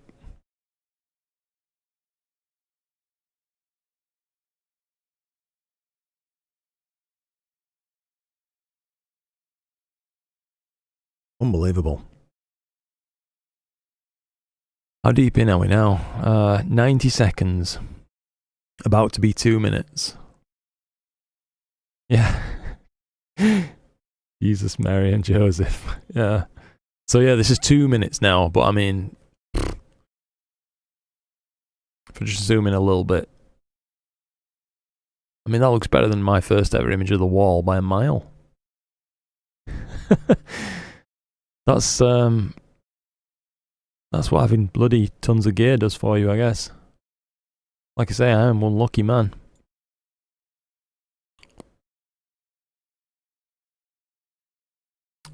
Matthew, really like Sharp Cap. Me too, mate. Actually, I wish I could view it as a full-on alternative to Nina, but I just don't quite feel it's fully there yet. You know what I mean? I'm going to try and get those images up again, by the way, Psycho. What do you think is the best camera for the RASA 8? An APS-C camera, if you can. An IMX571 should be just supported on the RASA 8. With the RASA 11, you can technically go with a full-frame camera, but not really with the standard adapters. You need much broader fittings. The actual parts that come in the box from Celestron are just not up to the job, and that's true, by the way, for both the RASA 8 and the RASA 11. So yeah, take with that what you will. They're not desperately difficult scopes to use, but they are, you know, not like a refractor, we'll say. Sorry for anybody here in the old PhD noise there. Turn it down a little bit so it's touch less annoying for you. Now, hopefully, we can avoid that one getting stacked.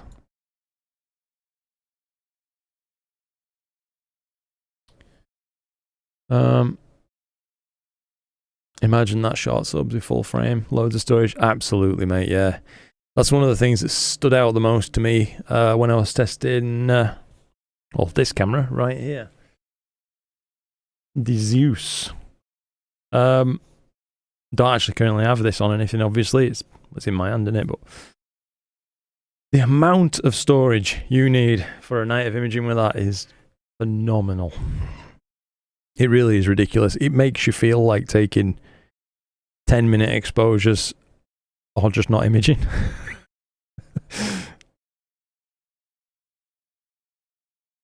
At the end of the sessions, when I've been taking loads and loads of subs, I use my remote desktop view like I've got right here and open up through my network the folders where the files are kept on the mini PCs, and then I have to transfer everything across the Wi-Fi, and it takes some time, I'll tell you.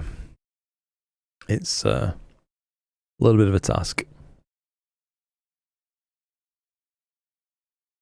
Is this RASA or a C11 with Hyperstar? This is RASA 11, mate. Hey, and welcome, by the way, Isaac.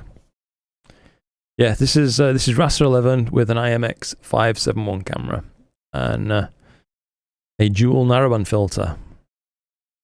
In this case, up until just 10 minutes ago or so, actually, we were shooting UV IR cut all night for all the rest of the stream.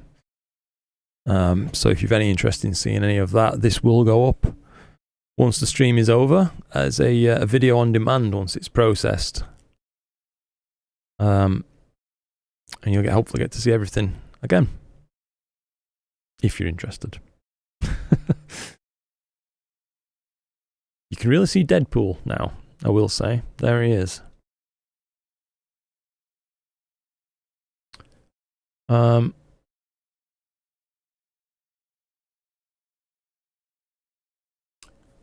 Using Nina, I used the robo-copy instruction at the start of the session. Ah! That's really good, Andy. You know, I didn't know about that, mate. That's probably what I should be doing.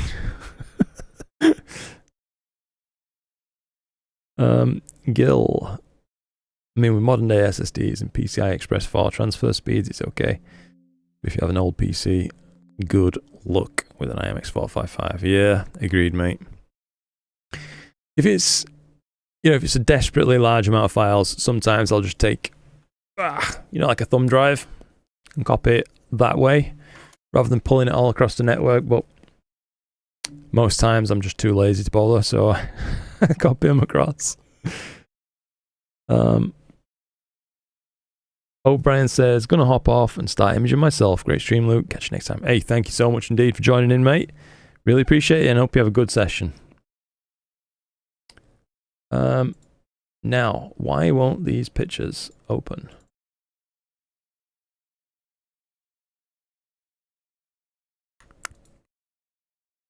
Really annoying.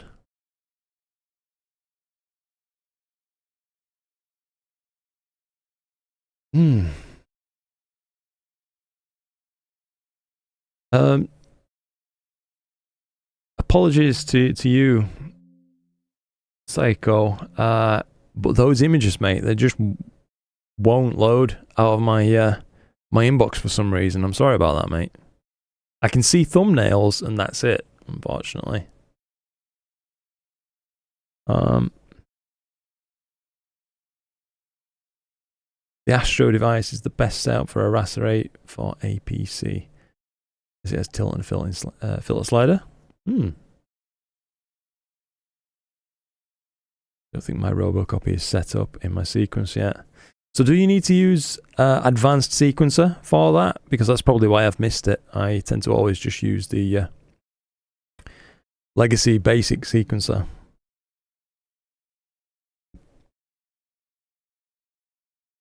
Yeah. 211 Milkman. Wow, just came back while you're changing filters. Does it work good when the moon is out? It does indeed, mate, yeah. I mean, it's not moon-proof, but, as long as you're not imaging within 50 degrees or so of the moon, and it's not just startlingly bright, you know what I mean? Then you're probably going to be fine. whenever the moon's up, I try to just, you know, always make sure I'm pointing away from it anyway, because of the chance of weirdness and reflections going on if you've got it all pointed down the tube. Looks like we're having issues with clouds again, unfortunately, guys. These must be fast moving though, because I didn't really see much outside when I looked.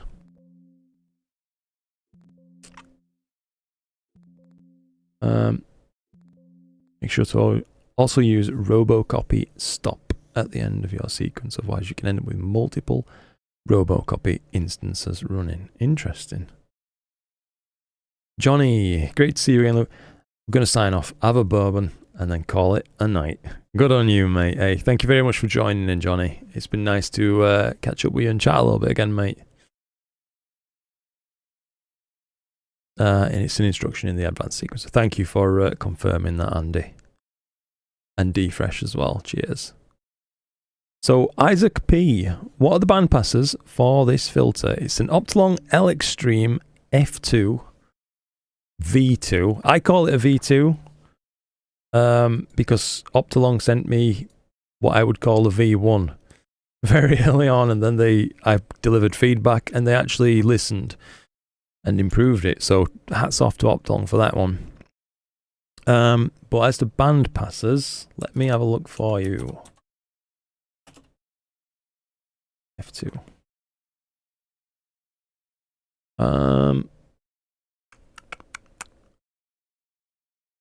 Ooh.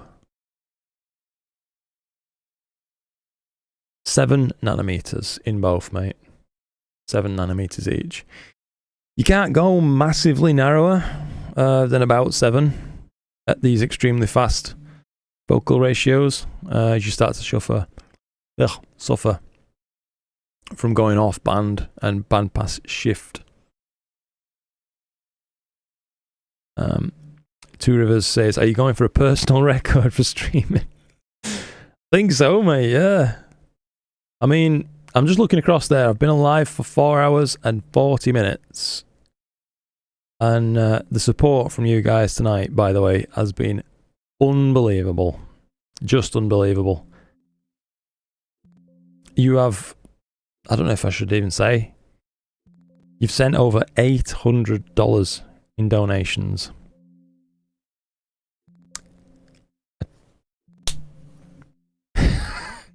I don't even know what to say other than thank you all again. And I really do mean that.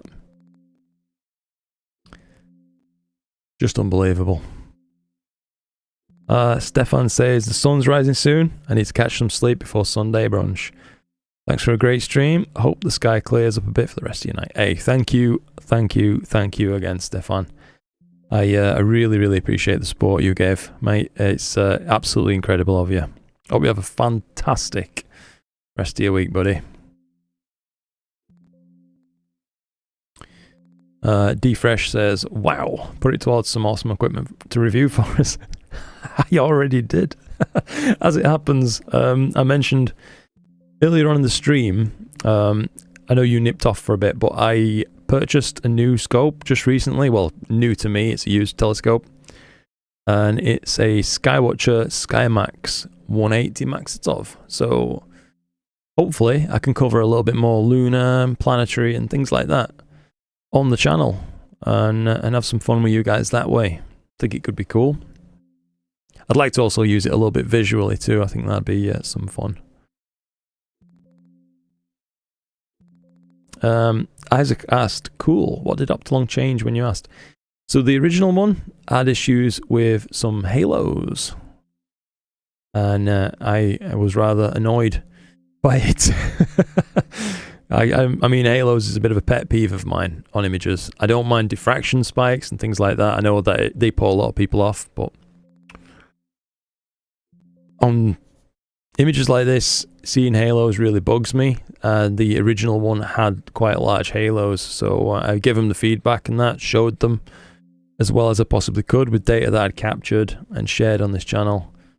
And yeah, they're delivered, as you can see. I mean, that's a relatively bright star in the field of view, well off center, and there isn't no ugliness happening there. Yeah, hopefully D-Fresh. I think it should be cool to share something new like that. NBZ2. I've not tried that, Chris. I've got the NBZ UHS that I think I've shown you. Gil says, "Gonna pop off, mate. It's been a fun stream. To a rather bland and cloudy night over here. Have a good one, Cliss guys." Thank you very much, buddy. Thank you very much indeed. Hopefully you have a good one. Thank you, Space Rocks. YouTube definitely needs some Mac love. Well, it's my first ever Mac, Matthew. Yeah, I'm excited for it. I've had it out in some small, and I mean like small breaks in the clouds, so not even enough time really for telescope to properly cool, which, as I understand, is a bit of an issue with Macs, generally speaking. But it looks very promisingly sharp, I have to say, and I have now got it, I think, perfectly collimated. So can't wait to actually give it a go, you know what I mean? Later on this year we should have some planets to view, and until then I think a little bit of lunar work wouldn't go amiss. Looks like we're having issues with the clouds for sure, as you can see. Hopefully on stream you can probably see. It's filtering out these bad frames right now. So we're only looking at 7 minutes and 30 seconds of data actually right now. Just gonna grab some moon on the dwarf too between the clouds. Nice one, mate. AZ4 I love my Mac. That's good, mate. Yeah. They seem like a really robust little telescope, and I like that about them. It feels refractor-like in how it's put together, if that makes sense. And Isaac asks, what guiding setups do you use on your various equipment? So, Isaac, on nearly everything, I run Skywatcher Evo guides, as it happens. I've got a smaller rig. Most of the stuff on that rig, admittedly, is just on loan to me for review on the channel. Oh, first yawn of the evening coming on there, but we fought it off. That uses a 30mm f4 guide scope though, and I wouldn't use it if I didn't have to. I think on that one, it's not so good.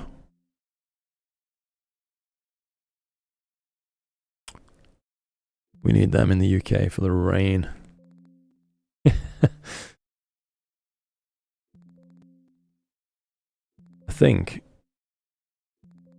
we could be a little bit stuck here, guys. I'm just gonna... Ooh, there's a hair stuck to my microphone. Alright. There's no reason it should have lost that star. We'll try multi-star guiding. I can definitely see some cloud passing through, unfortunately, but if nothing else, it should make PhD be quiet. You need to develop a 3D printed attachment for an EAF for the Mac. Absolutely, I could do that, mate. Yeah. Do the other Macs have twin find a shoe mounting points, or is it just like the 180? Matthew suggests time to upgrade to on-axis guided or adaptive optics.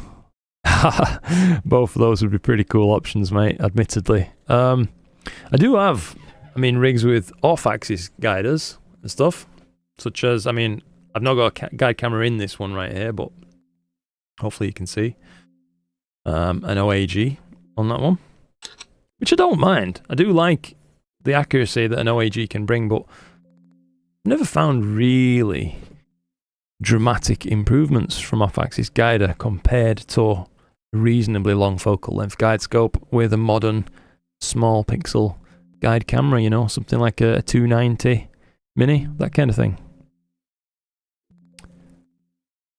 Your 4 SE is Mac. Nice. I had no idea. So the smaller, that'll be a Celestron, yeah? The 4 SE. They're Mac setups, eh? Neat. Arya Patel, video of your whole setup. I don't have one, Arya, but someone else suggested in chat that I should do that, and I think it's a pretty good idea. I could talk people through what I've got and why. Kind of thing. Could be a good one. I think I'm definitely guilty sometimes of just when I make my videos, I'm just like, here's what we're using. This is what we're shooting. Never really explaining why. Your Celestron 127 Mac has only one shoe. Good to know, Sam. Thank you for checking, mate.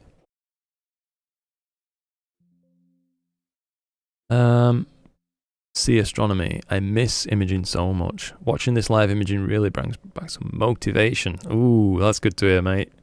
Keep working on getting back to it. Awesome. Yeah, I think I'll probably have to look at doing that, Aria. Yeah. Could be helpful to some people. James says, maybe we can all do some Raster 11 data collaboration on the same target to see what we get. Ball 4 here. Ooh.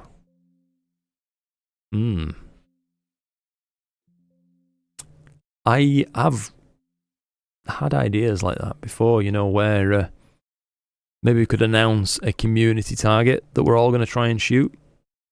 And if we can, kind of collaborate with a bunch of people, whoever wants to send in data, really sift through it, stack everything that we possibly can, and then maybe process the data and have a little processing competition as well, or something from that community data. I don't know. Could be fun. I do like sharing the data that I capture, that's for sure. So that'd just be a bit of an extension of that kind of thing. Ooh, this cloud looks bad.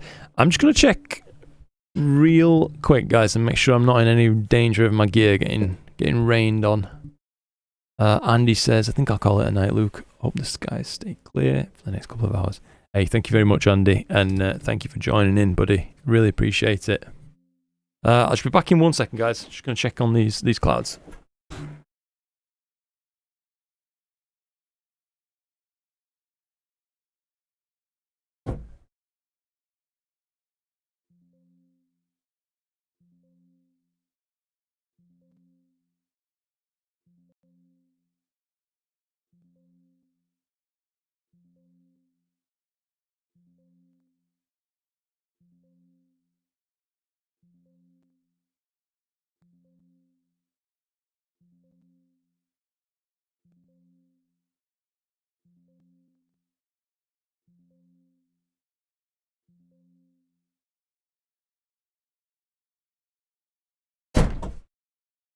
Oh. That's interesting. It looks like the clouds are moving really fast from the west to the east. But it looks like some are actually forming directly overhead.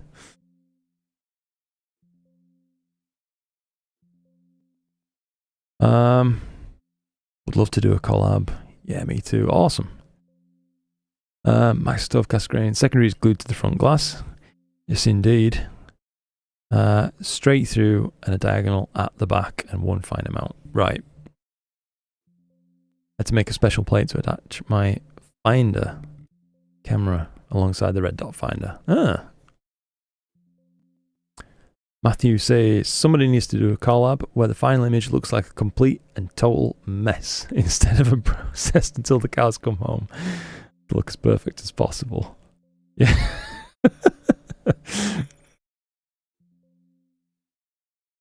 70% plus chance of rain at 3 to 5 a.m. Damn. Thank you for checking, Chris. Okay, resent, but with Google Drive links. Let me check.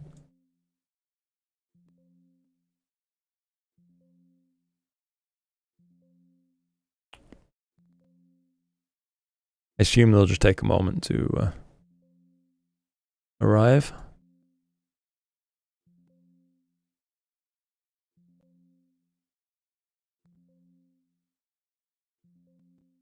Oof. Hopefully. We'll give it another 5 minutes or so, and if it's looking like it's just done, then we're done, aren't we?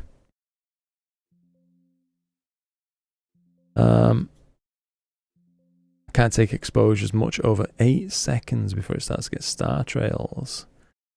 see on the Mac because of that crazy long focal length, eh?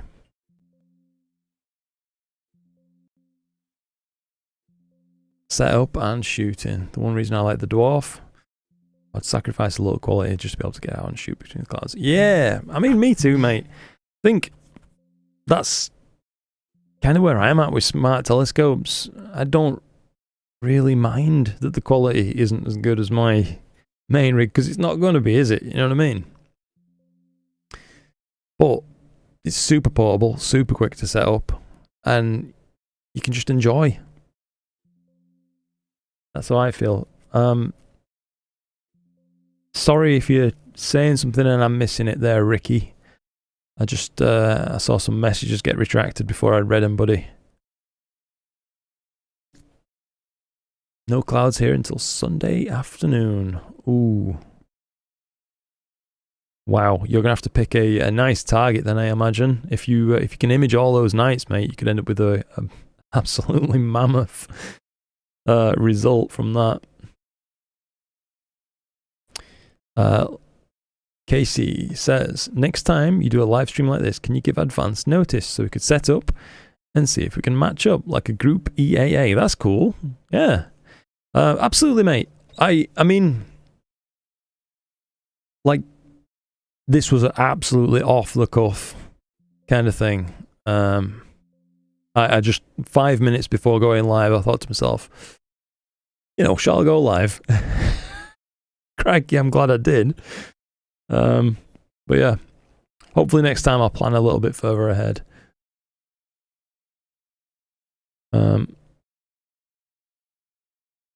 4 subs in, HFRs are looking good, Guardian's good. Yeah, nice, mate. Glad to hear that, D-Fresh.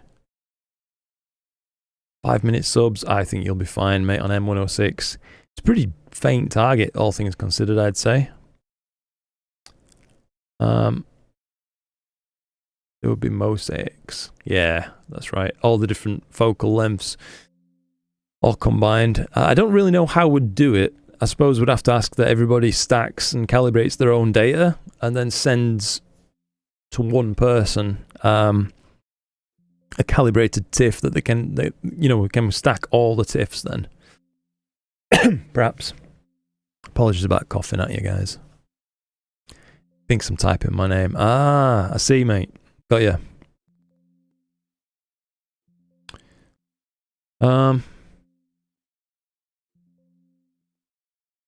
No easy way to polar align with the Mac. I've got ya. As long as the clouds give notice. Yeah, that's the issue, Chris, isn't it? That is the one. I mean, when it comes on to summer, hopefully, I mean, I say hopefully, I've been hoping for bloody months for this to happen, but hopefully we'll get a area of high pressure over us. They'll hopefully settle for a while, and then we'll have some settled weather and perhaps planned streams, you know what I mean?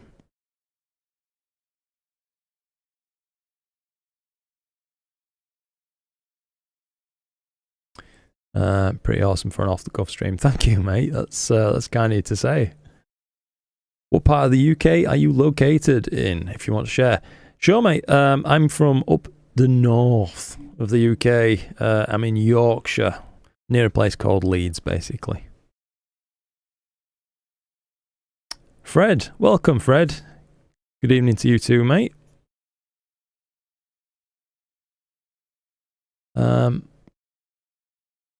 That one person could be a videographer to pan and zoom and fade in and out on everyone's separate data. That'd be pretty neat. Pretty big editing task, I imagine. But I'm in Bortle 7 skies, JDat. Yeah, Bortle 7 here, mate. I think quite a low Bortle 7, but not quite 6, I wouldn't say.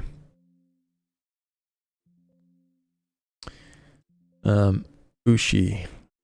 Hope the cough is just a plain old cough. I'm getting over a case of flu. Oh. Flu's rough, mate. Maybe missed a lovely imaging night a couple of nights ago. Sorry to hear that, mate, but I hope you're feeling better now. I'm in Arizona. I've got on this target myself. Nice one, Fred.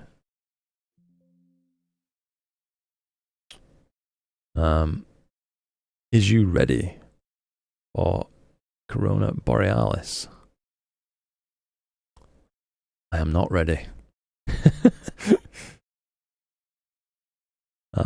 Defresh said around 5-minute subs on M81, M82.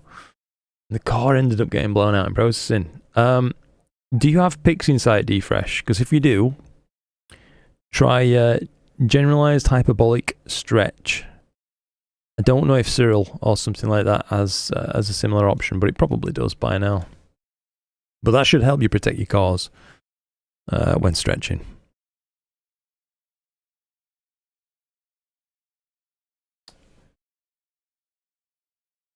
See, we've got at least a couple of Arizonians in here. Ah, good to know. Cyril does have GHB then.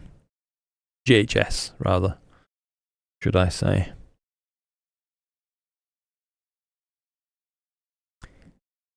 Just a little bit of passing clouds still, it seems. Let's hope that's the last of it, eh? By the way, thanks for showing us how to process galaxies. I've used your advice and processed M81 earlier this week. It was most helpful. Hey, thank you very much indeed, Fred. I'm really genuinely glad to hear it was helpful for you, mate. That's brilliant. John just received our ASI 2600 MC, waiting for a clear night. Ooh. Good on you, John. You're going to enjoy that camera, mate. That's effectively what I'm using for this. Defresh. I was using GHS, but it got frustrating. Ah. Okay, mate. Yeah, I'm with you. I think you've done the right thing there. If it's starting to get frustrating, give it a rest. Oh. Excuse me. Feel absolutely toasted. Spent all my money on equipment. Now I have to use Cyril.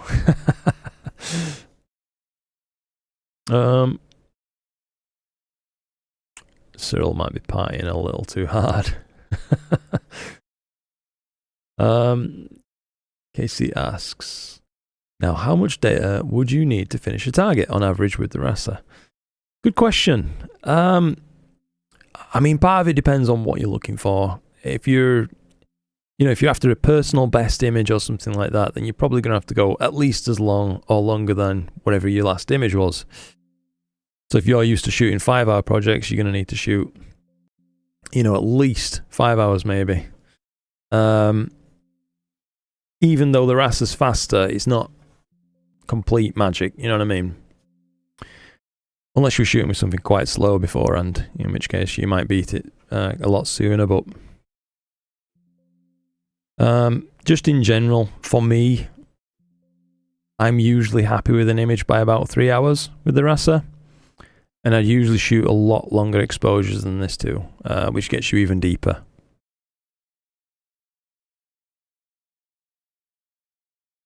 Hope that helps. I realise I probably made a bit of a mess of explaining my reasoning with that one.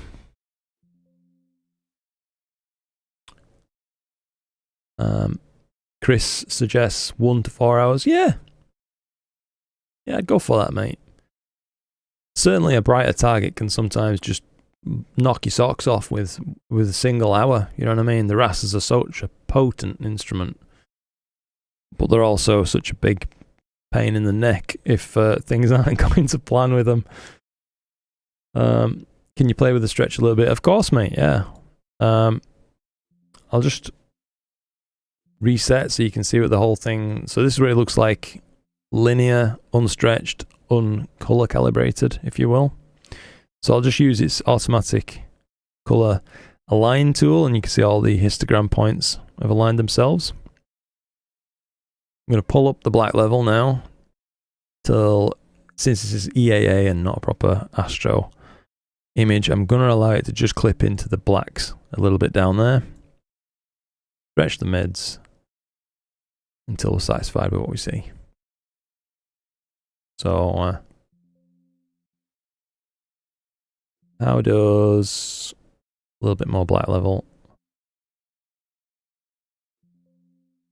and a touch more? How about that? will slightly clip into the blacks. Yeah. Is that okay for you, Matthew? Or did you have something else in mind that I've completely missed, mate? Ah, spot on. I use 30 3-minute subs minimum per filter, says James. Nice. Just got done putting 13 hours on the witch head with the Raster 8. Wow. What kind of skies are you imaging from, Ricky? I think, I don't know if you maybe mentioned earlier or not. But that's going to be a phenomenal image though, mate. f5.9 and f6.3. I need 8 to 10 hours from a bottle 6 for a nice smooth image. Yeah. Well, I reckon in your case, Sam, if we were going back and answering Casey's question again, like how long would it take on a Raster to match that? I think you'd probably match the kind of signal to noise ratio in a couple of hours using a Raster.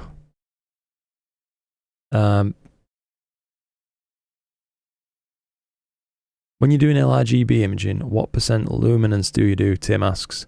I do 50-50, mate. That's what I tend to do. And I often shoot as well in an actual loop, especially on my telescopes that are truly apochromatic and don't need refocusing between filters. So I'll set up a sequence in Nina where I'll shoot LLL, RGB, and then repeat. Rather than, like some people like to, let's say, shoot all the L and then switch over and gather the reds, gather the blues, gather the greens, etc. If your scope is up to the, up to the job, and you're not going to end up with horrible bloated stars in other channels throughout it being not refocused for every channel. So a nice APO or equivalent, just shoot LLL, RGB, that kind of thing, 50-50.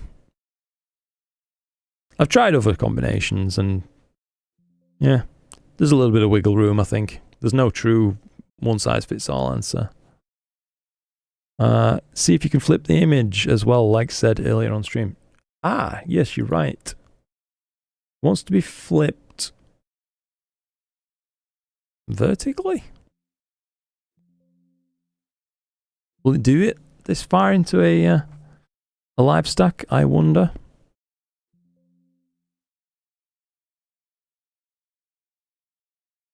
Does that mean it's going to flip it in the vertical axis, or is it going to flip it about the horizontal axis?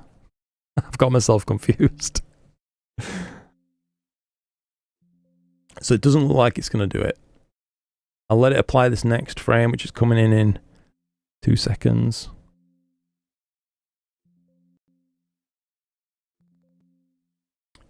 Yeah, so it looks like you have to do it, I guess, before kicking off your live stack, Seiko. Those images you sent, let me just check. Ah, here we go. So I should be able to get those images up now.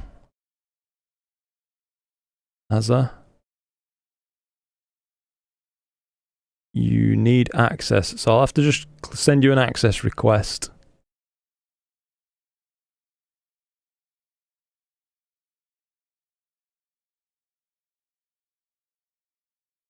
You let me know when they're when you accept them or whatever, Psycho.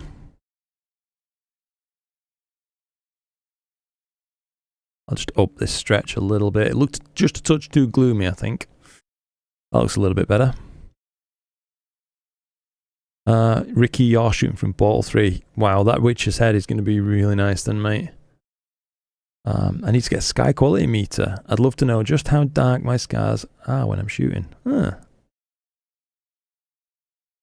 You can do it by, I mean, depending on how good your eyesight is, naked eye limiting magnitude. So let your eyes adapt and then have a good look around and see the faintest possible stars you can resolve. And then you'd know your NELM, naked eye limiting magnitude. And from that, you could have a rough idea perhaps of what portal you fall into. You can also use maps online as well, which have taken from satellite photographic data. Ushi says, do you ever find yourself not being able to stop adding integration time in a multi-night target? Haha. Seems the times that I've hit 20 plus hours of integration time, I'm blown away by the SNR and I want more. I understand the feeling, mate. Yeah, I do. However, since I started making YouTube videos and things, I continually always have in the back of my mind, I need to be picking the next target, the next thing, you know what I mean?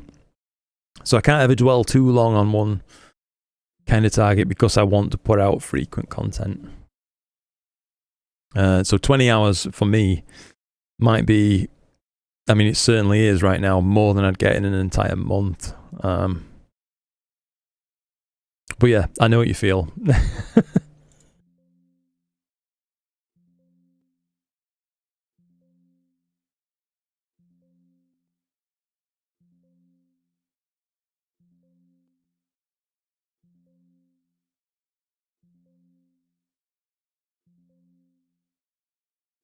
Oh, okay, I've got those images up now, by the way, that were shared earlier.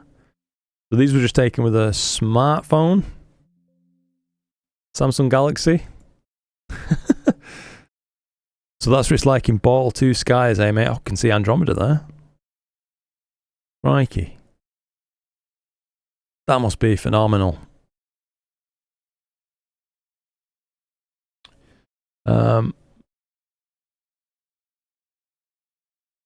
What do you say about dragons popping out of volcanoes? Bad omen, generally speaking, unless it's a friendly dragon. But you'd have to ask, I suppose, before casting judgment.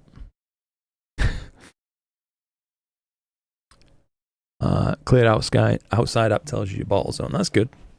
Yeah, those are beautiful images, mate. Thank you for sharing. From a smartphone too. Unbelievable. I mean, I know phones are getting good now, but that's that's silly.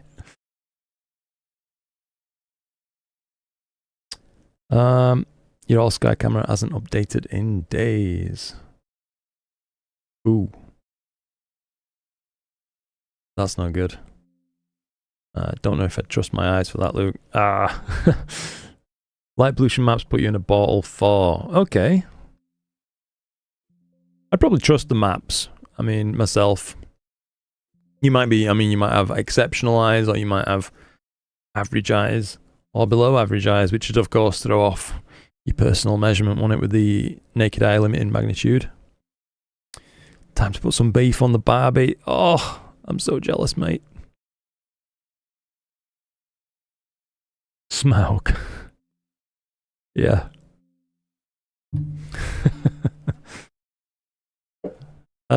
What is the camera you're using, Luke? This is the Player One Poseidon C Pro. So, it's an IMX571.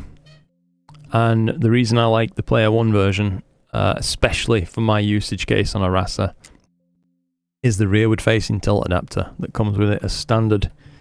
Allows you to adjust all the tilt out of the system very easily, you know what I mean, without having to remove the camera like you would have to on a forwards facing tilter, or get, you know, other tilt sorting mechanisms.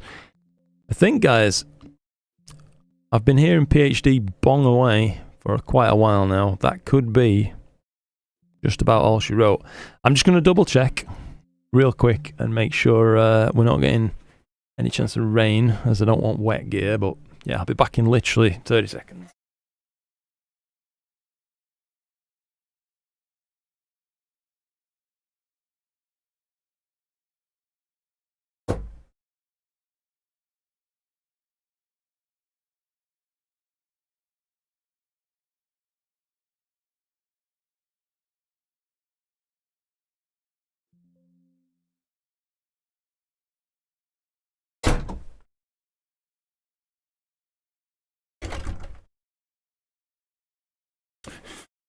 Clouds over in the east, where we're imaging, don't actually look too bad. They are just scattered a little bit, but over to my west now, looks like there's a large approaching issue. we'll say. Looks like rain clouds kind of thing. So I'm probably going to call the stream roughly around about here, or in the next couple of minutes. Elfinator. Hi there, loved your workflow for the one-shot color galaxy processing. Awesome, mate. Thought your explanation using GHS was great. Thank you. Followed this process on a small galaxy the other day, which worked perfect. Oh, mate, that's awesome to hear. You're so welcome. I'm really glad you found it useful.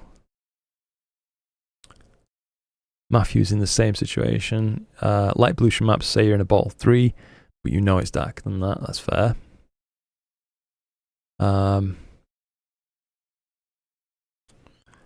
Have you ever shot with an Antler Triband RGB ultra filter? I use that exclusively and love it, but would be interested in your opinion. I've never used one of those, Fred. Or really, I mean, I've used filters kind of similar in a way, but never that specific one, so I couldn't possibly have an opinion worth hearing on it. They look good from other people's images, though. My PhD 2 is doing the same. Yeah. Take care. Thanks for the stream. Hey, thank you very much indeed, mate, for jumping on. It's been a pleasure having you here. We're going to hit save on this and just say, wow, 14 minutes. Pretty cool looking image, I feel. We like that. And probably start to park my telescope, I think. That's about it. Hopefully, you guys have enjoyed the stream. I've certainly enjoyed having you. It's been an absolute pleasure. What am I doing now? High Park. Yeah. It's fast for F2 and as a pass through the galaxy. It's interesting. How's the noise in the image at 100%? Crap. I should have checked, Isaac. I'm sorry. I mean, it didn't look too bad zoomed out, but yeah. Ushi says, thanks for all the great videos. Have a wonderful rest. Oh, thank you so much, mate. It's been fun hanging out. It's been fun hanging out with you too, mate. Matthew, oh, crikey. Thank you again, mate. Thank you so much to everybody for all the support that you guys have shown tonight. It's been unforgettable. Really has. Really, really, really has. So thank you all again. I hope you do know that I genuinely appreciate it. Can we take a crack at processing this image? Would love to give it a go. Milkman, I will happily gather a decent shot on that target for you, mate, if you want. And I'll make it available as part of a tutorial. How does that sound? Great watching your stream. Oh, thank you. Thank you, thank you, thank you, guys. Yeah, awesome. Thank you, David and Pete. And thanks again, Pete, by the way, mate, for all those gifted subscriptions. Unbelievable. My my reactions could never convey how grateful I am, mate. It's been nice watching the stream. I remember you getting the videos of you first getting this scope. Awesome. Nearly time for flats, then bed. Hey, thank you as well, mate, for the company. It has been appreciated. Right, guys, I'm going to probably call it at that. I've said it 1,000 times before, but it's still not enough. So thank you again for all your support. Thanks for spending your time with me. I appreciate you. I'll catch you as soon as I possibly can in another video. But with the skies how they are, just you know what it's like. Maybe I'll have to record that talking about my gear video, eh? Right, guys, look after yourselves and clear skies. That's about it from me.